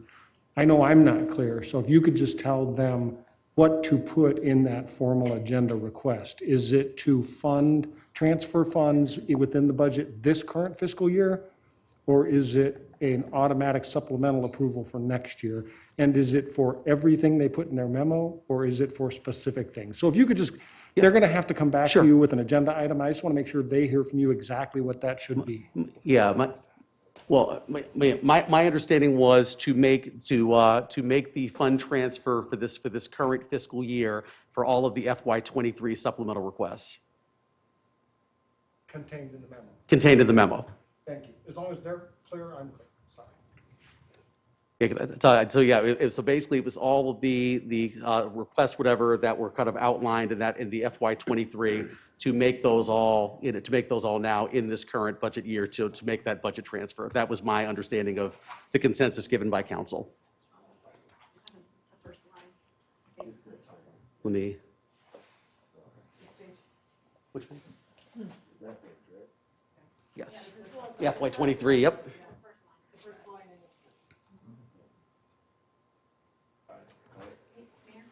Yes, Councilmember, yes, absolutely. Great. I don't have a problem with that. I think that's totally fine to do that. I just want to make sure that we are not just forgetting some of the other things that were talked about also. Just because we're moving forward, I still think there's some other things that hopefully we'll be able to address and see how that works out. And then maybe even too, my thought is this is like a pilot program and then really be able to address what those outcomes are. So that's my expectation. I just want to make sure that we're on the same page. Yes, Councilmember DeVar? Yeah, I kind of agree. I like to get the information back from the pilot. I do want to accelerate this, but I think we got to get the information back just to see how things are moving with their initial study. So, so quick thing, do we mean move forward with the fiscal year 23 supplemental request to make that budget transfer that we were talking about, but then you want to have continued information about whether or not, with the pilot program about how this is working, so we're tracking and monitoring things? No, So, Yes. okay, that I Without approving, I don't want the assumption that we're going to go ahead and approve 23, 24, 24, 25. I mean, right. but this is, since we're doing it earlier, it's going to give us even more data to Right. be able to evaluate. So I think it'll be perfect. Dorian, is that correct? Is that? Councilmember Garland, yes. Actually had a couple more things on that whole entire long speech I read to you guys. There's two little things on the bottom I didn't get to. But it did say, how can we set up the measurements to see that this process is working? And then can we do something like every 3 months or every 6 months, get an update from Paul or his department on how, I want to see the needle move, and I think it's going to really start moving. But if we could get them to come and do that. So that's kind of what we were all talking about. Absolutely. No, I think that's a great idea. I mean, I think the reality is we should always be sort of continuously tracking all of the programs that we have, as Councilmember Arredondo, Savage, and Navarro talked about, just to make sure that with the plans and the strategies that the council and staff are implementing are actually working as we think they will. And if they're not, it at least allows us to come back and have the data to make different decisions or to shift course if we need to. So totally agree. Ken, yes. Thank you, Mayor. Just for clarification, we don't want to hire these as temporary positions though, right? You want a pilot and you want feedback, but do you want the departments to post these as permanently recurring positions? Well, I think what might be easy, I'm thinking just, Ken, for the purpose of the conversation, maybe if we can bring up that slide that we were just pointing out up here. I think the slide would probably add some, because I mean, I was really thinking about that entire line that was in that slide. Like basically what the staff requested was what I was trying to. Okay. Yes. Well, I think we have to have that discussion about them being, because I think we've understand when you have like a full-time that's not permanent versus a full-time that is permanent, it does create a little bit different. I think we need to kind of make that decision. I don't have a problem with them being permanent, at least in the pilot. Then we got to remember though too, because I feel like you want them to have some security that they're going to have a job. And I kind of worry about that just a little bit, but I am a little mixed here because I want it to be a pilot and I want them to be able to prove their value. And I want to make sure that happens, and then so they understand maybe if they come in like, hey, yeah, this is a permanent position, but you've got to prove your value, and then the position will be there. So if we can kind of work that together, I don't have a problem with it being That's the permanent and not. clarification, Mayor, that I Okay. needed, because these all say FTE, which assumes these are permanent positions. Right. And there's some opportunity, especially in a department as big as the police department, where if you're hiring an officer for this role, you hire them as a full-time permanent position with the understanding that if the pilot doesn't work out, they transition to a new role when a position becomes vacant. So Right. all of that. But again, just so the departments are asking for the right thing, I didn't want them to be misled and make you them think that they're putting in for temporary positions, because that's a lot different recruitment. Yeah, and I can put it just to the folks up here, just to make sure that we're totally clear about what we're all discussing. I mean, looking at the slide that's currently up here, FY 22-23, I guess, my understanding of the conversation that was happening was that everything in that first line horizontally happens now exactly the way that the staff put this into the chart. With the caveat of the pilot and the studies, what comes back after that. Is that correct? Yeah. Yes, Vice Mayor Keating? So Mayor, so that does not include the Tempe Works? Where is the, Mr. Mayor, if I may? is the, Paul, which position, is it, is the Tempe Works position in that FY 22-23 line? So this was the one clarification, is that the Tempe Works was not part of the original request, but we added it because it makes sense based on staff's recommendations. And so when we transitioned to the next slide, we added it to the anticipated fiscal year 23 supplemental. So it's on the top line here. Let's click. There's some, all right, Mayor? There's some confusion on whether or not it's included or not. Can we agree that it will be included in this ask? Yes. So the first slide that they were showing, that was from the very first time they came to talk to us. Then when he was just doing the presentation, this is the updated with information that has Tempe Works. That's why I was saying, it's this, Right. this page is the one Right. that we are referencing, not the blue one. So, right, so this one here that we have up currently right now, anticipated FY 23 supplementals. So anything from that FY 23 supplementals, that entire column would be what we're asking staff to move forward with this evening, which includes the Tempe Works Coordinator. All right. Mr. Mayor, I apologize at one point. Yes, Paul? And I apologize for this, but to clarify, there's one typo on this page. On the community and media relations section where it shows the $3,000, it should have also included from the prior slide, the $40,000 recurring for the operating budget. So I would just ask that that be part of the consideration. If the green slide is the one that's being looked at. Yeah, I'm sorry, Paul, it's, unfortunately, your audio's breaking up a little bit, so we're having a hard time deciphering. Yeah, I understood you were saying that there was in the community and media relations line, the $3,000, there was some kind of typo, but I don't think the council could make out exactly the typo you were referencing. Not a typo, it just didn't include the 40,000. I'll try one more time. It's. Oh, it didn't include 40. There's a $40,000 ask for fiscal year 22-23 in community and media relations as part of their operating budget. That was mistakenly not included in the second slide. Okay. Councilmember Navarro? Okay. I'm pausing now. Yeah, I'm confused. I thought we were Okay. totally good, and now I'm confused. Yeah. I know the pilot was to start this year, fiscal year, correct? The pilot of this whole program was to start this fiscal year. The pilot for the police department's project is to start in mid-November this year. Mid-November this year.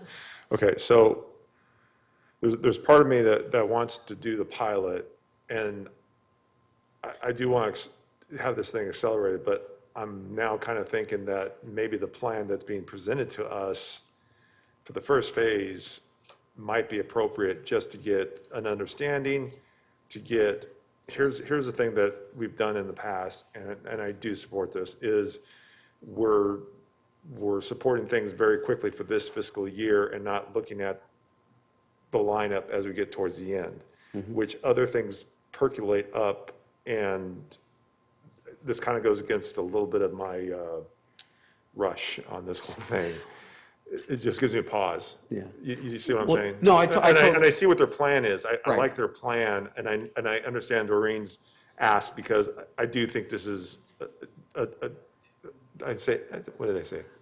Well, no, I mean, going back just really quickly, if I can try to summarize a little bit or go back. So Councilmember Garland's initial ask, I know when she was talking, was basically saying that normally for these situations, we would come forward and we would talk about we basically usually have, a few different options when it comes to things like this. We can either reject the request entirely. We can basically take the request and then say we're going to, put it in a supplemental, whatever, to compete with other supplementals, and we'll discuss them during the fiscal year. Or we have the option, or we have the opportunity to just say, we want this included in next year's budget, all of these things, or we can just simply say, we want these included now. Find some kind of a mid-year budget adjustment and find the money to do these things immediately. And I believe, I don't want to mischaracterize what Councilmember Garland was saying, so I want to make sure I'm being correct. What I believe she was saying was, going back to the slide here, Everything in the FY23 supplementals column is stuff, given the resources that we have, that she would like to have funded now, to not have those compete in an upcoming supplemental process in the spring, to not put them in the next year's budget, but to make the budget transfer now to fund everything in that column and make that happen this evening. And if I'm incorrect, correct me, so. Yeah, no, that's exactly what I wanted. And again, going back to this, I understand if we start the police pilot and see how that works, and then we move on to something else, but we're still not dealing with the people that are suffering right now that are going to be different from what they're going to be working with. That's why I think it's really important for us to take this page, and thank you, Paul, it's $40,000 is not on there, so we'll just have this page plus 40,000. If we have those fundings and Ken can find that, this is what I think we need to be doing to make a difference starting now and not waiting. Mr. Mayor? I thought we had consensus. Can we just Well, I move on? think we do. I think the only thing that I got a little confused about, I want to make sure this, it was the concept of a pilot, and I think that's what was sort of becoming the challenge.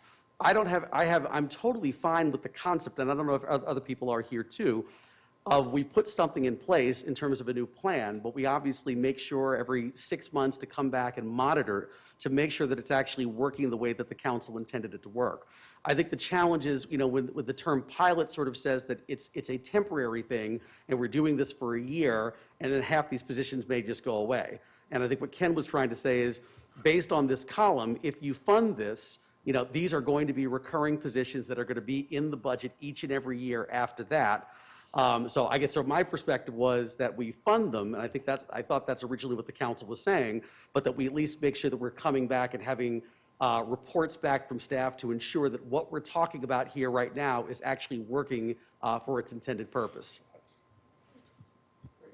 Mayor, that's where I think you put it out, because the pilot confuses me too, because this pilot is just saying, we're not piloting it. We're just saying we're going for it, and we're just having feedback. Right. Feedback and oversight, whatever, to make sure that, because I think that the reality is, I think that, whether it's Human Services, whether it's the police department, if Assistant Chief Anderson and Commander John or Paul Bentley came back in 6 to 12 months and said, hey, we tried this and it's not working exactly the way that we thought, or we're not hitting the targets that we thought we were going to hit, then they could come back and frankly say, we'd like to make adjustments to this and use those staff in different ways to achieve the council's desired outcome. But at the same, so I think that's kind of what we were discussing but I guess I think that was the concern I had about the pilot, was it makes it sound like it's a temporary thing as opposed to a permanent commitment to what's in these supplementals. So, and that's kind of the little pause, is just the fact that we go for it, but then, and I don't think so, but if it comes back to where it's something that just did not work, now we have staff members that we have to deal with in other positions. Let's just say worst case. Worst case, yeah. Mm-hmm. Yeah. Mm-hmm. Mr. Mayor? Let me go to Councilmember Garland. I'm going to go to Councilmember Adams after that. So I was just going to say, so then I think that if the pilot failed, I don't like calling it a pilot because I don't think that's the right thing. I think where the word pilot came up was when they were talking about their pilot. I never put pilot in mine. right. But if something happens and the process failed and we weren't meeting, or we weren't moving the needle on what we really need to be doing here in the city for our unsheltered people, then worst case scenario, then we have these positions. Well, I can see then why couldn't we move them to another department or something to fill a position that might have been vacant, something like that. Again, I don't see this as, and I don't really feel like it's rushing, because we talked about this at a council meeting in May. We had this at our Human Services and Community Safety meeting discussing this twice, and we've had another discussion about this, I think it was in July at a council meeting. So it does, I think what's rushed is because I want it now. But we've been having the conversation, so I'm feeling comfortable with that, and it's hard, but sorry. Let me go to Councilmember Adams and then to Councilmember Arredondo Savage. Yes, I guess, I'm concerned too. We've had previous discussions about not adding positions in the middle of the budget cycle, and that we all had to to take our time and follow the process, and now we're not doing that. So I just think we can't have it both ways. And I understand that sometimes you have to respond to things, and, years may be too long to wait for something, but I do really want to make sure that we're all comfortable going forward with this mid-cycle. And I just, I'm concerned. I'm concerned about the budget, and I'm fine going forward with it, but I just want to make sure that we recognize that we're not following the process. Okay, thank you, Councilmember Adams. Councilmember Arredondo Savage? Great, thank you, Mayor. And I agree with Councilmember Adams on that, and actually what everybody said, right? I think we want some action, and we want it to happen now, and I totally understand and respect that. My thought process is, and when we're talking about this, is we just talked about frozen positions that we haven't even given back to our departments yet. So I think, I don't have a problem moving forward, but I really want to be cognizant and fair to those department heads that did not fill those positions because we asked them not to, and they're still lingering out there. But here we are now allocating all these new positions and saying this is more important than what they do. And that is not the message I want to send. And that's what really worries me about doing this. So I agree, this is completely goes against every bone in my body when we talk about fiscal responsibility. We talk about transparency and inclusion of our community.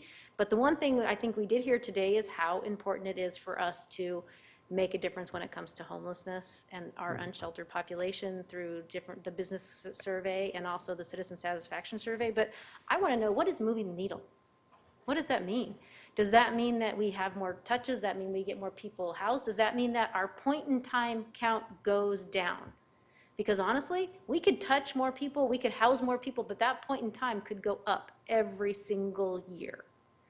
So I want to know exactly what those expectations are because, yeah, great, more touches, more people housed, and if we're not what is a dent? What does that look like? So you give me some concrete outcomes in regards to how many people you gave it to me. I know the mayor mentioned it and the operational enhancements and what the expectation is. But when people get back and they say, oh my gosh, we still have 776 people that are in our point in time count. That could be an issue. And we are going to have to think about how that looks in the overall concept of what these outcomes are and what our expectations are.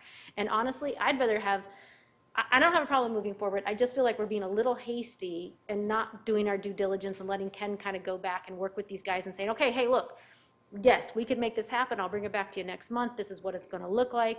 We've got all these other frozen positions, whatever it may be, that are still within our departments that we need to basically to consider. And I don't even know. I mean, I hope there's money in the budget to do it now.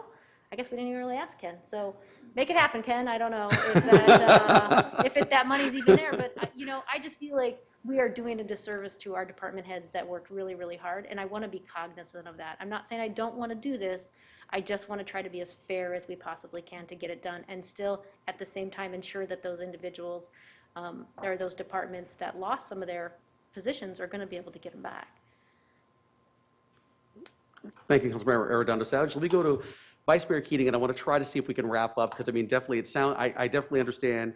It sounds like we have consensus to move forward. But I definitely want to make sure that I understand the council's reservations about the concern about the process that we typically follow when it comes to these. So I think what's being raised is a good discussion for us to have. It does sound like the consensus is, though, to move forward with the request, but I do want to go to Vice Mayor Keating, and I know Councilmember Navarro had a final comment. You want to? Yeah. Okay. All right. I'm going to try to wrap this up. Famous last words, Mayor. Famous last words. I'm like it's like a preacher. whenever someone tells you the presentation is going to be short. It's not going to be short. Exactly. I failed. I certainly agree with Councilmember Adams' concerns and Councilmember Arredondo Savage's concerns. And one of the things that I think was a very good point is, what does moving the needle mean? What does that look like?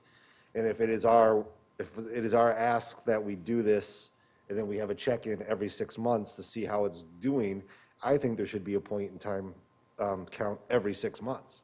Like, if we're going to come back and present to us, we're not going to know if the needle's moved or not at all for a year from now until the next point in time count happens. So if that is the case and that is the goal, and I think it's a noble goal and one that we should pursue, we need to have the information available to us as we're evaluating this moving forward. So I think, I would like to see us then initiate a second point in time count every 6 months in the city as we, start funding these expanded positions, because we have to know if the money we're spending is working.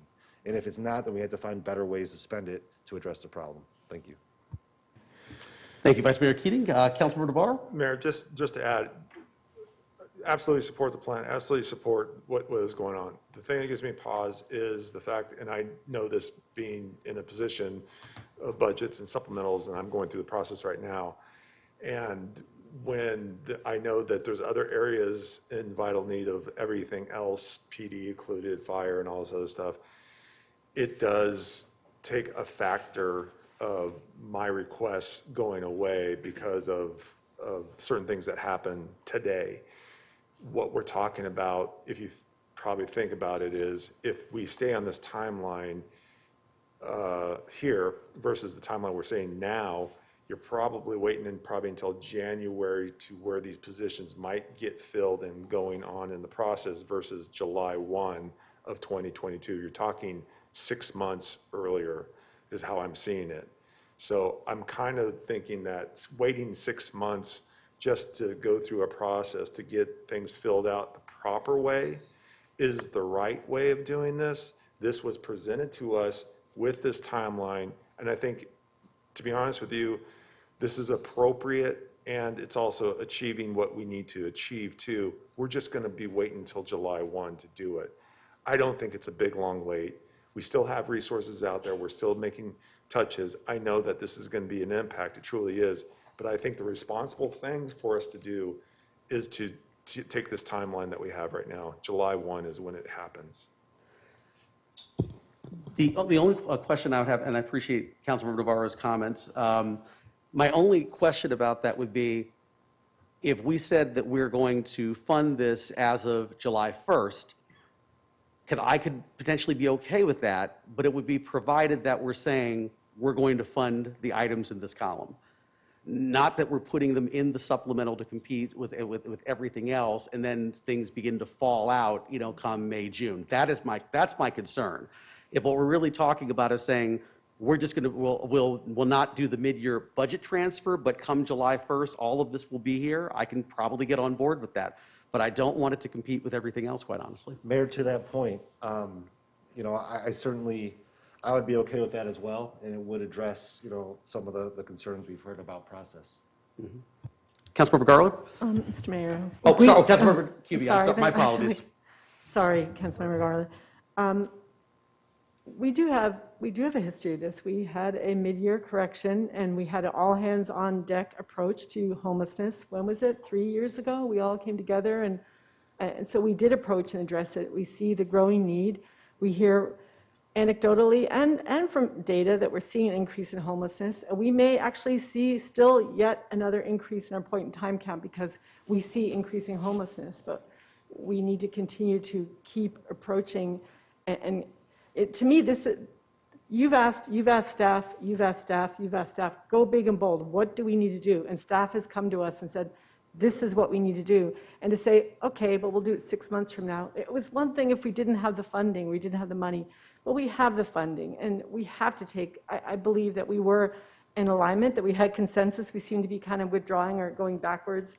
I still feel very strongly that we should proceed, that you've made a really good case, Councilmember Garland, and I believe we should proceed with these, assuming we have the funds, and it seems like we do, proceed with haste and be big and bold, because we need to get on the ground now. Yeah.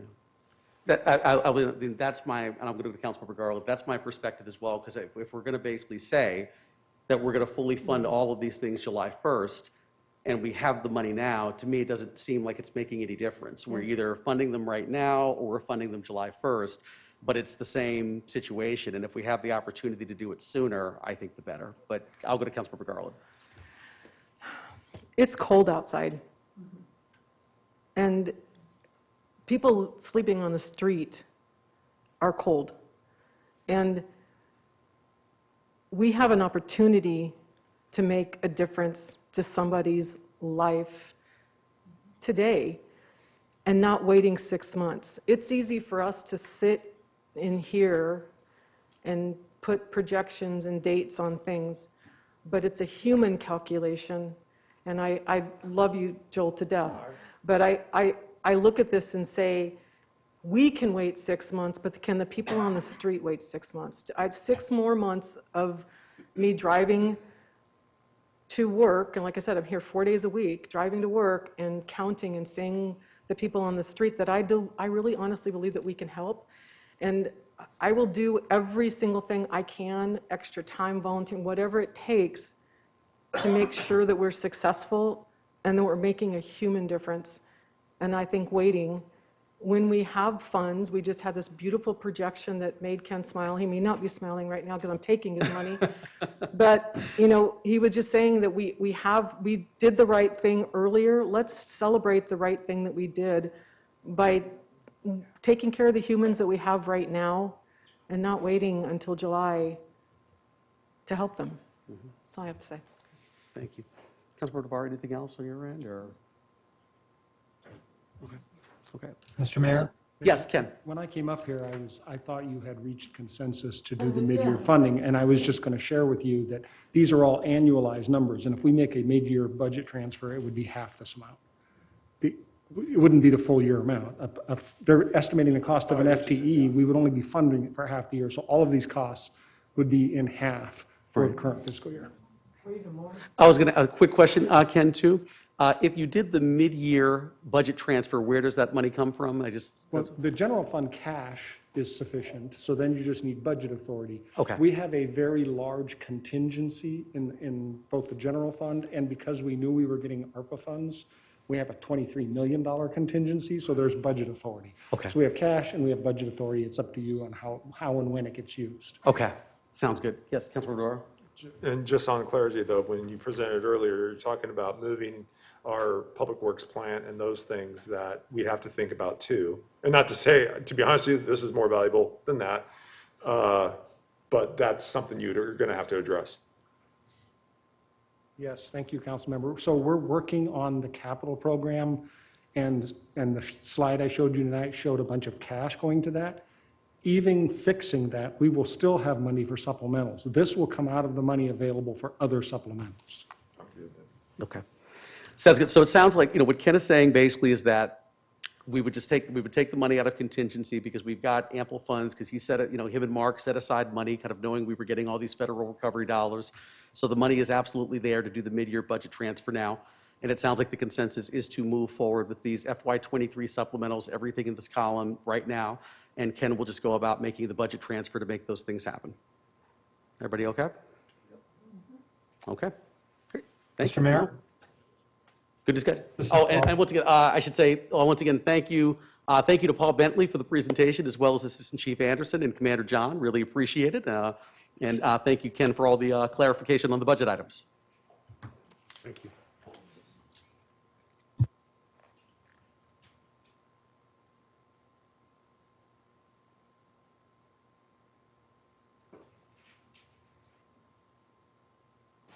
Okay, next up, we have item 2G, which is Tempe City Code elections.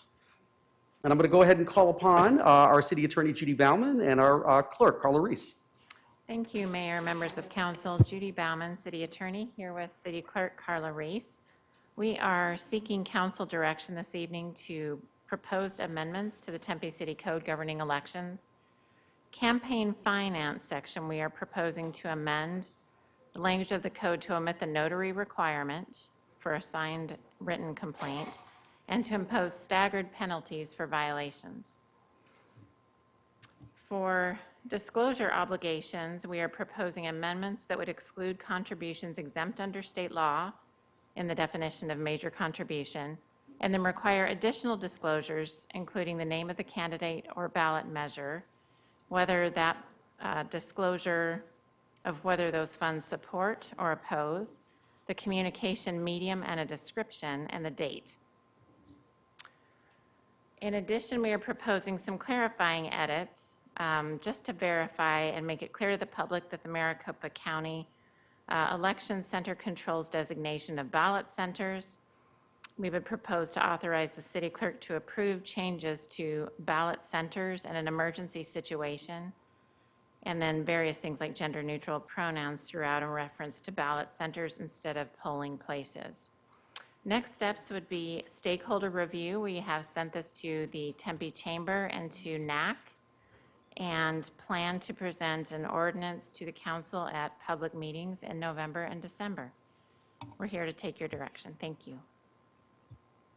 Thank you, Madam City Attorney. Vice Mayor Keating?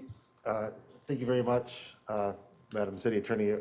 Obviously, I support all of this. I would just ask that, for the campaign finance section, we have some way of enforcing that, making sure that they can be checked and it's not on the candidates. And once the complaint is made, that there's some buy-in from city staff to say, we will now investigate this and look into this. It's not on you, candidate X, to prove it to me, something like that. Thank you. Thank you. Great. Thank you, Vice Mayor Keating. Anyone else from council? Councilmember Cubie? Yes, thanks so much, Judy. A couple things. One is regarding the complaint, we're changing it so it doesn't have to be notarized, but it still has to be signed. It can't be an anonymous complaint. Is that illegal? It's not illegal, and that was staff proposal in part from a practical standpoint because an anonymous complaint can be difficult to track, but we're certainly open to take your direction. But, assuming we have an email address or something someone can respond to, I don't know if it's... So Councilmember Cubie, I'll speak to that. I did receive 2 anonymous complaints last election cycle. They were both investigated. So part of the investigation is reaching out to the candidate committee, and the candidate committee does get the opportunity to make corrections and to remedy the issue. So nothing ever moved towards enforcement because it was rectified within the Sure. correct timeline. So if that's the case, then why require a signed complaint? So the FEC and Clean Elections both require a signed and notarized complaint. So we were reducing the notarization component. So we were just following the models based on other enforcement authorities and filing authorities. As long as but we're actually allowing anonymous complaints to be investigated though too, so it just seems confusing. So the reason I followed up on the anonymous complaints is because they were valid complaints. I'm not Right. going to just ignore something because it's Right. anonymous.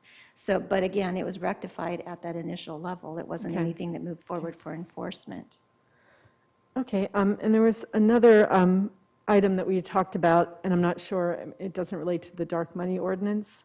Is this only about dark money? We can't talk about the other campaign, edits to other campaign finance? No, you may certainly provide input or direction on anything in Chapter 13 that the council wishes to see. Because I thought we had addressed this earlier, and I have to go back to the notes, but there is some, when we changed the amount that you could donate to a campaign from $6,250 to $500, adjusted for inflation, we also defined a campaign cycle in a way that allowed for a gap, so you could donate, you could have 2 cycles for your campaign, and we wanted to change it to make it the actual cycle that you're running in. So I don't know if we should bring that back for further We're following discussion. a state statute on the election cycle, but we wanted obviously, to- if right. council wants to do something different, that's something Judy's office could explore our authority. So I'm probably not explaining this well, but if you run any campaign, let's say you're not running right now, Doreen, you could have people technically under the loophole that we sort of have, could be giving you the $540 now for your election in 2 years, and then give you again another $540. So it's subverting the intent, which was to have it be a $540 limit. You could actually get $10,080, but that's because we haven't really. It would be $1,080. I'm sorry, 10,000, yes, Yeah. I'm sorry. And Math the state Math caps, class is tough. yeah, and the Yeah. state caps for local offices are like over $6,000, and they No, no, also have yeah. that same loophole. But if that's something council wants to look at our authority, we can have that done through Judy's office. Oh, sorry, I don't want to cut you off. No, go ahead. My only, real quick, so the things that Vice Mayor Keating talked about initially, I'm supportive of all of the items. The concern I have about that one, Councilmember Cubie, is more or less just state statute. I mean, and it's not about, I understand what you're talking about trying to deal with the intent issue. But I guess the issue would be, and I'll just use myself as an example to make it less awkward. Right now, I'm not running right now. Councilmember Adams is, but it basically would say that then I wouldn't be allowed to raise money during this cycle. Right. And I would only be allowed to raise money later. And when No. basically when the cycle restarted, because basically what you're saying is, I could go to someone right now, I could go to Councilmember Arredondo Savage, and she could give me $540, and then when this cycle's currently up, in my next cycle, I could then go right back to her and get another Right. $540. I think the only challenge I have with that, I understand the concern about intent. My other concern, though, is making sure that we're in alignment with state statute and basically telling someone they can't raise money during a cycle where they're legally allowed to do it. No, my point wasn't, no, I guess I didn't really And I might clarify. have messed that up, So you could still raise that, but you couldn't raise 1,080. You could raise 540 now. You can raise into your cycle, but not, you can only do it once. You can't, like, our intent was to have it be, the max you can donate is $540 for someone's election. That would stay the same. They could donate it whenever, but they couldn't donate it twice. So I guess the question I would have, and Judy, then they're giving- let me know if I'm getting too deep into Mhm. legal stuff that we should be talking about in executive session, and cut me off if I do. But I guess my thing would be, is the campaign finance thing supposed to be based on election cycle, or like election or election cycle? Because I guess that's I understand what Councilmember QB is saying, and I totally get it when it comes to intent. I'm just worried about running afoul of a state statute and basically saying, well, Corey, you can't do this, because the intent was that you can raise $540 for your next campaign. But currently, the way it is, I could say, well, I can raise money during 2 different cycles if people choose to give me money during 2 different cycles. Yes, Councilmember Arredondo Savage? Is it an issue? I mean, I don't have a problem with that. If somebody's going to be that creative and do it, I'd go for it. I don't really have an issue with that. I just am wondering, I mean, maybe Carla, that would be a question that you'd answer, is that, has that been a trend of people running for council, that they've been trying to double dip, I guess? Is that what we're calling it? There are some double dippers, but the one thing you want to reconsider too is that if somebody who is wealthy decides to run for office, there's no limit on their individual spending. So if Joe Q. Citizen of average income wants to run, he's running against somebody, who's a millionaire. It's going to be really hard for them to fundraise, and I don't want to overly cap it, because again, the state limit is over $6,000 per election cycle. But I don't know what you guys spend on your campaigns. You probably have a better idea than I do. I see the statements, but you know how much signs cost and advertising Yeah, and and I get it, everything and I else. understand why we did clean elections, and I understand that, but it does make it difficult for fundraising sometimes, too. I'm not going to complain about that. So I understand what you're saying, and maybe that was the original intent. I don't really feel that it's an issue, and if there's some concerns about state statute, I'd rather not go down that road. Councilmember Thank you. Cuban, let me go back to you, and I want to go to Vice Mayor Keating, and then Councilmember So Barr. I follow elections closely, and in the last election that you ran in, Mr. Mayor, it was an issue, and we saw actually land use attorneys giving twice in 2 different cycles, in 2 different 2-year terms. So to me, the intent of our legislation, which you were a part of, was to make the limit be $540, and essentially it became $1,080 in a number of instances. And so if maybe we could just have consensus to look at that legally and how that represents, because the intention was to limit it in election to $540. And if we could limit it, you could raise the money anytime, but you can't get more than $540 from an individual for your campaign you're running for.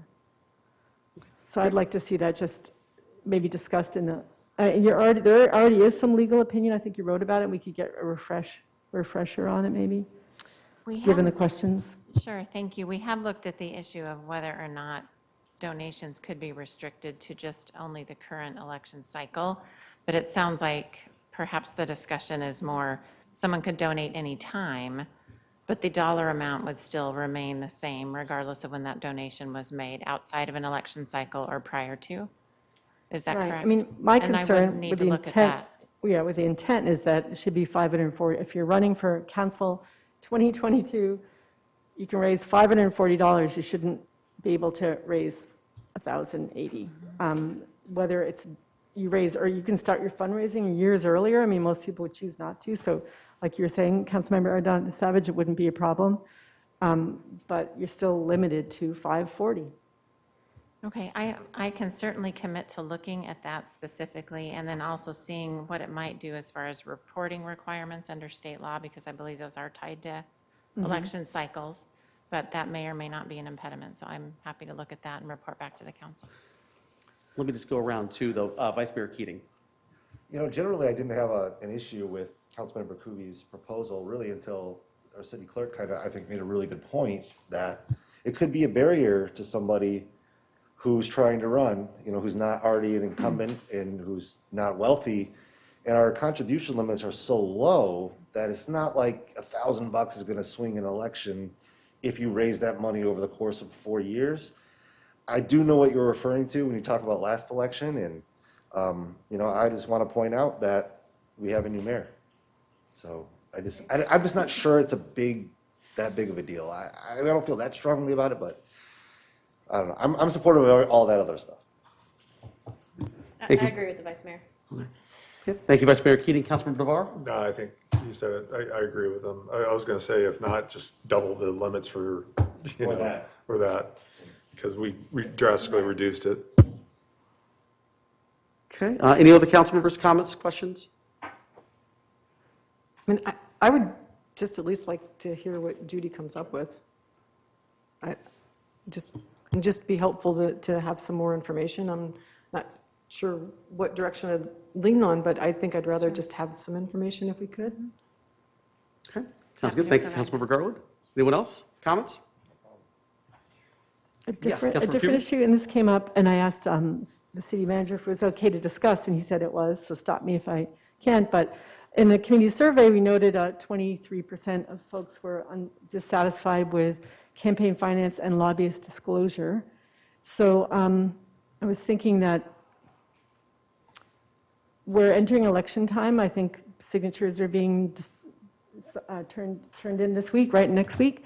So it seems like there's a certain time of year, time of election season now until March, where we need to have that information a little bit highlighted a bit more on our website. So whether it's a stripe across the web, like at the top, I don't know how to do it.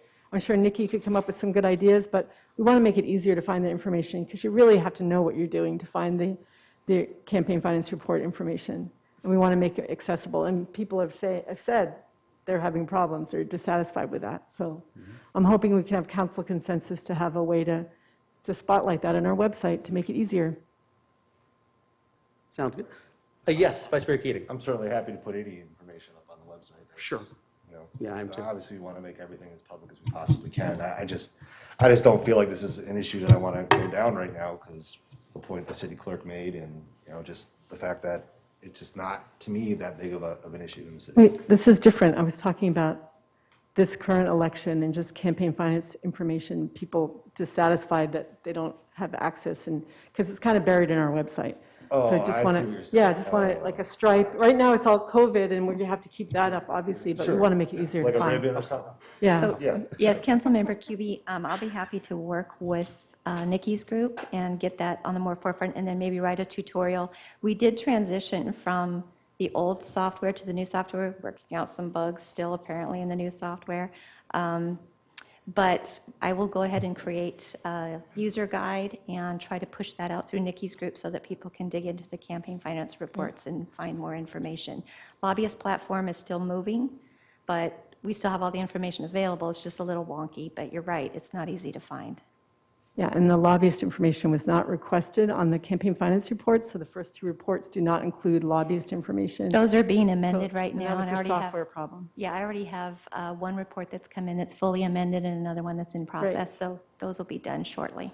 No, great. I know you had a lot of challenges dealing with the software company. It wasn't you. You were really diligent in ensuring they would be in compliance with our ordinance, so thanks so much. Thank you, Councilmember Adams. Yes, thank you, Mr. Mayor. Speaking of signatures, on the website, the numbers are wrong on how many signatures are required on the website. It doesn't say 1,000. Can you send me which page? Because we fixed some other pages, so there might still be a latent page somewhere where we didn't make the correction. Well, I mean, it's... I'll look through it tomorrow and we'll make if sure you could- that's corrected. Yeah, because it should say 1,000 signatures, and it says the old number up to 2,600. It says like 18. 2752 is the max, yeah. Yeah, it's in that section. Okay, so I'll that find it. needs to be...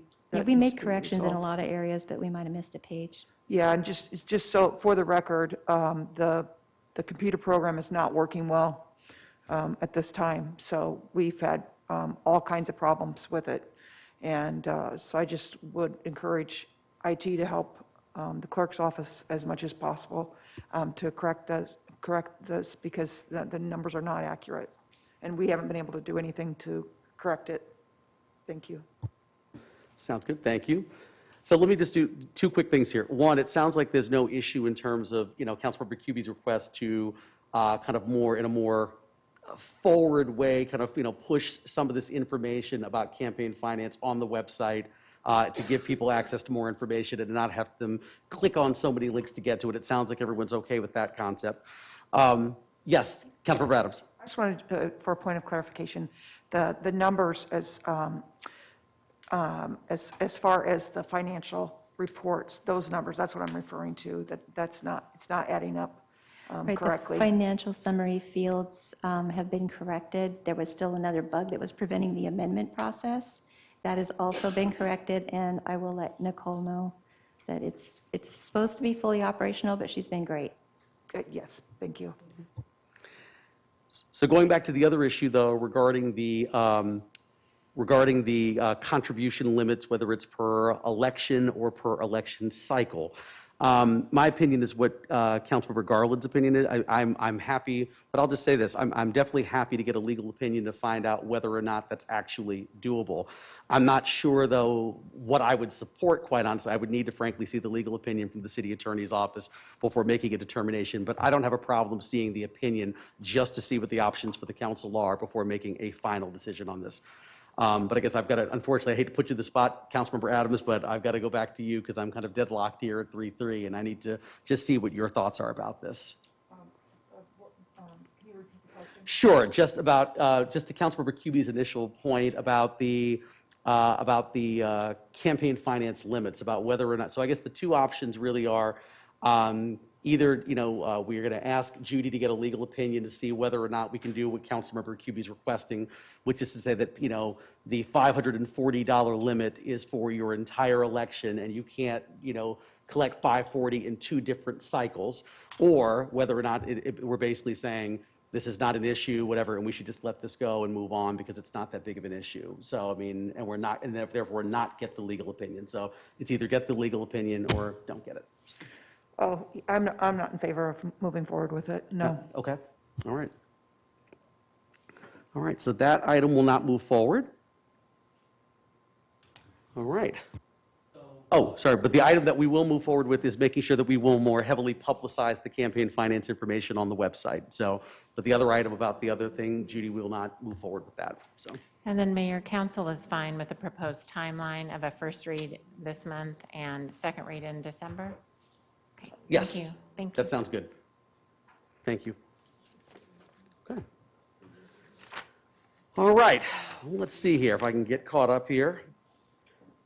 The next item is item 2H, which is future agenda items. Council members may request that an agenda item be added to a future issue review session. In accordance with the Arizona Open Meeting Law, there should be no discussion on the item other than to clarify the request. Do any council members have any future agenda items they'd like added?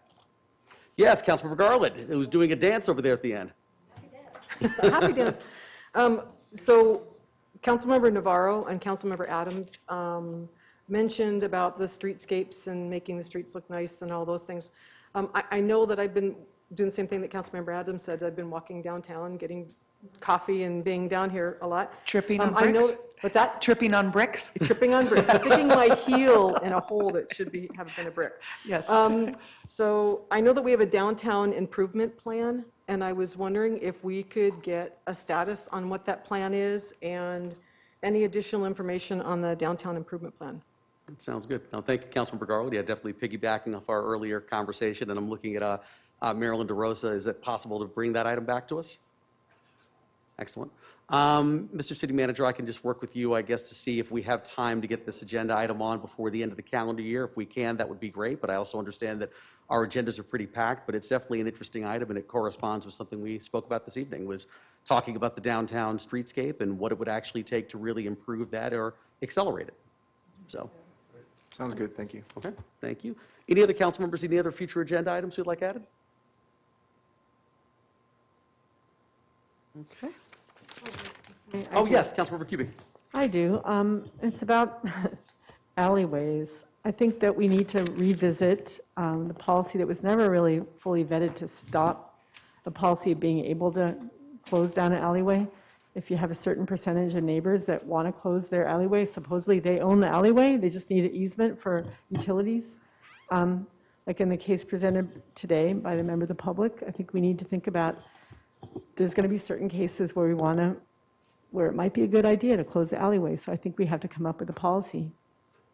Because right now it's confused, and we have staff saying we don't have it, some staff saying we do have it, and I would like to have it be addressed. Yeah, but to that point, I thought we did have a policy, so maybe we could at least get what staff thinks the policy is. If there is a policy, and then we can discuss, ultimately making the burden lower, if that's the way we want to go. I have been telling people we have a policy for years. And it was what you're saying is a certain number of neighbors sign on and we do it. So the fact that there's some confusion about that, one, makes me feel stupid, and two, makes me want clarification. So, yes.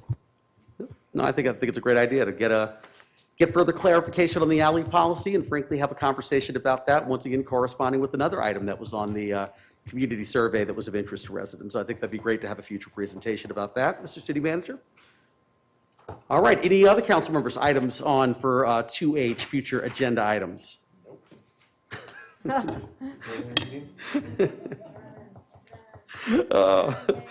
I'm moving quickly, I promise. Next up, item number 3, call to the audience. The City Council welcomes public comment at this time for items listed under Section 4, Committee of the Whole items on this work study session agenda. There is a 3-minute time limit per speaker. Madam Clerk, are there any speakers? No additional speakers, Mayor. Okay, sounds good then. We're going to go to item 4, Committee of the Whole items. 4A is items ready for City Council direction or status update. We don't have any. Next up, item 4B, council committees in progress. Updates as needed. Do any council members have any updates on their council committees they'd like to give? All right, so next up, mayor's announcements. I have a couple very quickly. Just proclamations, I promise. I will get through these quickly. I'm a fast reader. Okay, so the first one is I wanted to say Jennifer Schrader with the Desert Chapter of the Alzheimer's Association requested this proclamation, and I'm really happy to provide it. The City of Tempe has obviously been a leader in the state when it comes to our dementia-friendly city program, and I wanted to give kudos to Mayor Mark Mitchell for bringing that program and really championing that. It's become a huge program in the City of Tempe and a model for all of the cities and Tempes across the valley. So Mayor Mitchell wanted to make sure that we publicly thanked you for all your hard work on that. And with that said, I know our fire medical rescue team also go through extensive dementia training, and they've trained hundreds of our community members of the early warnings of both dementia and Alzheimer's. So wanted to give a quick shout out to the Tempe Fire Medical Rescue Group. And with that, I'll read the proclamation, which says, whereas Alzheimer's disease is a progressive degenerative disease of the brain causing deterioration in memory, thinking, and judgment, which affects behavior, emotions, and the ability to perform self-care. And whereas over 5 million Americans have Alzheimer's disease and 130,000 people with Alzheimer's live in Arizona. And whereas Dementia-Friendly Tempe, a partnership between the City of Tempe and the Banner Alzheimer's Institute, works to educate and support people impacted with Alzheimer's disease and dementia. And whereas Tempe was the first city in the state of Arizona designated as dementia-friendly. And whereas the City of Tempe and Banner Alzheimer's Institute are committed to the success of dementia-friendly Tempe as we join to improve the quality of life of the diverse population impacted by Alzheimer's disease and their care partners. Now therefore I, Corey D. Woods, Mayor of the City of Tempe, Arizona, do hereby declare November 2021 as Alzheimer's Month in Tempe, Arizona.